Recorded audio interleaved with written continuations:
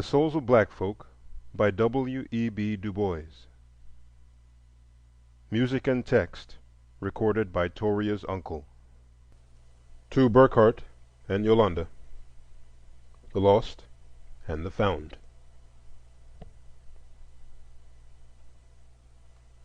The Forethought. Herein lie buried many things, which, if read with patience, may show the strange meaning of being black here at the dawning of the 20th century. This meaning is not without interest to you, gentle reader, for the problem of the 20th century is the problem of the color line. I pray you, then, receive my little book in all charity, studying my words with me, forgiving mistake and foible for sake of the faith and passion that is in me, and seeking the grain of truth hidden there. I have sought here to sketch, in vague, uncertain outline, the spiritual world in which 10,000 Americans live and strive. First, in 2 chapters, I have tried to show what emancipation meant to them, and what was its aftermath. In a 3rd chapter, I have pointed out the slow rise of personal leadership, and criticized candidly the leader who bears the chief burden of his race today. Then, in 2 other chapters, I have sketched in swift outlines the 2 worlds within and without the Veil, and thus have come to the central problem of training men for life. Venturing now into deeper detail, I have in 2 chapters studied the struggles of the massed millions of the black peasantry, and in another have sought to make clear the present relations of the sons of master and man.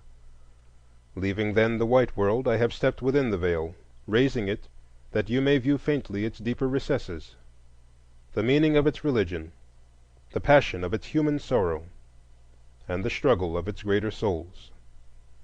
All this I have ended with a tale twice told but seldom written, and a chapter of song.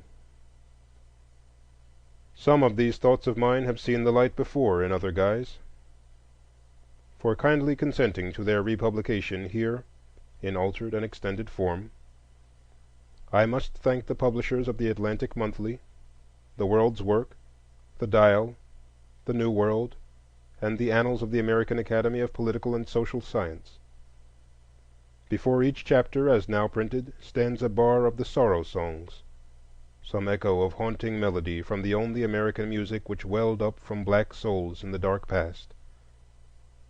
And finally, need I add that I who speak here am bone of the bone and flesh of the flesh of them that live within the Veil?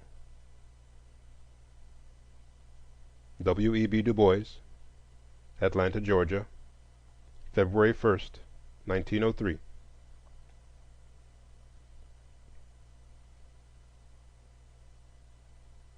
Chapter 1. Of Our Spiritual Strivings. O water, voice of my heart, crying in the sand, all night long crying with a mournful cry, as I lie and listen and cannot understand the voice of my heart in my side, or the voice of the sea. O water, crying for rest, is it I? Is it I? All night long the water is crying to me. On resting water there shall never be rest till the last moon droop, and the last tide fail, and the fire of the end begin to burn in the west, and the heart shall be weary, and wonder and cry like the sea. All life long crying without avail, as the water all night long is crying to me. Arthur Symons.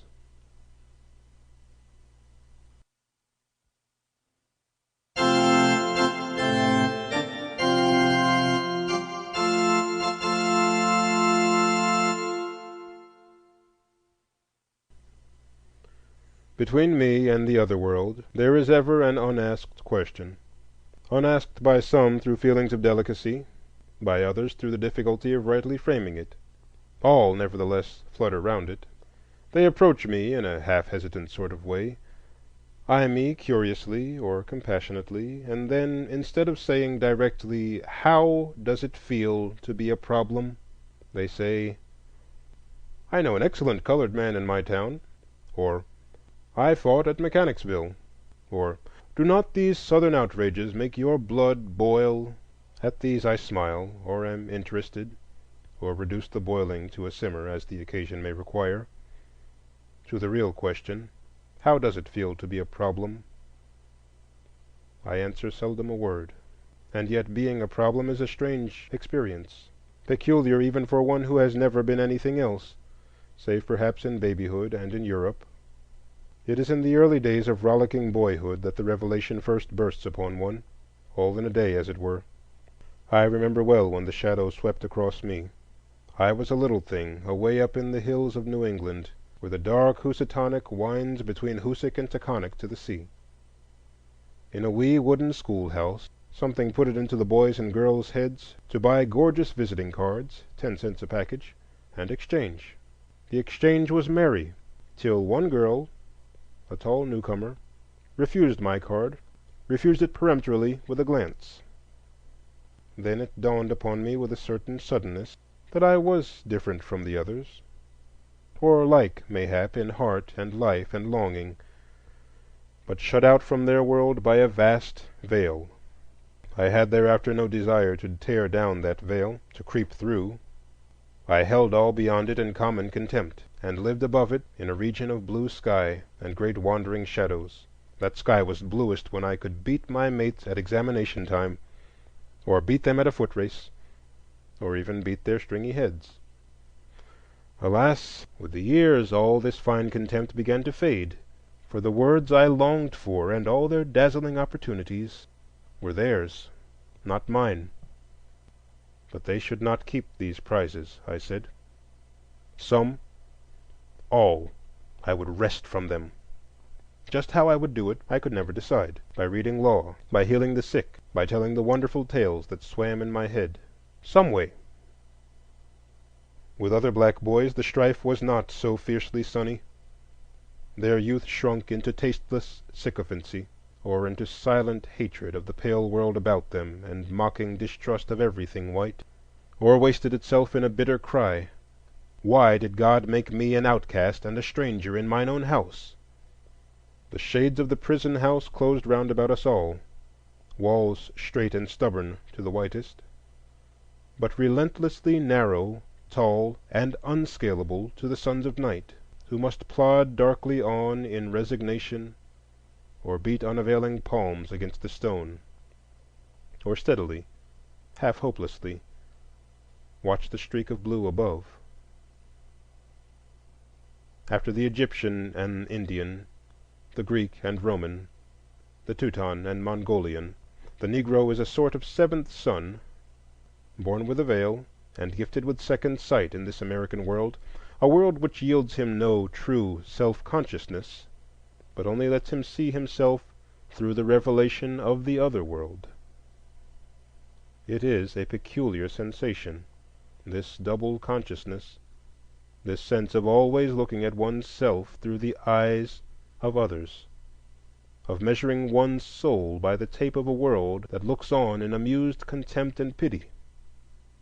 One ever feels his two-ness, an American, a Negro, two souls, two thoughts, two unreconciled strivings, two warring ideals in one dark body whose dogged strength alone keeps it from being torn asunder. The history of the American Negro is the history of this strife, this longing to attain self-conscious manhood, to merge his double self into a better and truer self.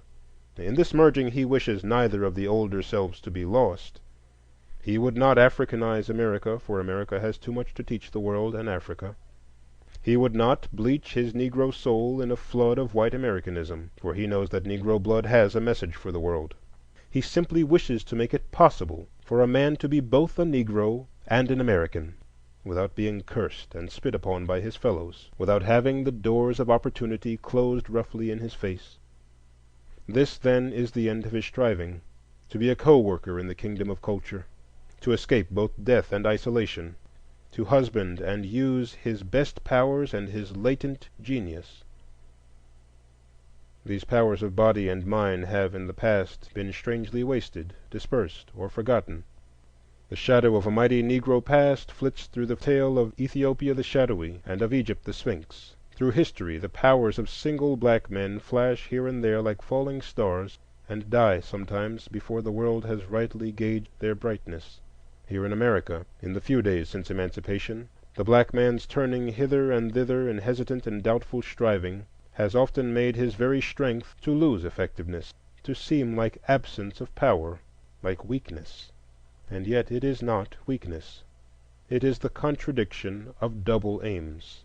The double-aimed struggle of the black artisan, on the one hand, to escape white contempt for a nation of mere hewers of wood and drawers of water, and on the other hand, to plow and nail and dig for a poverty-stricken horde, could only result in making him a poor craftsman, for he had but half a heart in either cause. By the poverty and ignorance of his people, the Negro minister or doctor was tempted toward quackery and demagogy, and by the criticism of the other world toward ideals that made him ashamed of his lowly tasks. The would-be black savant was confronted by the paradox that the knowledge his people needed was a twice-told tale to his white neighbors, while the knowledge which would teach the white world was Greek to his own flesh and blood. The innate love of harmony and beauty that set the ruder souls of his people a-dancing and a-singing raised but confusion and doubt in the soul of the black artist, for the beauty revealed to him was the soul beauty of a race which his larger audience despised, and he could not articulate the message of another people. This waste of double aims, this seeking to satisfy two unreconciled ideals, has wrought sad havoc with the courage and faith and deeds of 10,000 people, has sent them often wooing false gods and invoking false means of salvation, and at times has even seemed about to make them ashamed of themselves. Away back in the days of bondage, they thought to see in one divine event the end of all doubt and disappointment. Few men ever worshipped freedom with half such unquestioning faith as did the American Negro for 2 centuries. To him, so far as he thought and dreamed, slavery was indeed the sum of all villainies, the cause of all sorrow, the root of all prejudice. Emancipation was the key to a promised land of sweeter beauty than ever stretched before the eyes of wearied Israelites. In song and exhortation swelled one refrain: liberty. In his tears and curses, the God he implored had freedom in his right hand. At last it came, suddenly, fearfully, like a dream. With one wild carnival of blood and passion came the message in his own plaintive cadences: "Shout, O children, shout you're free, for God has bought your liberty." Years have passed away since then. 10, 20, 40.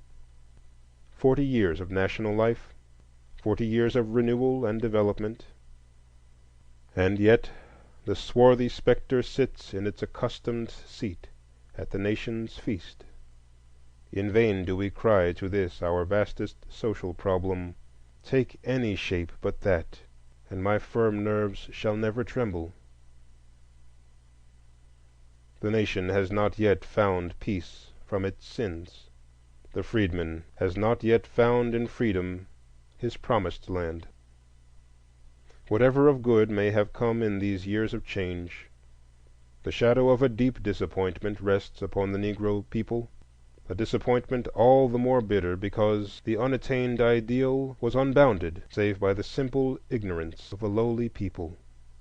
The first decade was merely a prolongation of the vain search for freedom, the boon that seemed ever barely to elude their grasp, like a tantalizing will-o'-the-wisp, maddening and misleading the headless host.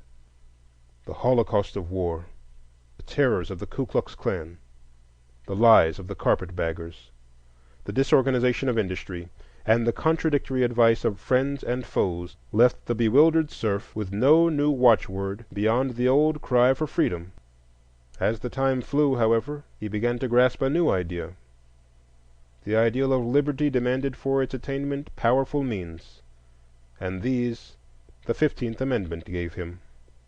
The ballot, which before he had looked upon as a visible sign of freedom, he now regarded as the chief means of gaining and perfecting the liberty with which war had partially endowed him. And why not? Had not votes made war and emancipated millions? Had not votes enfranchised the freedmen? Was anything impossible to a power that had done all this? 1,000,000 black men started with renewed zeal to vote themselves into the kingdom. So the decade flew away. The Revolution of 1876 came and left the half-free serf weary, wondering, but still inspired. Slowly but steadily, in the following years, a new vision began gradually to replace the dream of political power, a powerful movement, the rise of another ideal to guide the unguided, another pillar of fire by night after a clouded day. It was the ideal of book learning, the curiosity, born of compulsory ignorance, to know and test the power of the cabalistic letters of the white man, the longing to know. Here at last seemed to have been discovered the mountain path to Canaan, longer than the highway of emancipation and law, steep and rugged, but straight, leading to heights high enough to overlook life. Up the new path the advance guard toiled, slowly, heavily, doggedly. Only those who have watched and guided the faltering feet, the misty minds, the dull understandings of the dark pupils of these schools know how faithfully, how piteously this people strove to learn. It was weary work. The cold statistician wrote down the inches of progress here and there, noted also where here and there a foot had slipped or someone had fallen. To the tired climbers, the horizon was ever dark, the mists were often cold, the Canaan was always dim and far away. If, however, the vistas disclosed as yet no goal, no resting place, little but flattery and criticism, the journey at least gave leisure for reflection and self-examination. It changed the child of emancipation to the youth with dawning self-consciousness, self-realization, self-respect. In those somber forests of his striving, his own soul rose before him, and he saw himself, darkly, as through a veil. And yet he saw in himself some faint revelation of his power, of his mission. He began to have a dim feeling that to attain his place in the world he must be himself and not another. For the first time he sought to analyze the burden he bore upon his back, that dead weight of social degradation partially masked behind a half-named Negro problem. He felt his poverty. Without a cent, without a home, without land, tools, or savings, he had entered into competition with rich, landed, skilled neighbors. To be a poor man is hard, but to be a poor race in a land of dollars is the very bottom of hardships. He felt the weight of his ignorance, not simply of letters, but of life, of business, of the humanities. The accumulated sloth and shirking and awkwardness of decades and centuries shackled his hands and feet. Nor was his burden all poverty and ignorance. The red stain of bastardy, which 2 centuries of systematic legal defilement of Negro women had stamped upon his race, meant not only the loss of ancient African chastity, but also the hereditary weight of a mass of corruption from white adulterers, threatening almost the obliteration of the Negro home. A people thus handicapped ought not to be asked to race with the world, but rather allowed to give all its time and thought to its own social problems. But alas, while sociologists gleefully count his bastards and his prostitutes, the very soul of the toiling, sweating black man is darkened by the shadow of a vast despair. Men call the shadow prejudice, and learnedly explain it as the natural defense of culture against barbarism, learning against ignorance, purity against crime, the higher against the lower races, to which the Negro cries Amen, and swears that to so much of this strange prejudice as is founded on just homage to civilization, culture, righteousness, and progress, he humbly bows and meekly does obeisance. But before that nameless prejudice that leaps beyond all this, he stands helpless, dismayed, and well nigh speechless. Before that personal disrespect and mockery, the ridicule and systematic humiliation, the distortion of fact and wanton license of fancy, the cynical ignoring of the better, and the boisterous welcoming of the worse, the all-pervading desire to inculcate disdain for everything black, from Toussaint to the devil.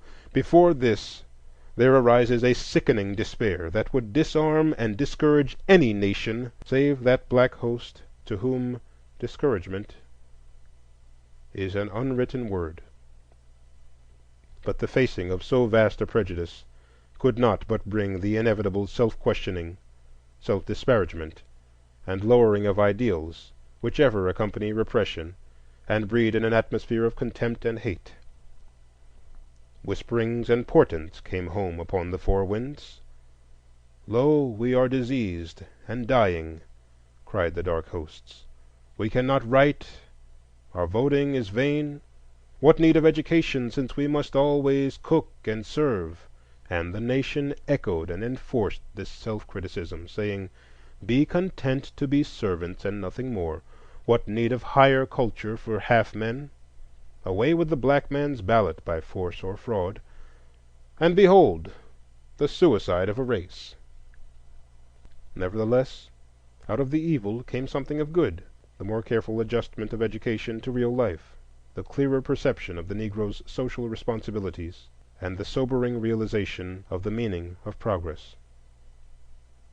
So dawned the time of Sturm und Drang. Storm and stress today rocks our little boat on the mad waters of the world sea.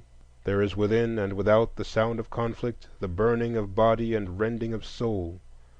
Inspiration strives with doubt, and faith with vain questionings.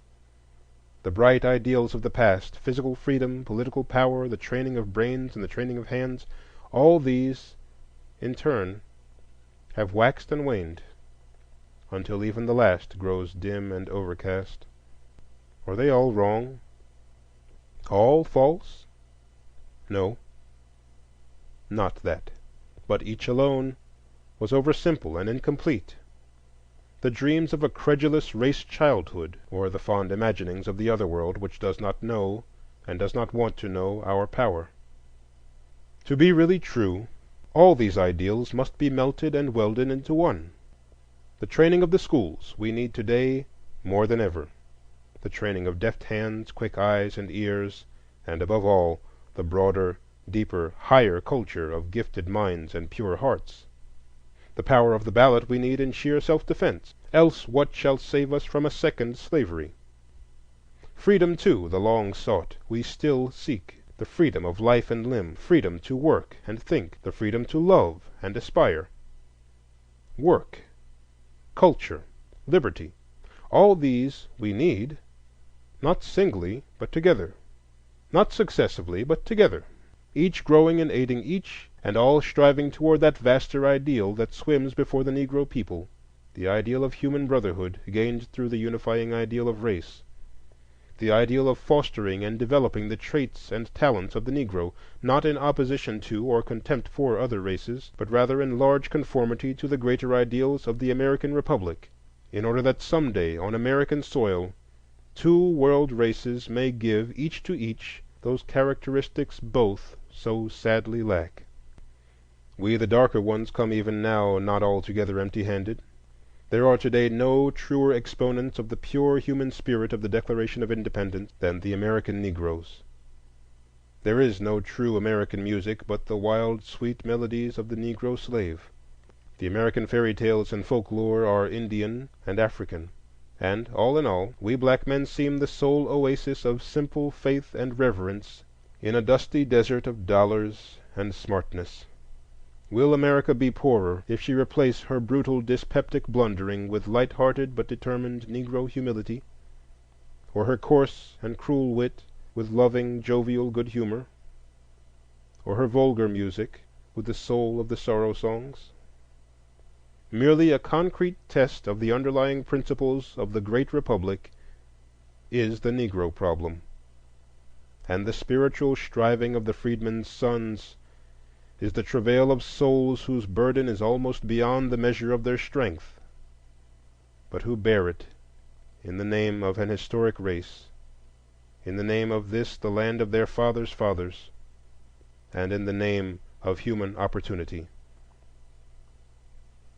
And now what I have briefly sketched in large outline, let me on coming pages tell again in many ways, with loving emphasis and deeper detail, that men may listen to the striving in the souls of black folk. Chapter 2. Of the Dawn of Freedom.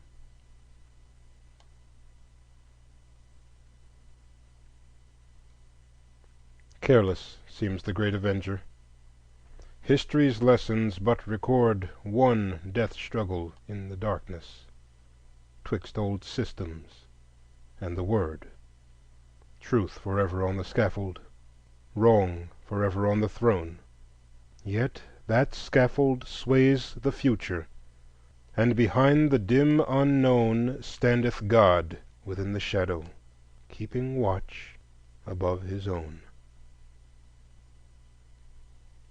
Lowell.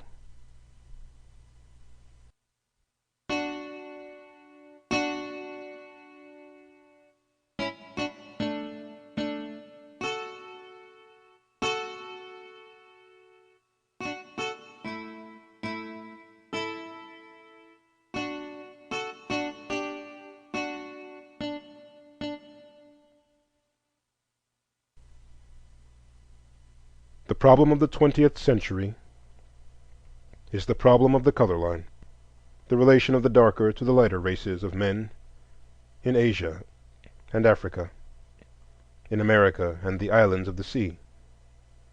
It was a phase of this problem that caused the Civil War, and however much they who marched south and north in 1861 may have fixed on the technical points of union and local autonomy as a shibboleth, all nevertheless knew, as we know, that the question of Negro slavery was the real cause of the conflict. Curious it was, too, how this deeper question ever forced itself to the surface, despite effort and disclaimer. No sooner had Northern armies touched Southern soil than this old question, newly guised, sprang from the earth: what shall be done with Negroes? Peremptory military commands this way and that could not answer the query. The Emancipation Proclamation seemed but to broaden and intensify the difficulties, and the war amendments made the Negro problems of today. It is the aim of this essay to study the period of history from 1861 to 1872, so far as it relates to the American Negro. In effect, this tale of the dawn of freedom is an account of that government of men called the Freedmen's Bureau, one of the most singular and interesting of the attempts made by a great nation to grapple with vast problems of race and social condition. The war has naught to do with slaves, cried Congress, the President, and the nation, and yet no sooner had the armies, East and West, penetrated Virginia and Tennessee than fugitive slaves appeared within their lines. They came at night, when the flickering campfires shone like vast unsteady stars along the black horizon. Old men and thin, with gray and tufted hair, women with frightened eyes, dragging whimpering, hungry children, men and girls, stalwart and gaunt, a horde of starving vagabonds, homeless, helpless, and pitiable in their dark distress. Two methods of treating these newcomers seemed equally logical to opposite sorts of minds. Ben Butler in Virginia quickly declared slave property contraband of war and put the fugitives to work, while Fremont in Missouri declared the slaves free under martial law. Butler's action was approved, but Fremont's was hastily countermanded, and his successor, Halleck, saw things differently. "Hereafter," he commanded, "no slaves should be allowed to come into your lines at all. If any come without your knowledge, when owners call for them, deliver them." Such a policy was difficult to enforce. Some of the black refugees declared themselves freemen. Others showed that their masters had deserted them, and still others were captured with forts and plantations. Evidently, too, slaves were a source of strength to the Confederacy, and were being used as laborers and producers. "They constitute a military resource," wrote Secretary Cameron, late in 1861, "and being such that they should not be turned over to the enemy is too plain to discuss." So gradually the tone of the army chiefs changed. Congress forbade the rendition of fugitives, and Butler's contrabands were welcomed as military laborers. This complicated rather than solved the problem, for now the scattering fugitives became a steady stream, which flowed faster as the armies marched. Then the long-headed man with care-chiseled face, who sat in the White House, saw the inevitable and emancipated the slaves of rebels on New Year's 1863. A month later, Congress called earnestly for the Negro soldiers whom the Act of July 1862 had half-grudgingly allowed to enlist. Thus the barriers were leveled, and the deed was done. The stream of fugitives swelled to a flood, and anxious army officers kept inquiring, "What must be done with slaves arriving almost daily? Are we to find food and shelter for women and children?" It was a Pierce of Boston who pointed out the way, and thus became in a sense the founder of the Freedmen's Bureau. He was a firm friend of Secretary Chase, and when in 1861 the care of slaves and abandoned lands devolved upon the Treasury officials, Pierce was specially detained from the ranks to study the conditions. First he cared for the refugees at Fortress Monroe, and then, after Sherman had captured Hilton Head, Pierce was sent there to found his Port Royal experiment of making free working men out of slaves. Before his experiment was barely started, however, the problem of the fugitives had assumed such proportions that it was taken from the hands of the overburdened Treasury Department and given to the army officials. Already centers of massed freedmen were forming at Fortress Monroe, Washington, New Orleans, Vicksburg and Corinth, Columbus, Kentucky, and Cairo, Illinois, as well as at Port Royal. Army chaplains found here new and fruitful fields. Superintendents of contrabands multiplied, and some attempt at systematic work was made by enlisting the able-bodied men and giving work to the others. Then came the Freedmen's Aid Societies, born of the touching appeals from Pierce and from these other centers of distress. There was the American Missionary Association, sprung from the Amistad, and now full-grown for work, the various church organizations, the National Freedmen's Relief Association, the American Freedmen's Union, the Western Freedmen's Aid Commission, in all 50 or more active organizations, which sent clothes, money, school books, and teachers southward. All they did was needed, for the destitution of the freedmen was often reported as too appalling for belief, and the situation was daily growing worse rather than better. And daily, too, it seemed more plain that this was no ordinary matter of temporary relief, but a national crisis, for here loomed a labor problem of vast dimensions. Masses of Negroes stood idle, or if they worked spasmodically were never sure of pay, and if perchance they received pay, squandered the new thing thoughtlessly. In these and other ways were camp life and the new liberty demoralizing the freedmen. The broader economic organization thus clearly demanded sprang up here and there as accident and local conditions determined. Here it was that Pierce's Port Royal plan of leased plantations and guided workmen pointed out the rough way. In Washington, the military governor, at the urgent appeal of the superintendent, opened confiscated estates to the cultivation of the fugitives, and there in the shadow of the dome gathered black farm villages. General Dix gave over estates to the freedmen of Fortress Monroe, and so on, south and west. The government and benevolent societies furnished the means of cultivation, and the Negro turned again slowly to work. The systems of control thus started rapidly grew here and there into strange little governments, like that of General Banks in Louisiana, with its 90,000 black subjects, its 50,000 guided laborers, and its annual budget of $100,000 and more. It made out 4,000 payrolls a year, registered all freedmen, inquired into grievances and redressed them, laid and collected taxes, and established a system of public schools. So too, Colonel Eaton, the superintendent of Tennessee and Arkansas, ruled over 100,000 freedmen, leased and cultivated 7,000 acres of cotton land, and fed 10,000 paupers a year. In South Carolina was General Saxton, with his deep interest in black folk. He succeeded Pierce and the Treasury officials, and sold forfeited estates, leased abandoned plantations, encouraged schools, and received from Sherman, after that terribly picturesque march to the sea, thousands of the wretched camp followers. 3 characteristic things one might have seen in Sherman's raid through Georgia, which threw the new situation in shadowy relief: the conqueror, the conquered, and the Negro. Some see all significance in the grim front of the destroyer, and some in the bitter sufferers of the lost cause. But to me, neither soldier nor fugitive speaks with so deep a meaning as that dark human cloud that clung like remorse on the rear of those swift columns, swelling at times to half their size, almost engulfing and choking them. In vain were they ordered back. In vain were bridges hewn from beneath their feet. On they trudged and writhed and surged until they rolled into Savannah, a starved and naked horde of tens of thousands. There, too, came the characteristic military remedy. The islands from Charleston south, the abandoned rice fields along the river for 30 miles back from the sea, and the country bordering the St. Johns River, Florida, are reserved and set apart for the settlement of Negroes now made free by act of war. So read the celebrated Field Order No. 15. All these experiments, orders, and systems were bound to attract and perplex the government and the nation. Directly after the Emancipation Proclamation, Representative Eliot had introduced a bill creating a Bureau of Emancipation, but it was never reported. The following June, a committee of inquiry appointed by the Secretary of War reported in favor of a temporary bureau for the improvement, protection, and employment of refugee freedmen, on much the same lines as were afterward followed.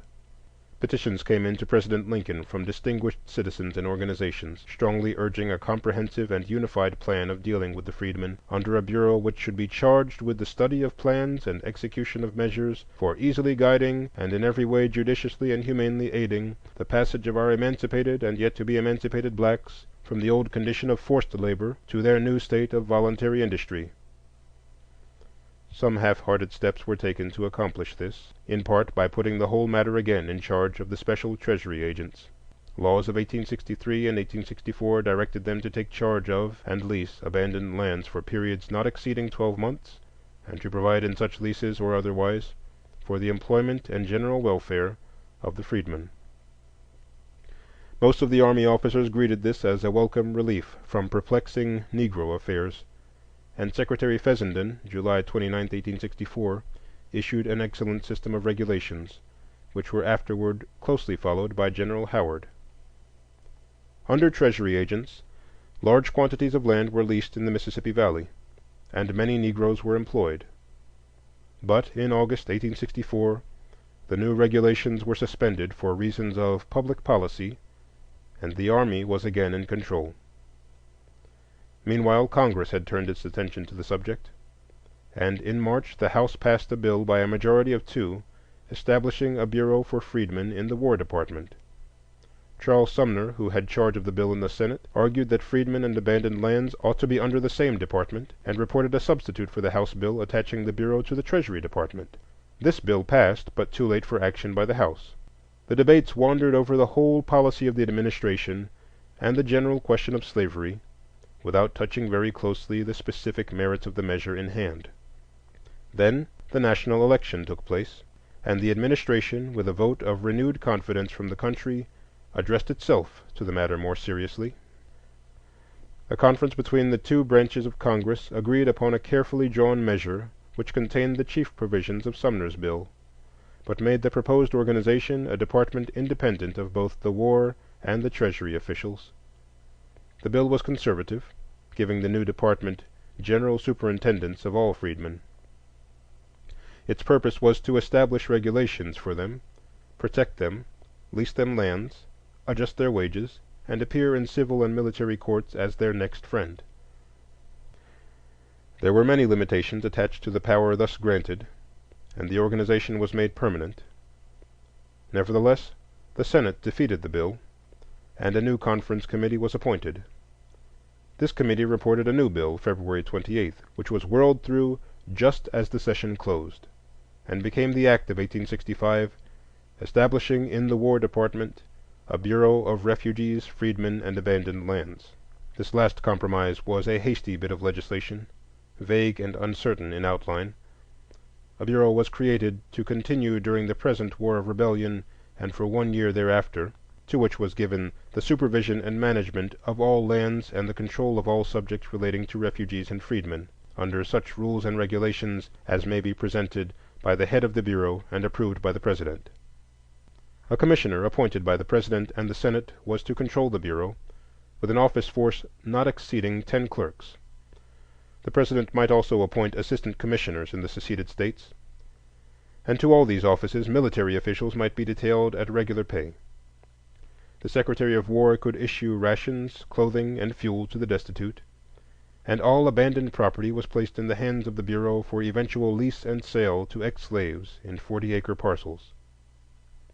Thus did the United States government definitely assume charge of the emancipated Negro as the ward of the nation.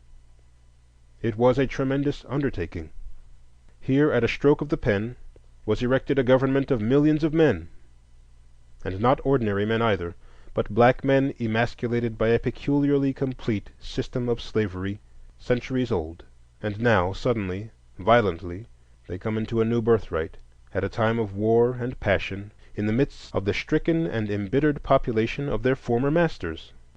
Any man might well have hesitated to assume charge of such a work, with vast responsibilities, indefinite powers, and limited resources.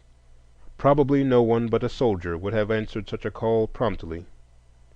And indeed no one but a soldier could be called, for Congress had appropriated no money for salaries and expenses. Less than a month after the weary emancipator passed to his rest, his successor assigned Major General Oliver O. Howard to duty as commissioner of the new Bureau. He was a Maine man, then only 35 years of age. He had marched with Sherman to the sea, had fought well at Gettysburg, and but the year before had been assigned to the command of the Department of Tennessee. An honest man with too much faith in human nature, little aptitude for business and intricate detail, he had had large opportunity of becoming acquainted at first hand with much of the work before him. And of that work it has been truly said that no approximately correct history of civilization can ever be written which does not throw out in bold relief as one of the great landmarks of political and social progress the organization and administration of the Freedmen's Bureau. On May 12, 1865, Howard was appointed, and he assumed the duties of his office promptly on the 15th, and began examining the field of work. A curious mess he looked upon: little despotisms, communistic experiments, slavery, peonage, business speculations, organized charity, unorganized almsgiving, all reeling on under the guise of helping the freedmen, and all enshrined in the smoke and blood of the war and the cursing and silence of angry men. On May 19th, the new government, for a government it really was, issued its constitution. Commissioners were to be appointed in each of the seceded states, who were to take charge of all subjects relating to refugees and freedmen, and all relief and rations were to be given by their consent alone. The Bureau invited continued cooperation with benevolent societies, and declared, "It will be the object of all commissioners to introduce practicable systems of compensated labor and to establish schools." Forthwith 9 assistant commissioners were appointed. They were to hasten to their fields of work, seek gradually to close relief establishments and make the destitute self-supporting, act as courts of law where there were no courts, or where Negroes were not recognized in them as free, establish the institution of marriage among ex-slaves and keep records, see that freedmen were free to choose their employers, and help in making fair contracts for them. And finally, the circular said, "Simple good faith, for which we hope on all hands for those concerned in the passing away of slavery, will especially relieve the assistant commissioners in the discharge of their duties toward the freedmen, as well as promote the general welfare." No sooner was the work thus started, and the general system and local organization in some measure begun, than 2 grave difficulties appeared which changed largely the theory and outcome of Bureau work. First, there were the abandoned lands of the South. It had long been the more or less definitely expressed theory of the North that all the chief problems of emancipation might be settled by establishing the slaves on the forfeited lands of their masters. A sort of poetic justice, said some. But this poetry done into solemn prose meant either wholesale confiscation of private property in the South or vast appropriations.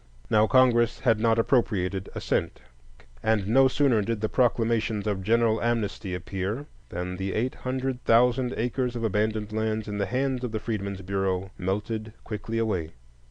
The second difficulty lay in perfecting the local organization of the Bureau throughout the wide field of work.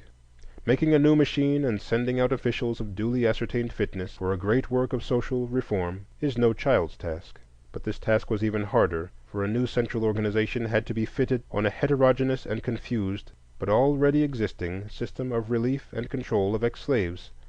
And the agents available for this work must be sought for in an army still busy with war operations, men in the very nature of the case ill fitted for delicate social work, or among the questionable camp followers of an invading host. Thus, after a year's work, vigorously as it was pushed, the problem looked even more difficult to grasp and solve than at the beginning. Nevertheless, three things that year's work did, well worth the doing. It relieved a vast amount of physical suffering. It transported 7,000 fugitives from congested centers back to the farm. And best of all, it inaugurated the crusade of the New England schoolma'am. The annals of this ninth crusade are yet to be written, the tale of a mission that seemed to our age far more quixotic than the quest of St. Louis seemed to his. Behind the mists of ruin and rapine waved the calico dresses of women who dared, and after the hoarse mouthings of the field guns rang the rhythm of the alphabet. Rich and poor they were, serious and curious, bereaved now of a father, now of a brother, now of more than these. They came seeking a life work in planting New England schoolhouses among the white and black of the South. They did their work well. In that first year they taught 100,000 souls and more. Evidently Congress must soon legislate again on the hastily organized Bureau, which had grown so quickly into wide significance and vast possibilities. An institution such as that was well nigh as difficult to end as to begin. Early in 1866 Congress took up the matter when Senator Trumbull of Illinois introduced a bill to extend the Bureau and enlarge its powers. This measure received at the hands of Congress far more thorough discussion and attention than its predecessor. The war cloud had thinned enough to allow clearer conception of the work of emancipation. The champions of the bill argued that the strengthening of the Freedmen's Bureau was still a military necessity, that it was needed for the proper carrying out of the 13th Amendment, and was a work of sheer justice to the ex-slave at a trifling cost to the government. The opponents of the measure declared that the war was over and the necessity for war measures past, that the Bureau, by reason of its extraordinary powers, was clearly unconstitutional in time of peace, and was destined to irritate the South and pauperize the freedmen at a final cost of possibly hundreds of millions. These two arguments were unanswered, and indeed unanswerable. The one, that the extraordinary powers of the Bureau threatened the civil rights of all citizens, and the other, that the government must have power to do what manifestly must be done, and that present abandonment of the freedmen meant their practical re-enslavement. The bill which finally passed enlarged and made permanent the Freedmen's Bureau. It was promptly vetoed by President Johnson as unconstitutional, unnecessary, and extrajudicial, and failed of passage over the veto. Meantime, however, the breach between Congress and the President began to broaden, and a modified form of the lost bill was finally passed over the President's second veto, July 16th. The Act of 1866 gave the Freedmen's Bureau its final form, the form by which it will be known to posterity and judged of men. It extended the existence of the Bureau to July 1868. It authorized additional assistant commissioners, the retention of army officers mustered out of regular service, the sale of certain forfeited lands to freedmen on nominal terms, the sale of Confederate public property for Negro schools, and a wider field of judicial interpretation and cognizance. The government of the unreconstructed South was thus put very largely in the hands of the Freedmen's Bureau, especially as in many cases the departmental military commander was now made also assistant commissioner. It was thus that the Freedmen's Bureau became a full-fledged government of men. It made laws, executed them and interpreted them. It laid and collected taxes, defined and punished crime, maintained and used military force, and dictated such measures as it thought necessary and proper for the accomplishment of its varied ends. Naturally, all these powers were not exercised continuously, nor to their fullest extent. And yet, as General Howard has said, scarcely any subject that has to be legislated upon in civil society failed at one time or another to demand the action of this singular Bureau.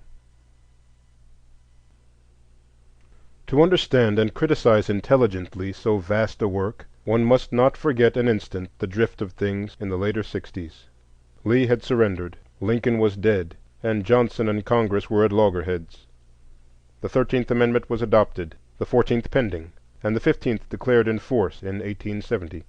Guerrilla raiding, the ever-present flickering afterflame of war, was spending its forces against the Negroes, and all the Southern land was awakening as from some wild dream to poverty and social revolution. In a time of perfect calm, amid willing neighbors and streaming wealth, the social uplifting of 4,000,000 slaves to an assured and self-sustaining place in the body politic and economic would have been a Herculean task.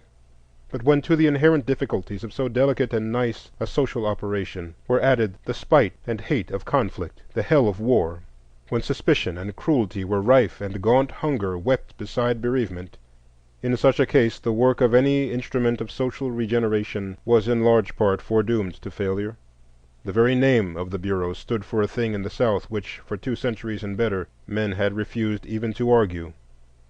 That life amid free Negroes was simply unthinkable, the maddest of experiments. The agents that the Bureau could command varied all the way from unselfish philanthropists to narrow-minded busybodies and thieves. And even though it be true that the average was far better than the worst, it was the occasional fly that helped spoil the ointment. Then, amid all, crouched the freed slave, bewildered between friend and foe. He had emerged from slavery. Not the worst slavery in the world, not a slavery that made all life unbearable, rather a slavery that had here and there something of kindliness, fidelity, and happiness, but withal slavery, which, so far as human aspiration and desert were concerned, classed the black man and the ox together. And the Negro knew full well that whatever their deeper convictions may have been, Southern men had fought with desperate energy to perpetuate this slavery, under which the black masses, with half-articulate thought, had writhed and shivered. They welcomed freedom with a cry. They shrank from the master who still strove for their chains. They fled to the friends that had freed them, even though those friends stood ready to use them as a club for driving the recalcitrant South back into loyalty. So the cleft between the white and black South grew. Idle to say it never should have been. It was as inevitable as its results were pitiable. Curiously incongruous elements were left arrayed against each other. The North, the government, the carpetbagger, and the slave here, and there all the South that was white, whether gentleman or vagabond, honest man or rascal, lawless murderer or martyr to duty. Thus it is doubly difficult to write of this period calmly. So intense was the feeling, so mighty the human passions that swayed and blinded men. Amid it all, 2 figures ever stand to typify that day to coming ages. The one a gray-haired gentleman, whose fathers had quit themselves like men, whose sons lay in nameless graves, who bowed to the evil of slavery because its abolition threatened untold ill to all, who stood at last in the evening of life, a blighted, ruined form, with hate in his eyes. And the other, a form hovering, dark and motherlike, her awful face, black with the mists of centuries, had aforetime quailed at that white master's command, had bent in love over the cradles of his sons and daughters, and closed in death the sunken eyes of his wife. Ay, too, at his behest had laid herself low to his lust, and borne a tawny man-child to the world, only to see her dark boy's limbs scattered to the winds by midnight marauders riding after damned niggers. These were the saddest sights of that woeful day. And no man clasped the hands of these 2 passing figures of the present past, but hating they went to their long home, and hating their children's children live today. Here then was the field of work for the Freedmen's Bureau, and since with some hesitation it was continued by the Act of 1868 until 1869, let us look upon 4 years of its work as a whole. There were in 1868 900 Bureau officials scattered from Washington to Texas, ruling directly and indirectly many millions of men. The deeds of these rulers fall mainly under 7 heads: the relief of physical suffering, the overseeing of the beginnings of free labor, the buying and selling of land, the establishment of schools, the paying of bounties, the administration of justice, and the financiering of all these activities. Up to June 1869, over 500,000 patients had been treated by Bureau physicians and surgeons, and 60 hospitals and asylums had been in operation. In 50 months, 21 million free rations were distributed at a cost of over $4 million. Next came the difficult question of labor. First, 30,000 black men were transported from the refuges and relief stations back to the farms, back to the critical trial of a new way of working. Plain instructions went out from Washington. The laborers must be free to choose their employers. No fixed rate of wages was prescribed, and there was to be no peonage or forced labor. So far, so good. But where local agents differed toto cilo in capacity and character, where the personnel was continually changing, the outcome was necessarily varied. The largest element of success lay in the fact that the majority of the freedmen were willing, even eager, to work. So labor contracts were written, 50,000 in a single state, laborers advised, wages guaranteed, and employers supplied. In truth, the organization became a vast labor bureau, not perfect, indeed notably defective here and there, but on the whole successful beyond the dreams of thoughtful men. The two great obstacles which confronted the officials were the tyrant and the idler, the slaveholder who was determined to perpetuate slavery under another name, and the freedman who regarded freedom as perpetual rest. The devil and the deep sea. In the work of establishing the Negroes as peasant proprietors, the Bureau was from the first handicapped and at last absolutely checked. Something was done, and larger things were planned. Abandoned lands were leased so long as they remained in the hands of the Bureau, and a total revenue of nearly $500,000 derived from black tenants. Some other lands to which the nation had gained title were sold on easy terms, and public lands were opened for settlement to the very few freedmen who had tools and capital. But the vision of 40 acres and a mule, the righteous and reasonable ambition to become a landholder, which the nation had all but categorically promised the freedmen, was destined in most cases to bitter disappointment.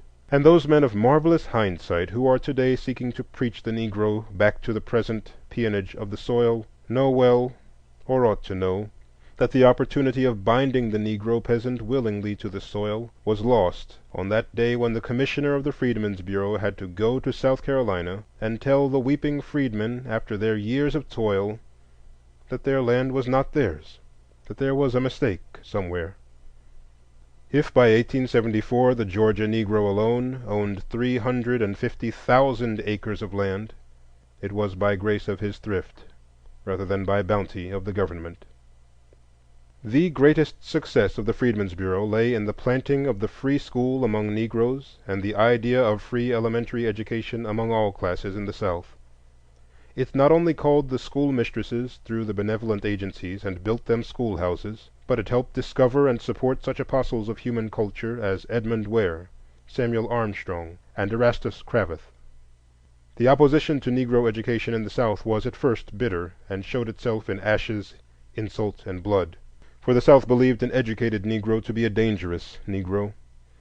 And the South was not wholly wrong, for education among all kinds of men always has had, and always will have, an element of danger and revolution, of dissatisfaction and discontent. Nevertheless, men strive to know. Perhaps some inkling of this paradox, even in the unquiet days of the Bureau, helped the bayonets allay an opposition to human training which still today lies smoldering in the South, but not flaming. Fisk, Atlanta, Howard, and Hampton were founded in these days, and $6 million were expended for educational work, $750,000 of which the freedmen themselves gave of their poverty. Such contributions, together with the buying of land and various other enterprises, showed that the ex-slave was handling some free capital already. The chief initial source of this was labor in the army, and his pay and bounty as a soldier. Payments to Negro soldiers were at first complicated by the ignorance of the recipients, and the fact that the quotas of colored regiments from northern states were largely filled by recruits from the South unknown to their fellow soldiers. Consequently, payments were accompanied by such frauds that Congress, by joint resolution in 1867, put the whole matter in the hands of the Freedmen's Bureau. In 2 years, $6 million was thus distributed to 5,000 claimants, and in the end the sum exceeded $8 million. Even in this system, fraud was frequent, but still the work put needed capital in the hands of practical paupers, and some, at least, was well spent.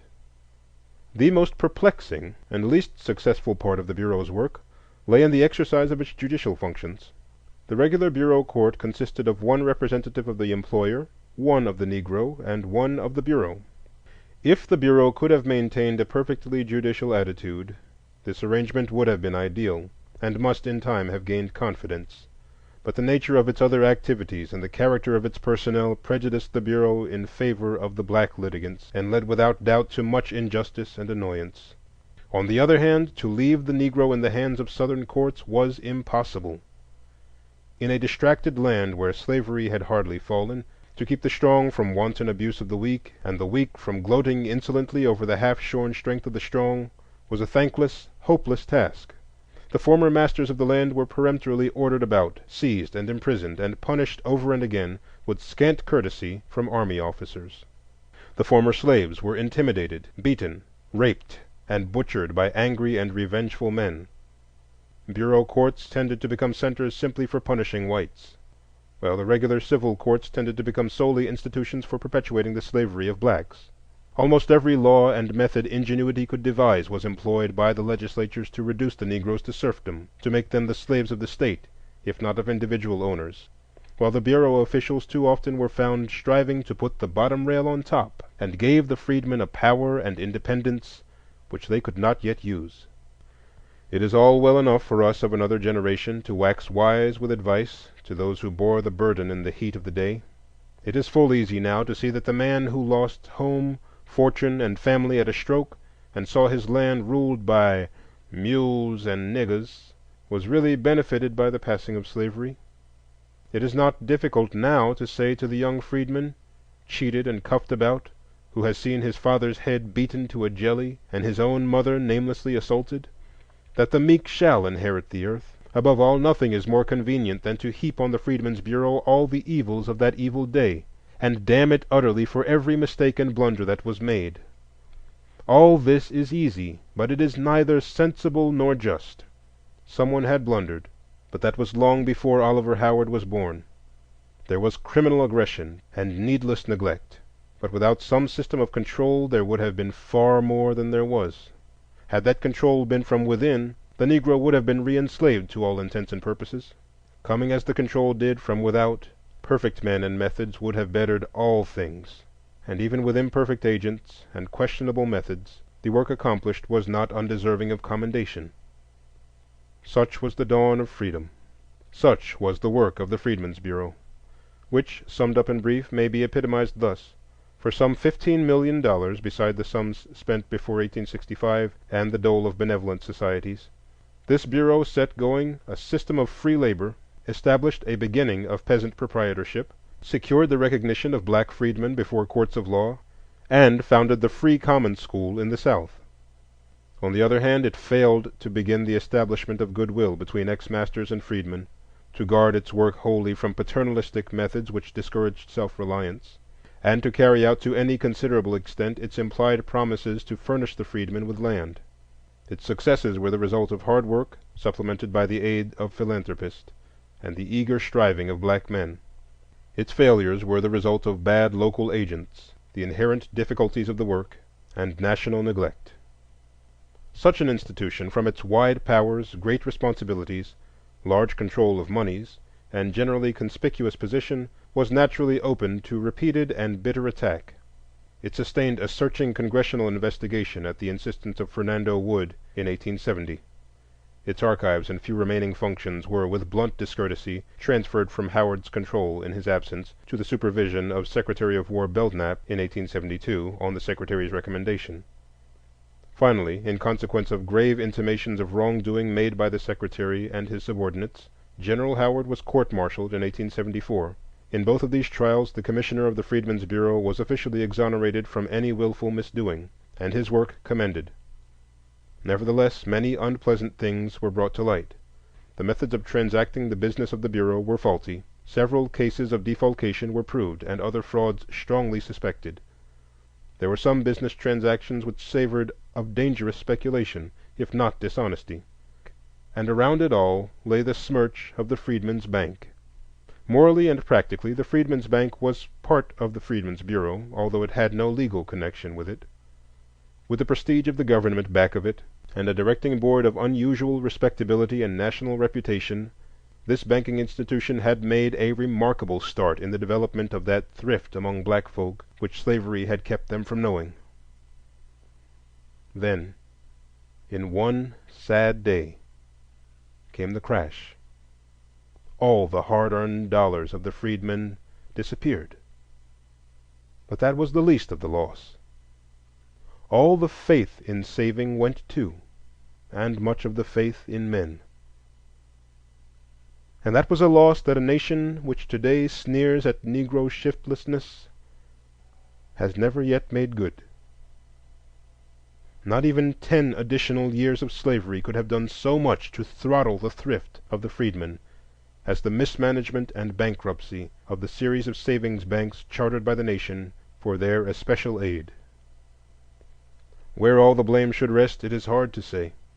Whether the Bureau and the bank died chiefly by reason of the blows of its selfish friends, or the dark machinations of its foes, perhaps even time will never reveal, for here lies unwritten history. Of the foes without the Bureau, the bitterest were those who attacked not so much its conduct or policy under the law as the necessity for any such institution at all. Such attacks came primarily from the border states and the South, and they were summed up by Senator Davis of Kentucky when he moved to entitle the Act of 1866 a bill to promote strife and conflict between the white and black races by a grant of unconstitutional power. The argument gathered tremendous strength, South and North, but its very strength was its weakness, for, argued the plain common sense of the nation, if it is unconstitutional, unpractical, and futile for the nation to stand guardian over its helpless wards, then there is left but one alternative: to make those wards their own guardians by arming them with the ballot. Moreover, the path of the practical politician pointed the same way, for, argued this opportunist, if we cannot peacefully reconstruct the South with white votes, we certainly can with black votes. So justice and force joined hands.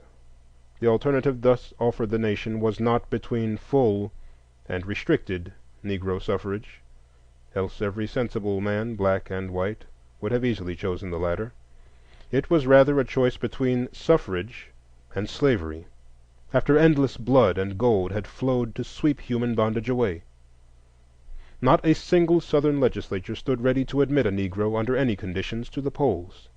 Not a single Southern legislature believed free Negro labor was possible without a system of restrictions that took all its freedom away. There was scarcely a white man in the South who did not honestly regard emancipation as a crime, and its practical nullification as a duty. In such a situation, the granting of the ballot to the black man was a necessity, the very least a guilty nation could grant a wronged race, and the only method of compelling the South to accept the results of the war. Thus Negro suffrage ended a civil war by beginning a race feud, and some felt gratitude toward the race thus sacrificed in its swaddling clothes on the altar of national integrity, and some felt and feel only indifference and contempt. Had political exigencies been less pressing, the opposition to government guardianship of Negroes less bitter, and the attachment to the slave system less strong, the social seer can well imagine a far better policy: a permanent Freedmen's Bureau, with a national system of Negro schools, a carefully supervised employment and labor office, a system of impartial protection before the regular courts, and such institutions for social betterment as savings banks, land and building associations, and social settlements. All this vast expenditure of money and brains might have formed a great school of prospective citizenship, and solved in a way we have not yet solved the most perplexing and persistent of the Negro problems. That such an institution was unthinkable in 1870 was due in part to certain acts of the Freedmen's Bureau itself. It came to regard its work as merely temporary, and Negro suffrage as a final answer to all present perplexities. The political ambition of many of its agents and protégés led it far afield into questionable activities, until the South, nursing its own deep prejudices, came easily to ignore all the good deeds of the Bureau and hate its very name with perfect hatred. So the Freedmen's Bureau died, and its child was the 15th Amendment. The passing of a great human institution before its work is done, like the untimely passing of a single soul, but leaves a legacy of striving for other men. The legacy of the Freedmen's Bureau is the heavy heritage of this generation. Today, when new and vaster problems are destined to strain every fiber of the national mind and soul, would it not be well to count this legacy honestly and carefully? For this much all men know: despite compromise, war, and struggle, the Negro is not free. In the backwoods of the Gulf States, for miles and miles, he may not leave the plantation of his birth. In well nigh the whole rural South, the black farmers are peons, bound by law and custom to an economic slavery, from which the only escape is death or the penitentiary. In the most cultured sections and cities of the South, the Negroes are a segregated, servile caste, with restricted rights and privileges.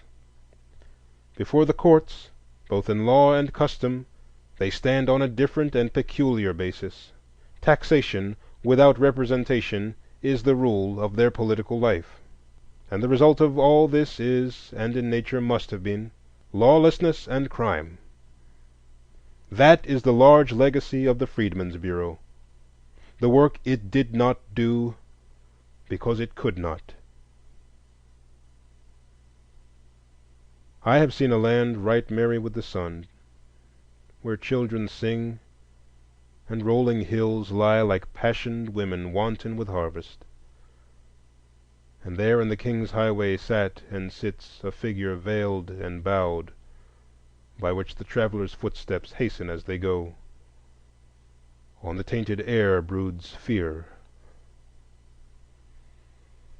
3 centuries' thought has been the raising and unveiling of that bowed human heart, and now, behold, a century new for the duty and the deed. The problem of the 20th century is the problem of the color line. Chapter 3 of Mr. Booker T. Washington and Others.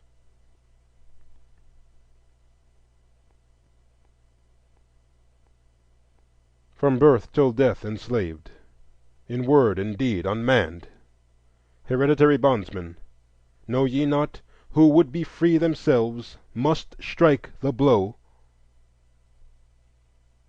Byron.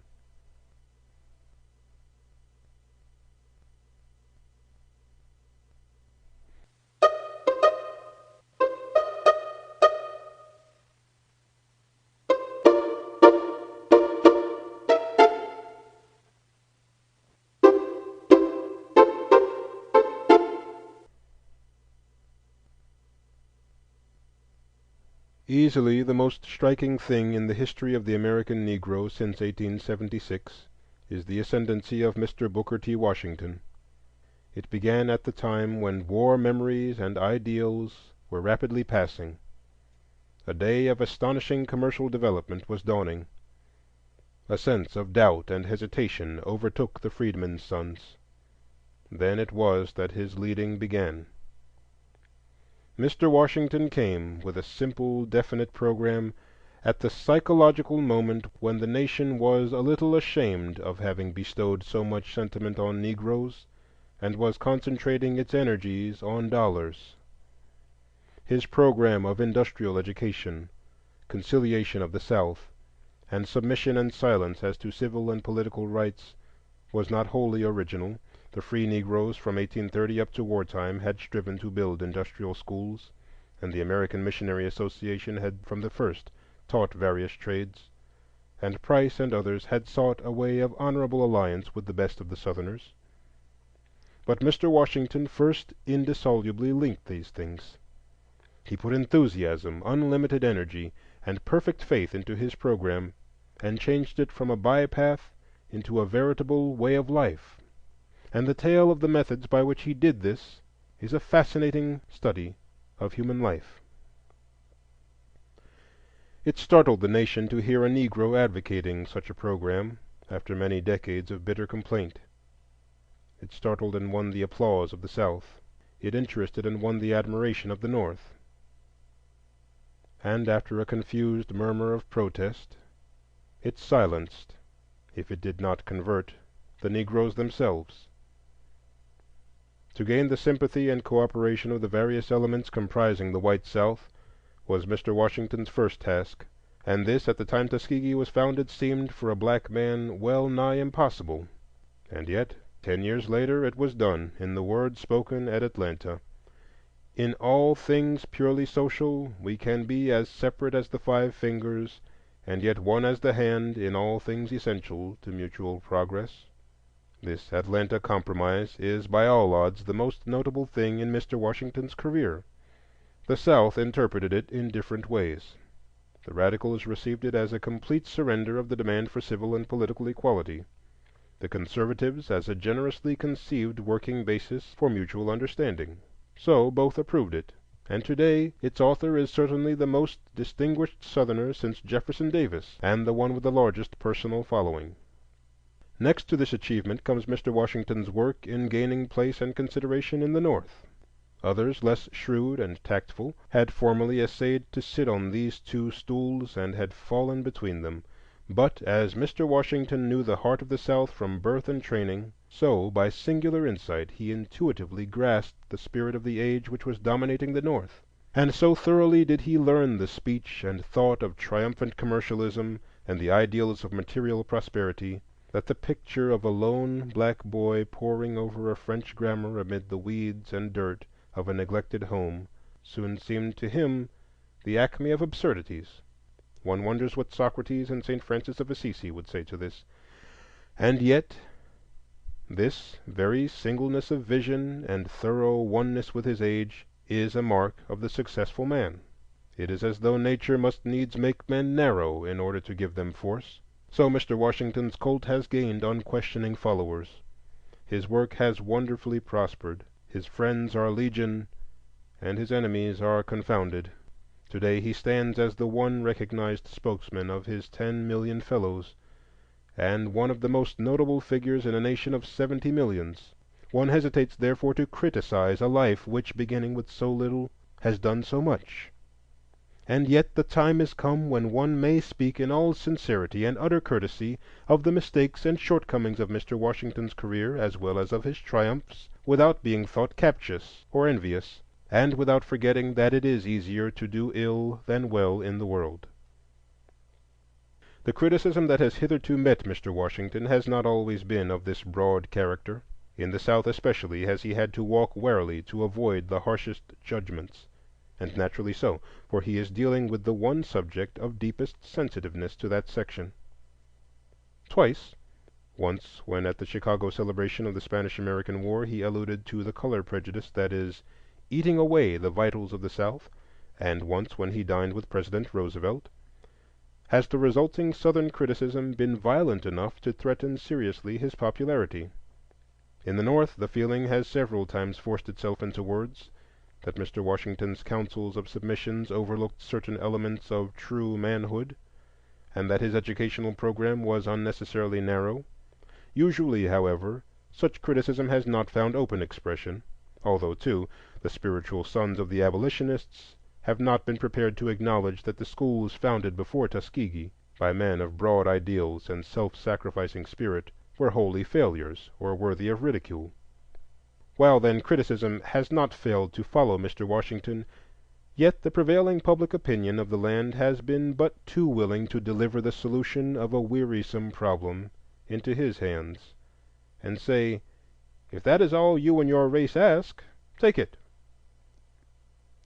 Among his own people, however, Mr. Washington has encountered the strongest and most lasting opposition, amounting at times to bitterness, and even today continuing strong and insistent, even though largely silenced in outward expression by the public opinion of the nation. Some of this opposition is, of course, mere envy, the disappointment of displaced demagogues, and the spite of narrow minds. But aside from this, there is among educated and thoughtful colored men in all parts of the land a feeling of deep regret, sorrow, and apprehension at the wide currency and ascendancy which some of Mr. Washington's theories have gained. These same men admire his sincerity of purpose, and are willing to forgive much to honest endeavor which is doing something worth the doing. They cooperate with Mr. Washington as far as they conscientiously can. And indeed it is no ordinary tribute to this man's tact and power that, steering as he must between so many diverse interests and opinions, he so largely retains the respect of all. But the hushing of the criticism of honest opponents is a dangerous thing. It leads some of the best of the critics to unfortunate silence and paralysis of effort, and others to burst into speech so passionately and intemperately as to lose listeners. Honest and earnest criticism from those whose interests are most nearly touched, criticism of writers by readers—this is the soul of democracy and the safeguard of modern society. If the best of the American Negroes receive by outer pressure a leader whom they had not recognized before, manifestly there is here a certain palpable gain, yet there is also irreparable loss—a loss of that peculiarly valuable education which a group receives when, by search and criticism, it finds and commissions its own leaders. The way in which this is done is at once the most elementary and the nicest problem of social growth. History is but the record of such group leadership, and yet how infinitely changeful is its type and character. And of all types and kinds, what can be more instructive than the leadership of a group within a group, that curious double movement where real progress may be negative and actual advance be relative retrogression? All this is the social student's inspiration and despair.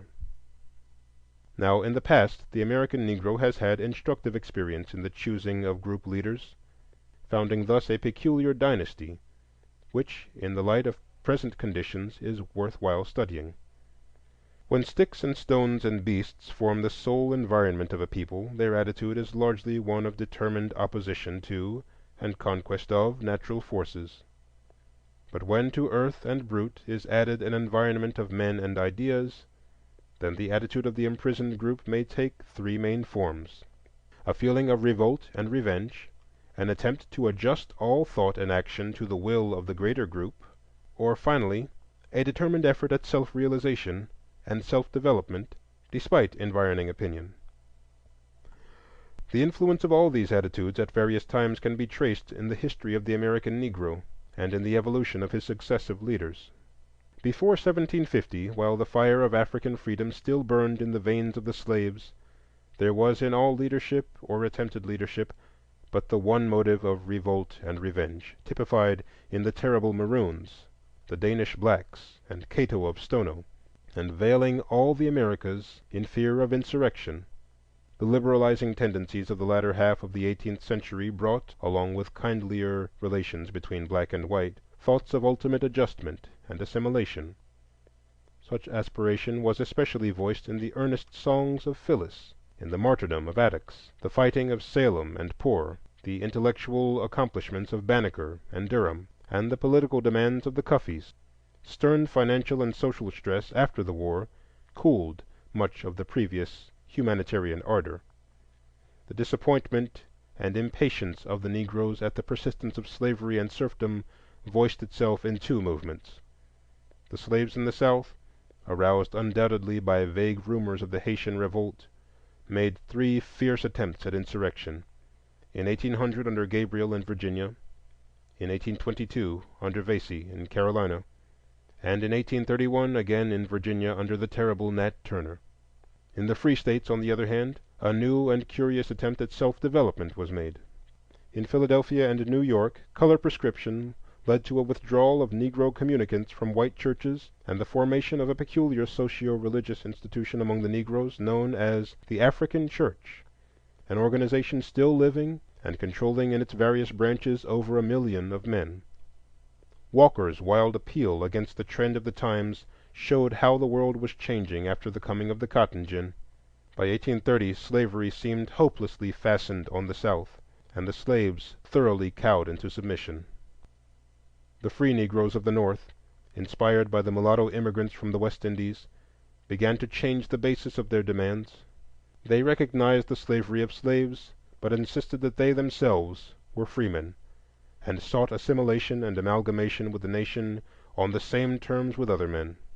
Thus Fortin and Purvis of Philadelphia, Shadd of Wilmington, DuBois of New Haven, Barbados of Boston, and others strove singly and together as men, they said, not as slaves, as people of color, not as Negroes, The trend of the times, however, refused them recognition, save in individual and exceptional cases, considered them as one with all the despised blacks, and they soon found themselves striving to keep even the rights they formerly had of voting and working and moving as freemen. Schemes of migration and colonization arose among them, but these they refused to entertain, and they eventually turned to the abolition movement as a final refuge. Here, led by Remond, Nell, Wells Brown, and Douglass, a new period of self-assertion and self-development dawned. To be sure, ultimate freedom and assimilation was the ideal before the leaders, but the assertion of the manhood rights of the Negro by himself was the main reliance, and John Brown's raid was the extreme of its logic. After the war and emancipation, the great former Frederick Douglass, the greatest of American Negro leaders, still led the host. Self-assertion, especially in political lines, was the main program, and behind Douglass came Eliot, Bruce, and Langston, and the Reconstruction politicians, and, less conspicuous but of greater social significance, Alexander Crummell and Bishop Daniel Payne. Then came the Revolution of 1876, the suppression of the Negro votes, the changing and shifting of ideals, and the seeking of new lights in the great night.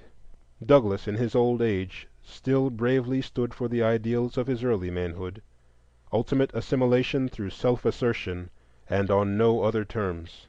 For a time, Price arose as a new leader, destined, it seemed, not to give up, but to restate the old ideals in a form less repugnant to the white South.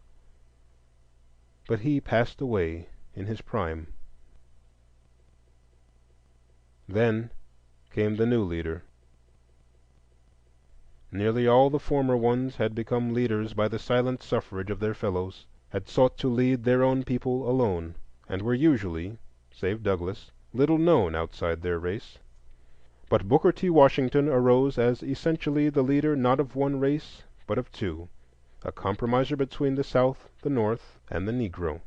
Naturally, the Negroes resented, at first bitterly, signs of compromise which surrendered their civil and political rights, even though this was to be exchanged for larger chances of economic development.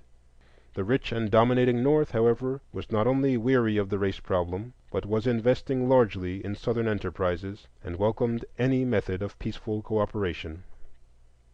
Thus, by national opinion, the Negroes began to recognize Mr. Washington's leadership, and the voice of criticism was hushed. Mr. Washington represents in Negro thought the old attitude of adjustment and submission, but adjustment at such a peculiar time as to make his program unique.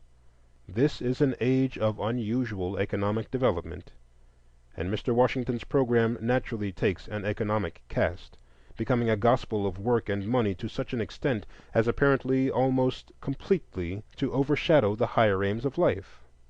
Moreover, this is an age when the more advanced races are coming in closer contact with the less developed races, and the race feeling is therefore intensified, and Mr. Washington's program practically accepts the alleged inferiority of the Negro races. Again, in our own land, the reaction from the sentiment of wartime has given impetus to race prejudice against Negroes, and Mr. Washington withdraws many of the high demands of Negroes as men and American citizens. In other periods of intensified prejudice, all the Negro's tendency to self-assertion has been called forth. At this period, a policy of submission is advocated. In the history of nearly all other races and peoples, the doctrine preached at such crises has been that manly self-respect is worth more than lands and houses, and that a people who voluntarily surrender such respect or cease striving for it are not worth civilizing. In answer to this, it has been claimed that the Negro can survive only through submission. Mr. Washington distinctly asks that black people give up, at least for the present, three things. First, political power. Second, insistence on civil rights. Third, higher education of Negro youth. And concentrate all their energies on industrial education and accumulation of wealth and the conciliation of the South. This policy has been courageously and insistently advocated for over 15 years, and has been triumphant for perhaps 10 years. As a result of this tender of the palm branch, what has been the return? In these years there have occurred: 1. The disfranchisement of the Negro; 2. The legal creation of a distinct status of civil inferiority for the Negro; 3. The steady withdrawal of aid from institutions for the higher training of the Negro. These movements are not, to be sure, direct results of Mr. Washington's teachings, but his propaganda has, without a shadow of doubt, helped their speedier accomplishment. The question then comes: is it possible and probable that 9 millions of men can make effective progress in economic lines if they are deprived of political rights, made a servile caste, and allowed only the most meager chance for developing their exceptional men? If history and reason give any distinct answer to these questions, it is an emphatic no. And Mr. Washington thus faces the triple paradox of his career. 1.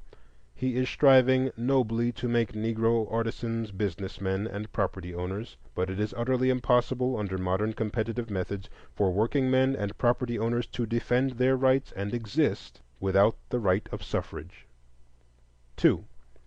He insists on thrift and self-respect, but at the same time counsels a silent submission to civic inferiority such as is bound to sap the manhood of any race in the long run. 3.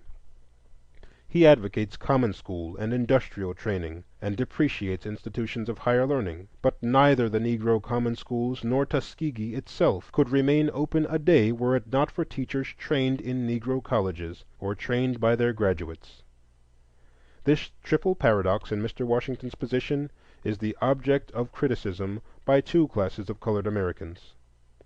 One class is spiritually descended from Toussaint the Savior through Gabriel, Vesey, and Turner, and they represent the attitude of revolt and revenge. They hate the white South blindly and distrust the white race generally, and so far as they agree on definite action, think that the Negro's only hope lies in emigration beyond the borders of the United States. And yet, by the irony of fate, nothing has more effectually made this program seem hopeless than the recent course of the United States toward weaker and darker peoples in the West Indies, Hawaii, and the Philippines. For where in the world may we go and be safe from lying and brute force? The other class of Negroes who cannot agree with Mr. Washington has hitherto said little aloud. They deprecate the sight of scattered councils, of internal disagreement, and especially they dislike making their just criticism of a useful and earnest man an excuse for a general discharge of venom from small-minded opponents. Nevertheless, the questions involved are so fundamental and serious that it is difficult to see how men like the Grimkeys, Kelly Miller, J.W.E. Bowen, and other representatives of this group can much longer be silent. Such men feel in conscience bound to ask of this nation three things: 1. The right to vote; 2. Civic equality; 3. The education of youth according to ability. They acknowledge Mr. Washington's invaluable service in counseling patience and courtesy in such demands. They do not ask that ignorant black men vote when ignorant whites are debarred, or that any reasonable restrictions in the suffrage should not be applied. They know that the low social level of the mass of the race is responsible for much discrimination against it. But they also know, and the nation knows, that relentless color prejudice is more often a cause than a result of the Negro's degradation. They seek the abatement of this relic of barbarism, and not its systematic encouragement and pampering by all agencies of social power, from the Associated Press to the Church of Christ. They advocate, with Mr. Washington, a broad system of Negro common schools supplemented by thorough industrial training. But they are surprised that a man of Mr. Washington's insight cannot see that no such educational system ever has rested or can rest on any other basis than that of the well-equipped college and university. And they insist that there is demand for a few such institutions throughout the South to train the best of the Negro youth as teachers, professional men, and leaders. This group of men honor Mr. Washington for his attitude of conciliation toward the white South. They accept the Atlanta Compromise in its broadest interpretation.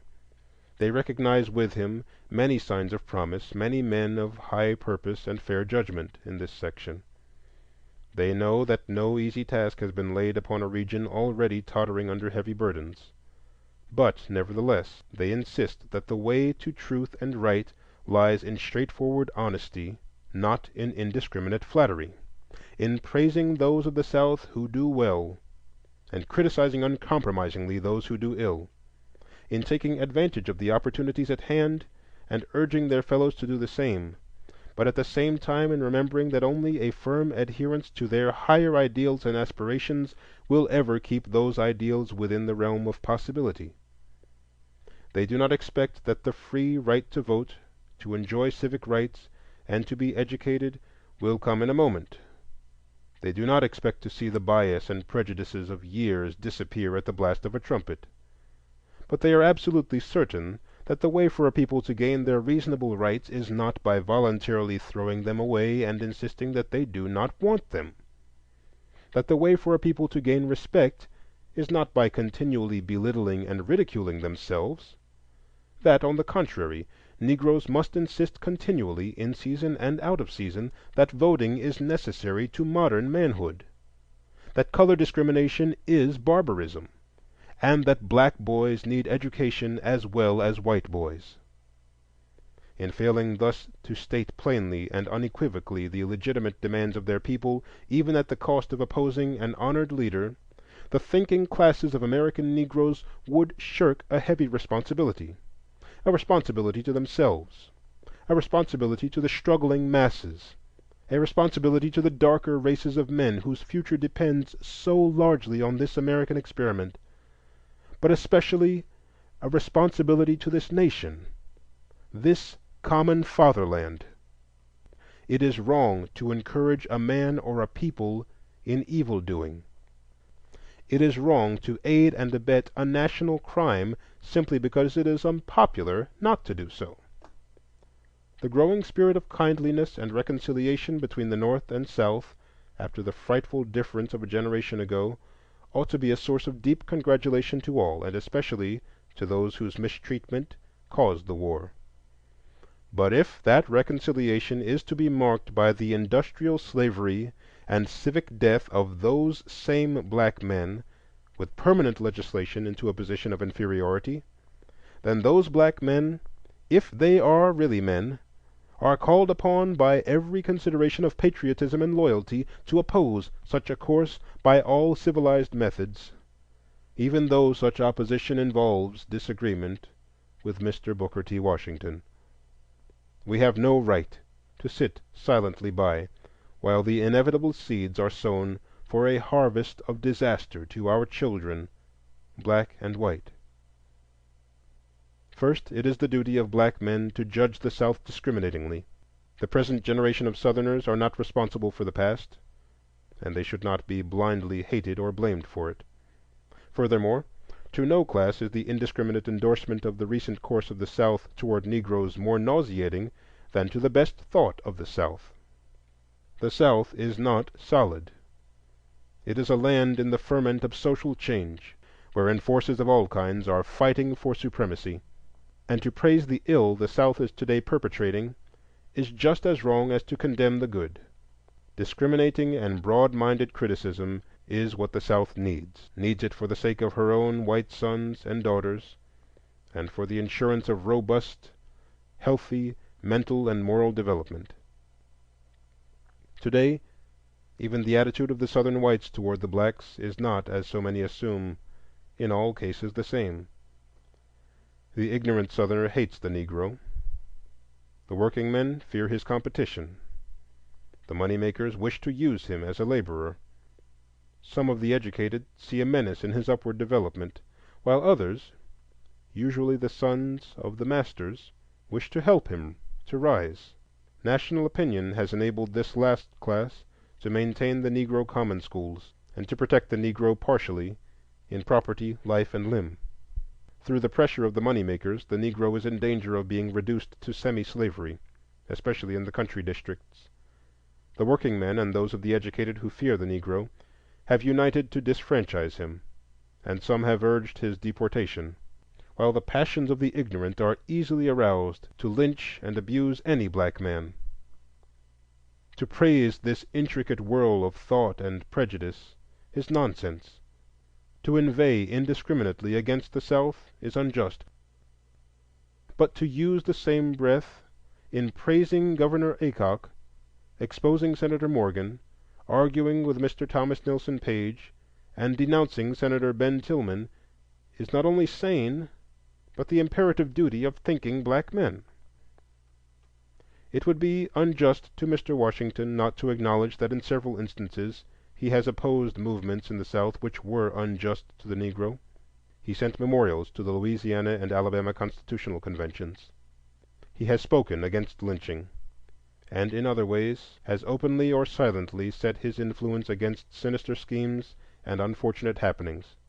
Notwithstanding this, it is equally true to assert that on the whole the distinct impression left by Mr. Washington's propaganda is, first, that the South is justified in its present attitude toward the Negro because of the Negro's degradation; secondly, that the prime cause of the Negro's failure to rise more quickly is his wrong education in the past; and thirdly, that his future rise depends primarily on his own efforts.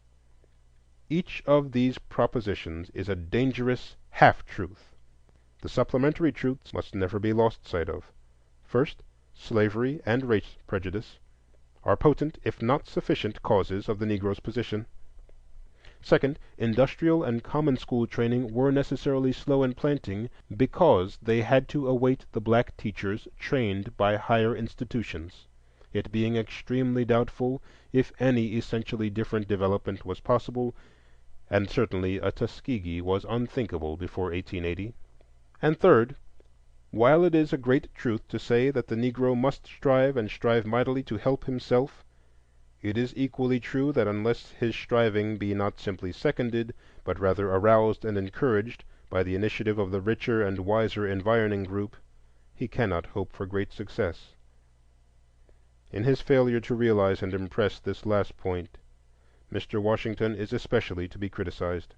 His doctrine has tended to make the whites, North and South, shift the burden of the Negro problem to the Negro's shoulders, and stand aside as critical and rather pessimistic spectators, when in fact the burden belongs to the nation, and the hands of none of us are clean if we bend not our energies to righting these great wrongs.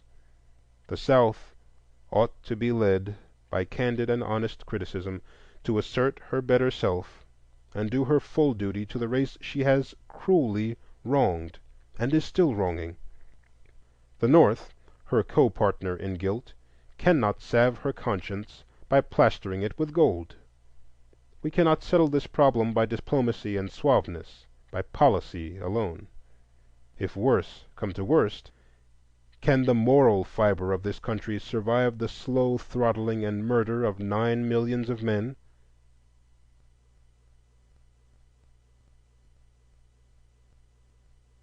The black men of America have a duty to perform, a duty stern and delicate, a forward movement to oppose a part of the work of their greatest leader. So far as Mr. Washington preaches thrift, patience, and industrial training for the masses, we must hold up his hand and strive with him, rejoicing in his honors and glorifying in the strength of this Joshua called of God and man to lead the headless host. But so far as Mr. Washington apologizes for injustice, North or South, does not rightly value the privilege and duty of voting, belittles the emasculating effects of caste distinctions, and opposes the higher training and ambition of our brighter minds, so far as he, the South, or the nation does this, we must unceasingly and firmly oppose them. By every civilized and peaceful method we must strive for the rights which the world accords to men, clinging unwaveringly to those great words which the sons of the fathers would fain forget. We hold these truths to be self-evident, that all men are created equal, that they are endowed by their Creator with certain unalienable rights, that among these are life, liberty, and the pursuit of happiness. Chapter 4. Of the meaning of progress.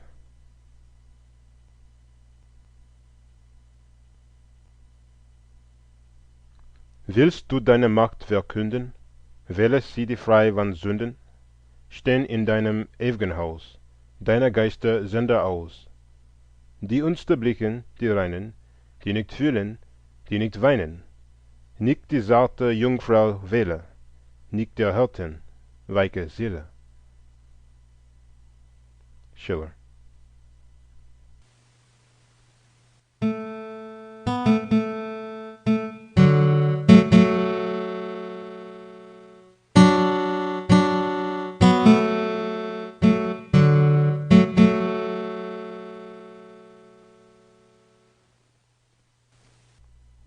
Once upon a time, I taught school in the hills of Tennessee, where the broad dark veil of the Mississippi begins to roll and crumple to greet the Alleghanies. I was a Fisk student then, and all Fisk men thought that Tennessee, beyond the veil, was theirs alone.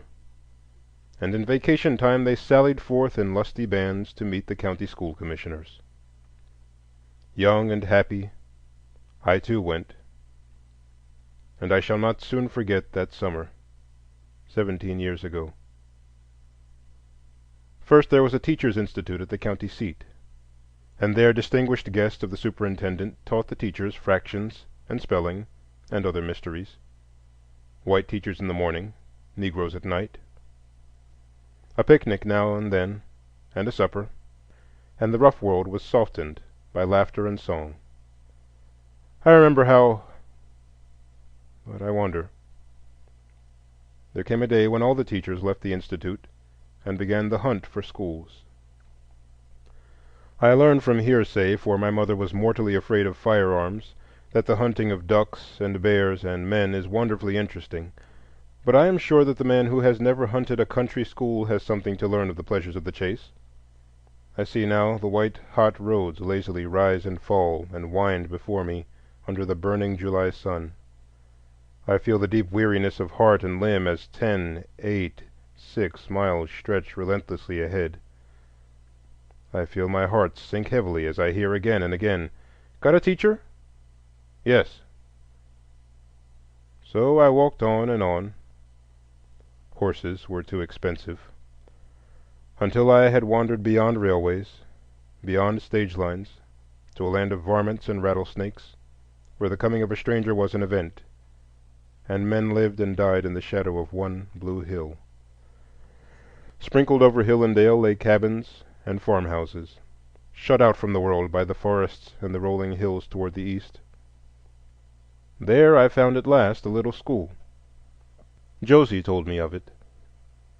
She was a thin, homely girl of 20, with a dark brown face and thick, hard hair. I had crossed the stream at Watertown and rested under the great willows. Then I had gone to the little cabin in the lot where Josie was resting on her way to town. The gaunt farmer made me welcome, and Josie, hearing my errand, told me anxiously that they wanted a school over the hill, that but once since the war had a teacher been there, that she herself longed to learn, and thus she ran on, talking fast and loud with much earnestness and energy. Next morning I crossed the tall round hill, lingered to look at the blue and yellow mountains stretching toward the Carolinas, then plunged into the wood and came out at Josie's home. It was a dull frame cottage with 4 rooms, perched just below the brow of the hill amid peach trees. The father was a quiet, simple soul, calmly ignorant, with no touch of vulgarity. The mother was different, strong, bustling, and energetic, with a quick, restless tongue, and an ambition to live like folks. There was a crowd of children. 2 boys had gone away. There remained 2 growing girls, a shy midget of 8, John, tall, awkward, and 18, Jim, younger, quicker, and better looking, and 2 babies of indefinite age. Then there was Josie herself. She seemed to be at the center of the family, always busy at service or at home, or berry picking, a little nervous and inclined to scold, like her mother, yet faithful too, like her father. She had about her a certain fineness, the shadow of an unconscious moral heroism that would willingly give all of life to make life broader, deeper, and fuller for her and hers. I saw much of this family afterwards, and grew to love them for their honest efforts to be decent and comfortable. and for their knowledge of their own ignorance. There was with them no affectation. The mother would scold the father for being so easy, Josie would roundly berate the boys for carelessness, and all knew that it was a hard thing to dig a living out of a rocky side hill. I secured the school. I remember the day I rode horseback out to the commissioner's house with a pleasant young white fellow who wanted the white school. The road ran down the bed of a stream.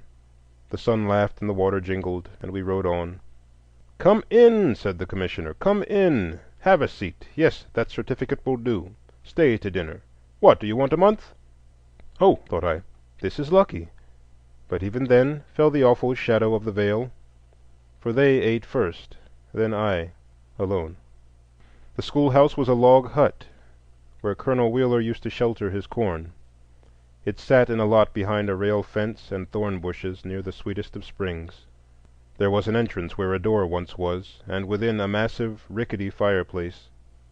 Great chinks between the logs served as windows. Furniture was scarce. A pale blackboard crouched in the corner. My desk was made of 3 boards, reinforced at critical points, and my chair, borrowed from the landlady, had to be returned every night. Seats for the children, these puzzled me much. I was haunted by a New England vision of neat little desks and chairs. But alas, the reality was rough plank benches without backs, and at times without legs. They had the one virtue of making naps dangerous, possibly fatal, for the floor was not to be trusted. It was a hot morning late in July when the school opened. I trembled when I heard the patter of little feet down the dusty road, and saw the growing row of dark, solemn faces and bright, eager eyes facing me. First came Josie and her brothers and sisters. The longing to know, to be a student in the great school at Nashville, hovered like a star above this child woman amid her work and worry, and she studied doggedly. There were the Dowells, from their farm over toward Alexandria, Fanny with her smooth black face and wondering eyes, Martha, brown and dull, the pretty wife-girl of a brother, and the younger brood. There were the Burkes, 2 brown and yellow lads, and a tiny, haughty-eyed girl. Fat Reuben's little chubby girl came, with golden face and old gold hair, faithful and solemn. Fanny was on hand early, a jolly, ugly, good-hearted girl, who slyly dipped snuff and looked after her little bow-legged brother. When her mother could spare her, Tildy came, a midnight beauty, with starry eyes and tapering limbs, and her brother, correspondingly homely. And then the big boys, the hulking Lawrences, the lazy Neils, unfathered sons of mother and daughter. Hickman with a stoop in his shoulders, and the rest.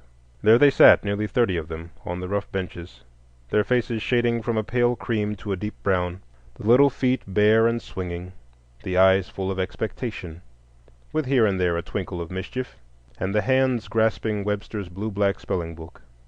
I loved my school, and the fine faith the children had in the wisdom of their teacher was truly marvelous.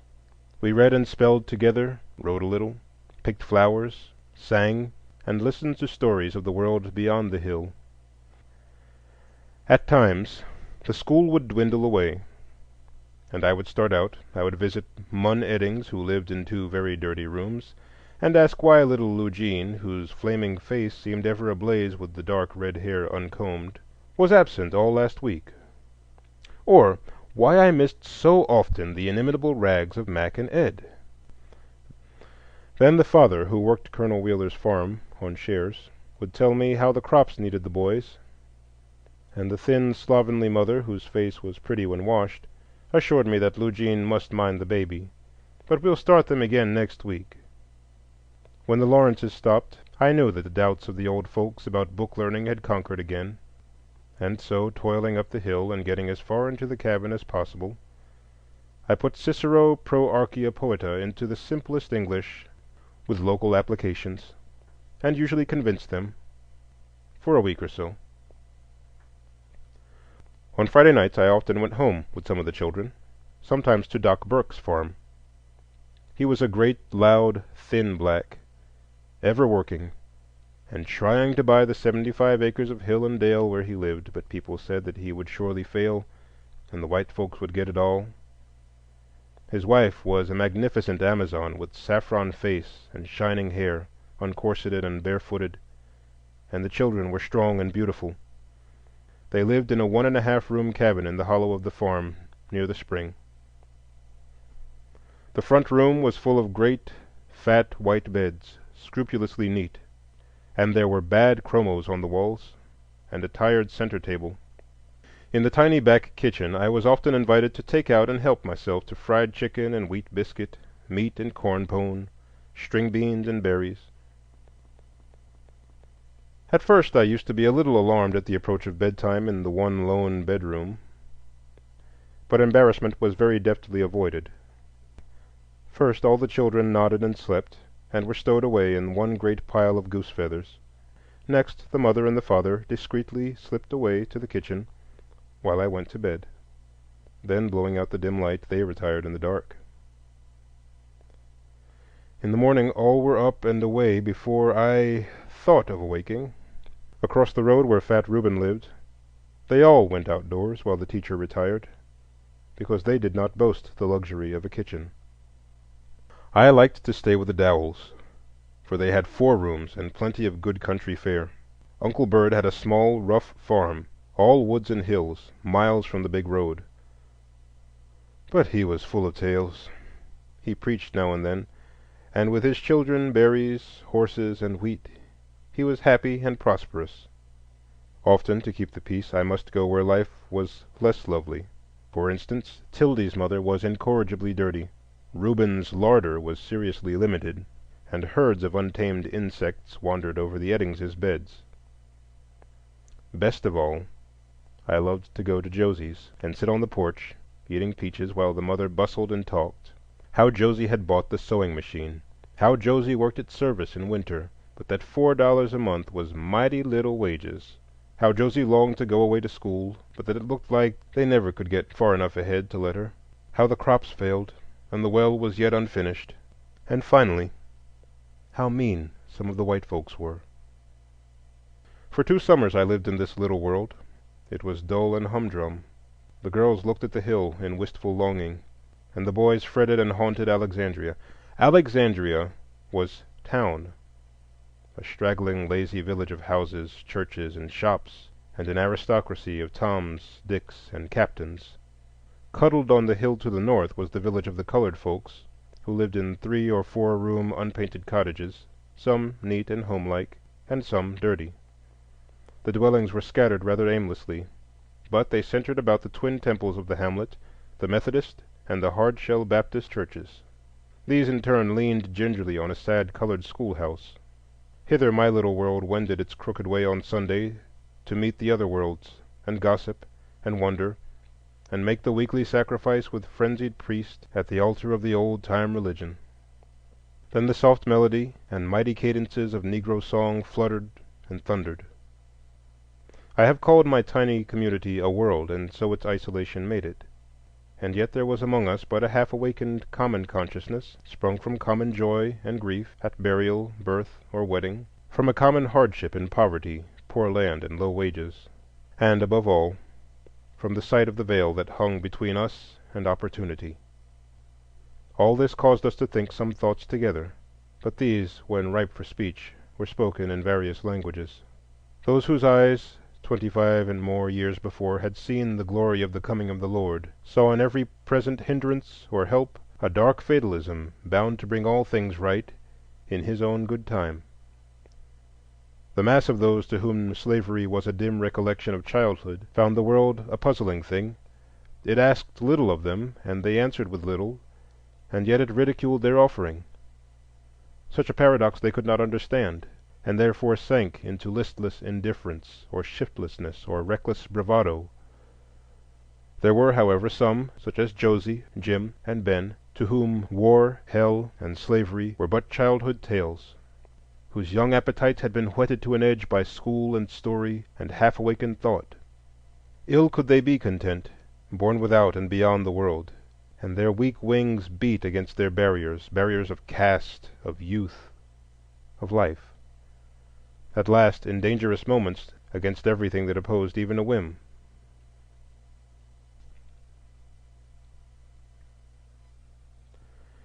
The 10 years that follow youth, The years when first the realization comes that life is leading somewhere. These were the years that passed after I left my little school. When they were past, I came by chance once more to the walls of Fisk University, to the halls of the Chapel of Melody. As I lingered there in the joy and pain of meeting old school friends, there swept over me a sudden longing to pass again beyond the blue hill, and to see the homes and the schools of other days, and to learn how life had gone with my school children. And I went. Josie was dead, and the gray-haired mother said simply, "We've had a heap of trouble since you've been away."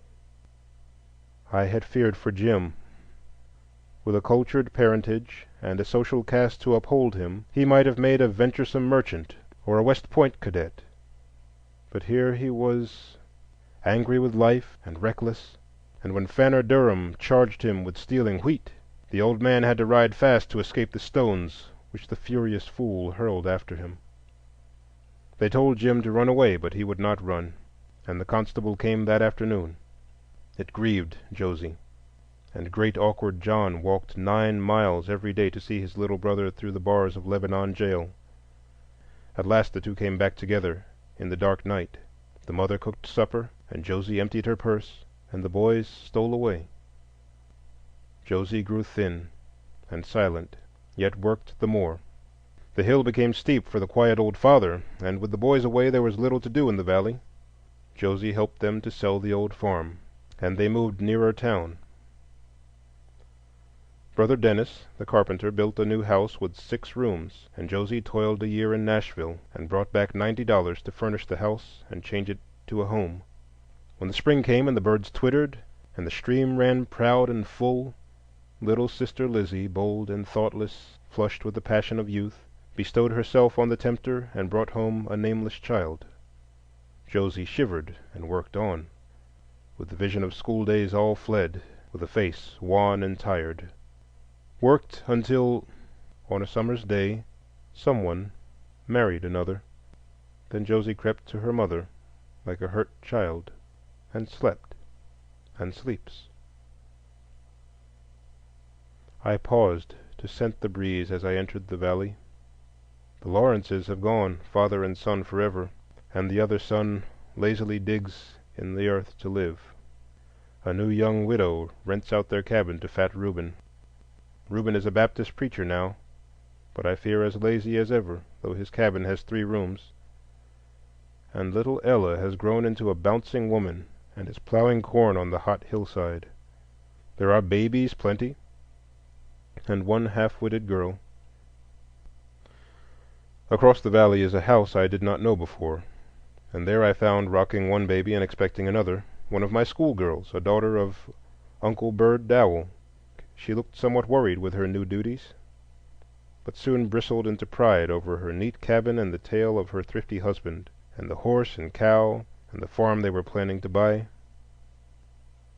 My log schoolhouse was gone. In its place stood Progress, and Progress, I understand, is necessarily ugly. The crazy foundation stones still marked the former site of my poor little cabin, and not far away, on 6 weary boulders, perched a jaunty board house, perhaps 20 by 30 feet, with 3 windows and a door that locked. Some of the window glass was broken, and part of an old iron stove lay mournfully under the house. I peeped through the window half reverently and found things that were more familiar. The blackboard had grown by about 2 feet, and the seats were still without backs. The county owns the lot now, I hear, and every year there is a session of school. As I sat by the spring and looked on the old and the new, I felt glad, very glad. And yet, after 2 long drinks, I started on. There was the great double log house on the corner. I remembered the broken, blighted family that used to live there. The strong, hard face of the mother, with its wilderness of hair, rose before me. She had driven her husband away, and while I taught school, a strange man lived there, big and jovial, and people talked. I felt sure that Ben and Tildy would come to naught from such a home. But this is an odd world, for Ben is a busy farmer in Smith County, doing well too, they say, and he had cared for little Tildy until last spring when a lover married her. A hard life the lad had led, toiling for meat, and laughed at because he was homely and crooked. There was Sam Carlin, an impudent old skinflint who had definite notions about "niggers," and hired Ben a summer and would not pay him. Then the hungry boy gathered his sacks together and in broad daylight went into Carlin's corn, and when the hard-fisted farmer set upon him, the angry boy flew at him like a beast. Doc Burke saved a murder and a lynching that day. The story reminded me again of the Burkes, and an impatience seized me to know who won in the battle, Doc or the 75 acres, for it is a hard thing to make a farm out of nothing, even in 15 years. So I hurried on, thinking of the Burkes. They used to have a certain magnificent barbarism about them that I liked. They were never vulgar, never immoral, but rather rough and primitive, with an unconventionality that spent itself in loud guffaws, slaps on the back, and naps in the corner. I hurried by the cottage of the misborn Neal boys. It was empty, and they were grown into fat, lazy farm hands. I saw the home of the Hickmans, but Albert, with his stooping shoulders, had passed from the world. Then I came to the Burkes' gate and peered through. The enclosure looked rough and untrimmed, and yet there were the same fences around the old farm, save to the left, where lay 25 other acres, and lo, the cabin in the hollow had climbed the hill and swollen to a half-finished 6-room cottage. The Burkes held 100 acres, but they were still in debt. Indeed, the gaunt father who toiled night and day would scarcely be happy out of debt, being so used to it. Some day he must stop, for his massive frame is showing decline. The mother wore shoes, but the lion-like physique of other days was broken. The children had grown up. Rob, the image of his father, was loud and rough with laughter. Bertie, my school baby of 6, had grown to a picture of maiden beauty, tall and tawny. "Edgar is gone," said the mother, with head half bowed. "Gone to work in Nashville. He and his father couldn't agree." Little Doc, the boy born since the time of my school, took me horseback down the creek next morning toward Farmer Dowell's.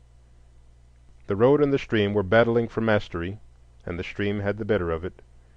We splashed and waded, and the merry boy perched behind me chattered and laughed. He showed me where Simon Thompson had bought a bit of ground and a home, but his daughter, Lana, a plump brown slow girl, was not there. She had married a man and a farm 20 miles away. We wound on down the stream till we came to a gate that I did not recognize, but the boy insisted that it was Uncle Bird's. The farm was fat with the growing crop. In that little valley was a strange stillness as I rode up, for death and marriage had stolen youth and left age and childhood there. We sat and talked that night after the chores were done. Uncle Bird was grayer, and his eyes did not see so well, but he was still jovial. We talked of the acres bought, 125, of the new guest chamber added, of Martha's marrying. Then we talked of death. Fanny and Fred were gone. A shadow hung over the other daughter, and when it lifted she was to go to Nashville to school. At last we spoke of the neighbors, and as the night fell Uncle Bird told me how, on a night like that, Fanny came wandering back to her home over yonder to escape the blows of her husband, and next morning she died in the home that her little bow-legged brother, working and saving, had bought for their widowed mother. My journey was done, and behind me lay hill and dale, and life and death.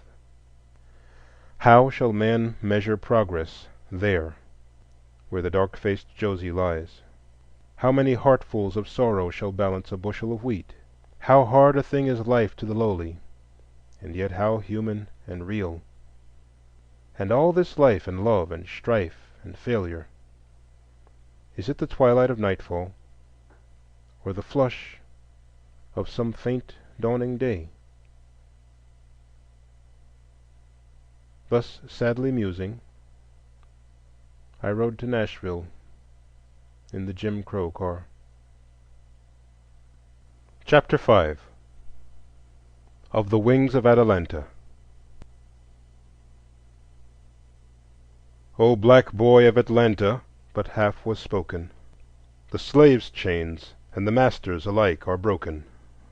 The one curse of the races held both in tether. They are rising, all are rising, the black and white together. Whittier.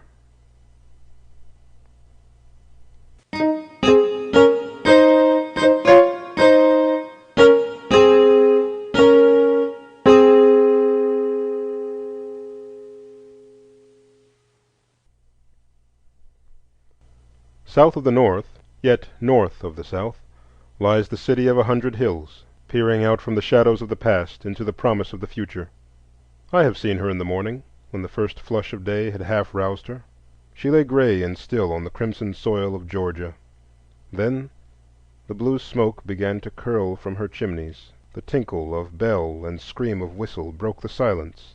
The rattle and roar of busy life slowly gathered and swelled until the seething whirl of the city seemed a strange thing in a sleepy land. Once, they say, even Atlanta slept, dull and drowsy, at the foothills of the Alleghanies, until the iron baptism of war awakened her with its sudden waters, aroused and maddened her, and left her listening to the sea.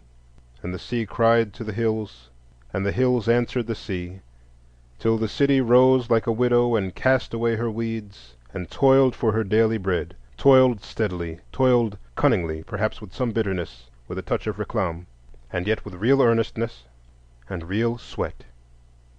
It is a hard thing to live haunted by the ghost of an untrue dream, to see the wide vision of empire fade into real ashes and dirt, to feel the pang of the conquered, and yet know that with all the bad that fell on one black day, something was vanquished that deserved to live, something killed that, in justice, had not dared to die. To know that with the right that triumphed something of wrong, something sordid and mean, something less than the broadest and best. All this is bitter hard, and many a man and city and people have found in it excuse for sulking and brooding and listless waiting. Such are not men of the sturdier make. They of Atlanta turned resolutely toward the future, and that future held aloft vistas of purple and gold.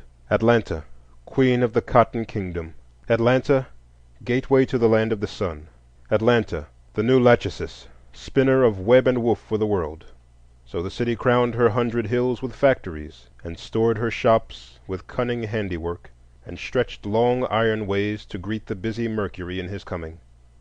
And the nation talked of her striving. Perhaps Atlanta was not christened for the winged maiden of dull Boeotia. You know the tale, how swarthy Atalanta, tall and wild, would marry only him who outraced her, and how the wily Hippomenes laid 3 apples of gold in the way. She fled like a shadow, paused, startled, over the first apple, but even as he stretched his hand, fled again, hovered over the second, then, slipping from his hot grasp, flew over river, vale, and hill. But as she lingered over the third, his arms fell round her, and looking on each other, the blazing passion of their love profaned the sanctuary of love, and they were cursed.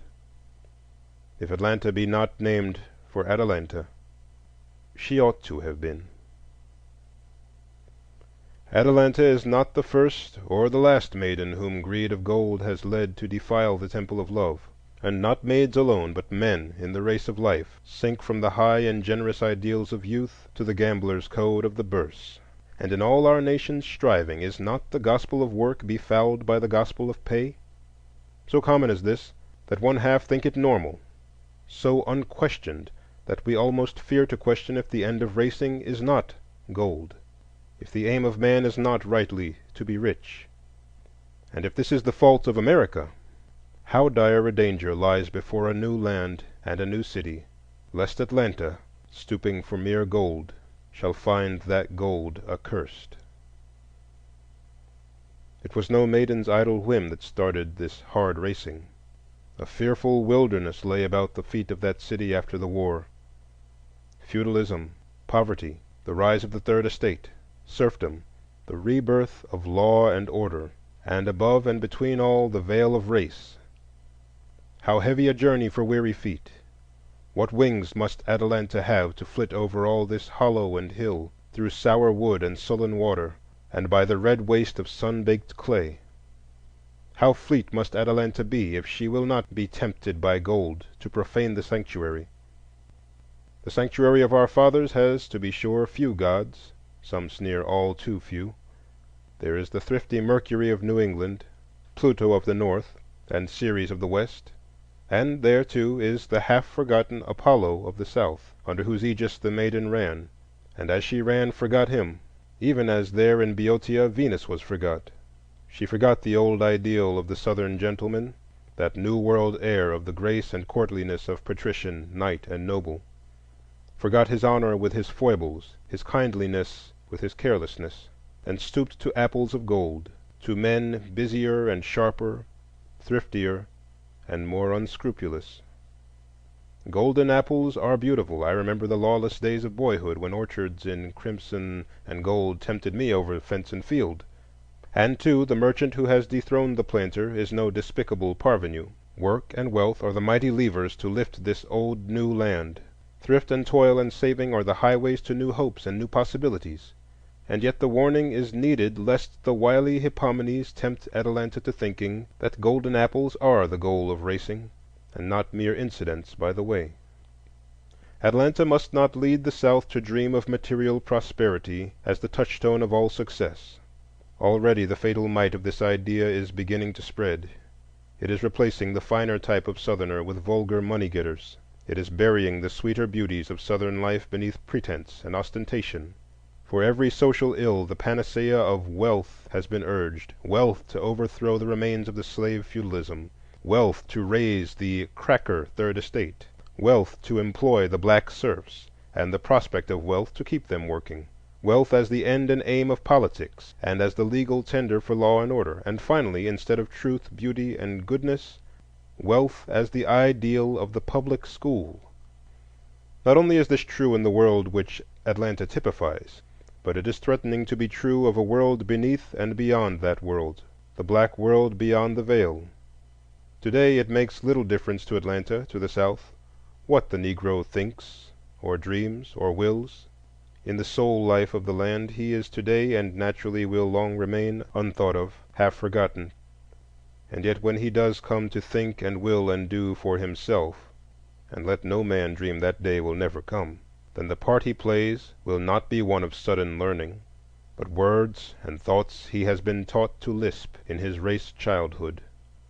Today the ferment of his striving toward self-realization is to the strife of the white world like a wheel within a wheel. Beyond the Veil are smaller but like problems of ideals, of leaders and the led, of serfdom, of poverty, of order and subordination, and through all the veil of race. Few know of these problems, few who know notice them, and yet there they are, awaiting student, artist, and seer, a field for somebody sometime to discover. Hither has the temptation of Hippomenes penetrated.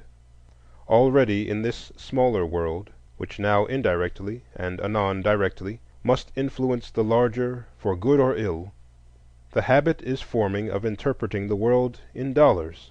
The old leaders of Negro opinion, in the little groups where there is a Negro social consciousness, are being replaced by new.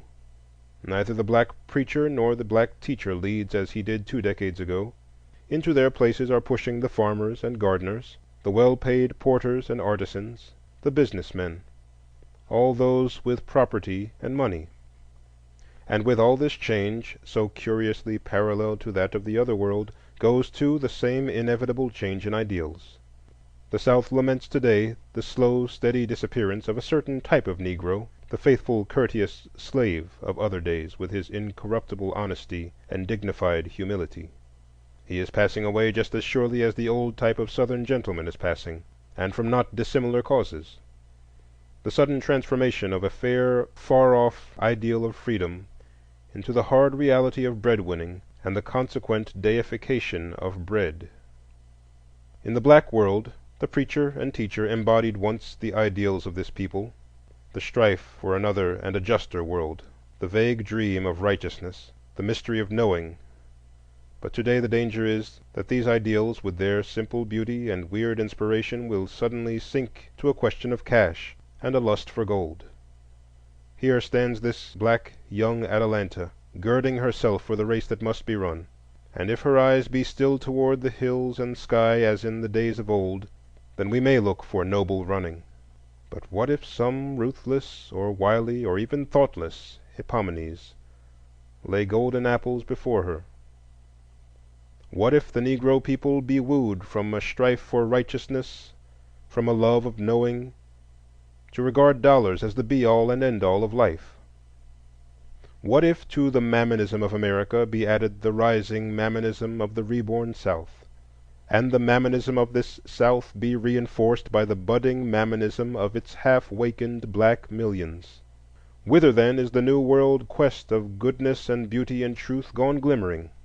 Must this and that fair flower of freedom, which, despite the jeers of latter-day striplings, sprung from our fathers' blood, must that too degenerate into a dusty quest of gold, into lawless lust with Hippomenes? The 100 hills of Atlanta are not all crowned with factories. On one, toward the west, the setting sun throws 3 buildings in bold relief against the sky. The beauty of the group lies in its simple unity: a broad lawn of green rising from the red street and mingled roses and peaches. North and south, 2 plain and stately halls, and in the midst, half hidden in ivy, a larger building, boldly graceful, sparingly decorated, and with 1 low spire. It is a restful group; one never looks for more. It is all here, all intelligible. There I live, and there I hear from day to day the low hum of restful life. In winter's twilight, when the red sun glows, I can see the dark figures pass between the halls to the music of the night bell. In the morning, when the sun is golden, the clang of the day bell brings the hurry and laughter of 300 young hearts from hall and street, and from the busy city below, children all dark and heavy-haired, to join their clear young voices in the music of the morning sacrifice. In a half-dozen classrooms they gather then, here to follow the love song of Dido, here to listen to the tale of Troy divine, there to wander among the stars, there to wander among men and nations, and elsewhere other well-worn ways of knowing this queer world.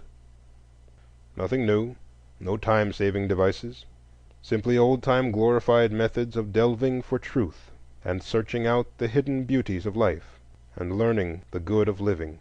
The riddle of existence is the college curriculum that was laid before the pharaohs, that was taught in the groves by Plato, that formed the trivium and quadrivium, and is today laid before the freedmen's sons by Atlanta University.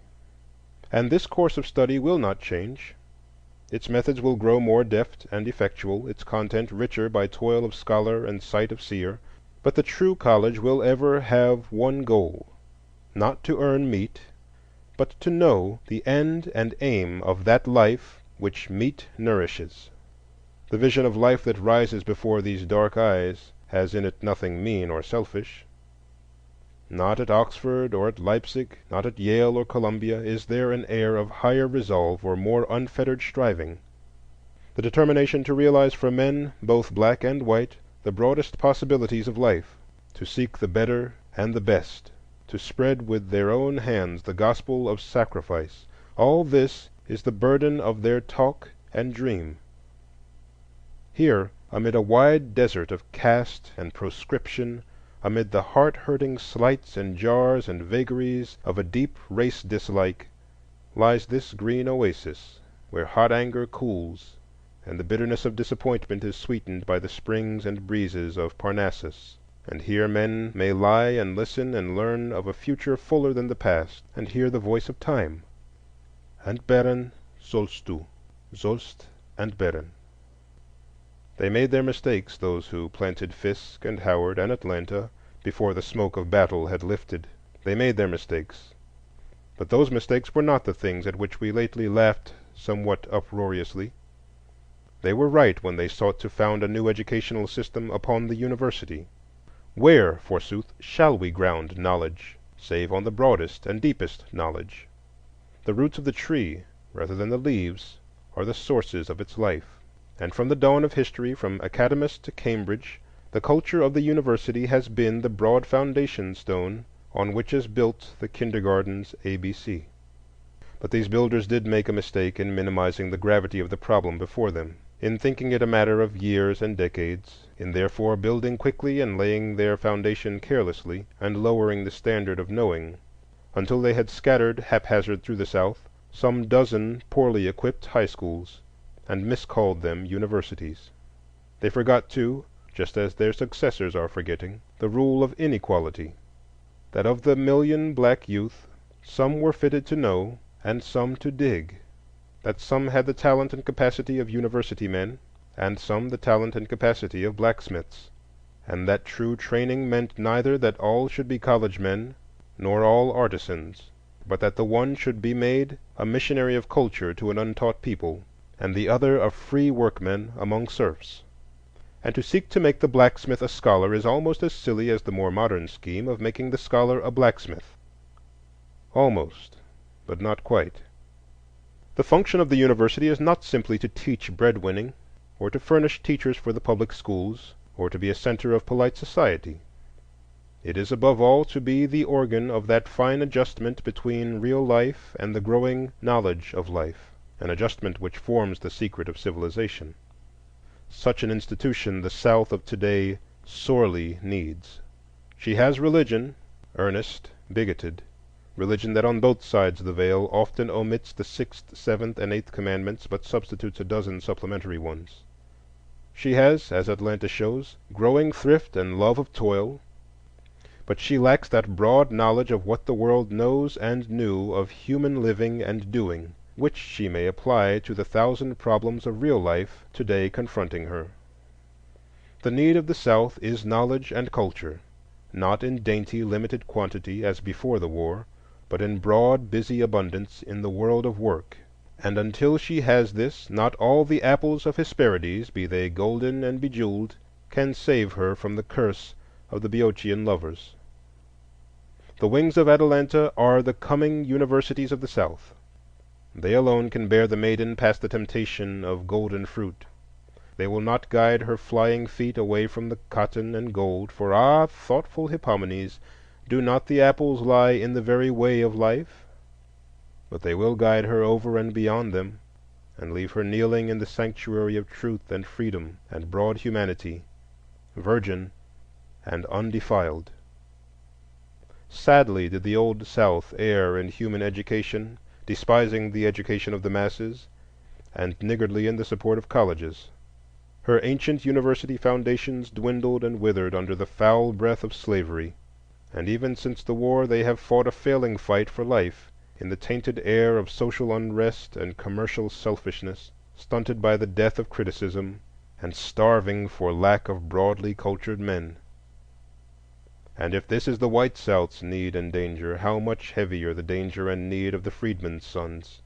How pressing here the need of broad ideals and true culture, the conservation of soul from sordid aims and petty passions? Let us build the Southern University.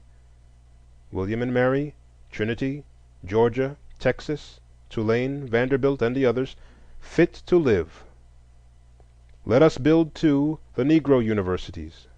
Fisk, whose foundation was ever broad; Howard, at the heart of the nation; Atlanta, whose ideal of scholarship has been held above the temptation of numbers.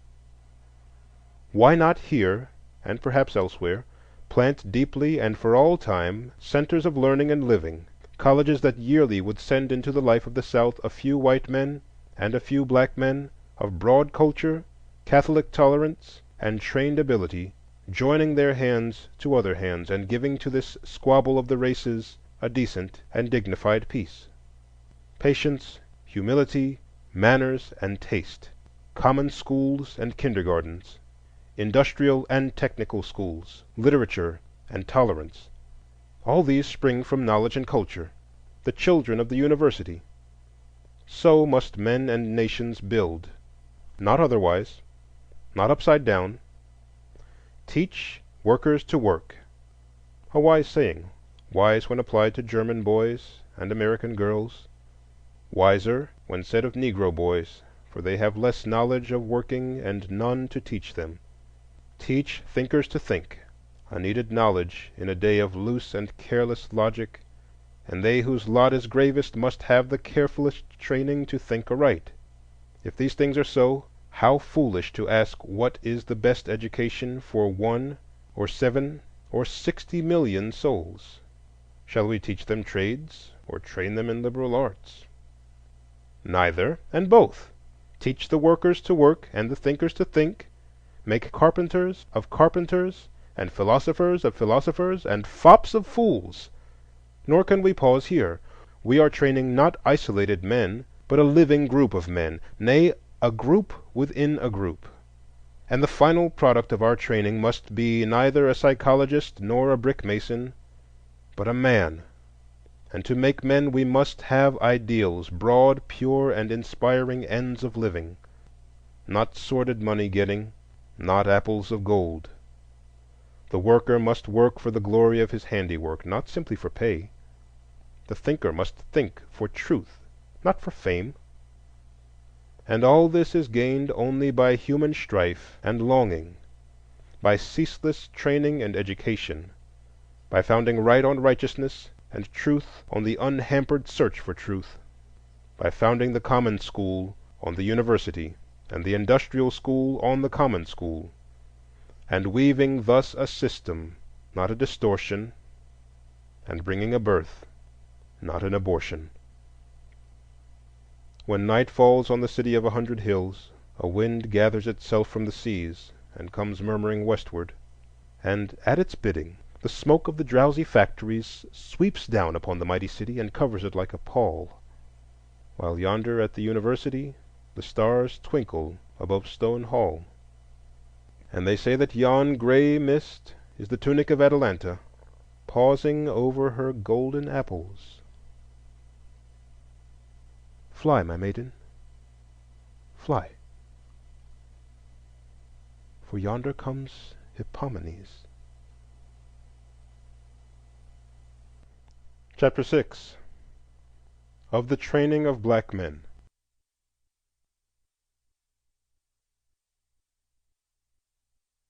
Why, if the soul can fling the dust aside, and naked on the air of heaven ride, were it not a shame, were it not a shame, for him in this clay carcass crippled to abide?